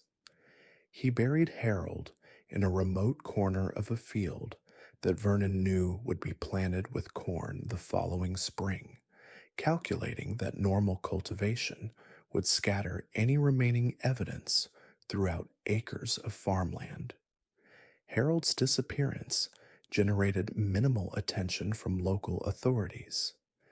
The sheriff assumed he'd gone to live with relatives in Minnesota, maybe Wisconsin. His farm was eventually sold at auction to pay outstanding debts, and Harold Kowalski became another casualty of economic pressures that were squeezing family farmers throughout the Midwest. What Vernon discovered that night was that killing provided the same satisfaction as successful crop planting, the transformations of a problem into something manageable and profitable. He began to see certain people as weeds that needed to be eliminated from the agricultural ecosystem he served, obstacles that prevented the orderly progression of planting, growing, and harvesting. Over the next 15 years, Vernon refined his techniques while building a reputation as the most trusted seed salesman in 3 states. He expanded his territory, developed relationships with agricultural extension agents, and became wealthy enough to purchase his own farm near Ames. His expertise in plant genetics made him a sought-after speaker at farming conferences, where he discussed hybrid vigor and sustainable agriculture practices with audiences who had no idea they were listening to a serial killer. But professional success wasn't enough to satisfy the hunger that had been growing inside Vernon since Harold's death. He began targeting people whose behavior threatened what he saw as the natural order of agricultural life.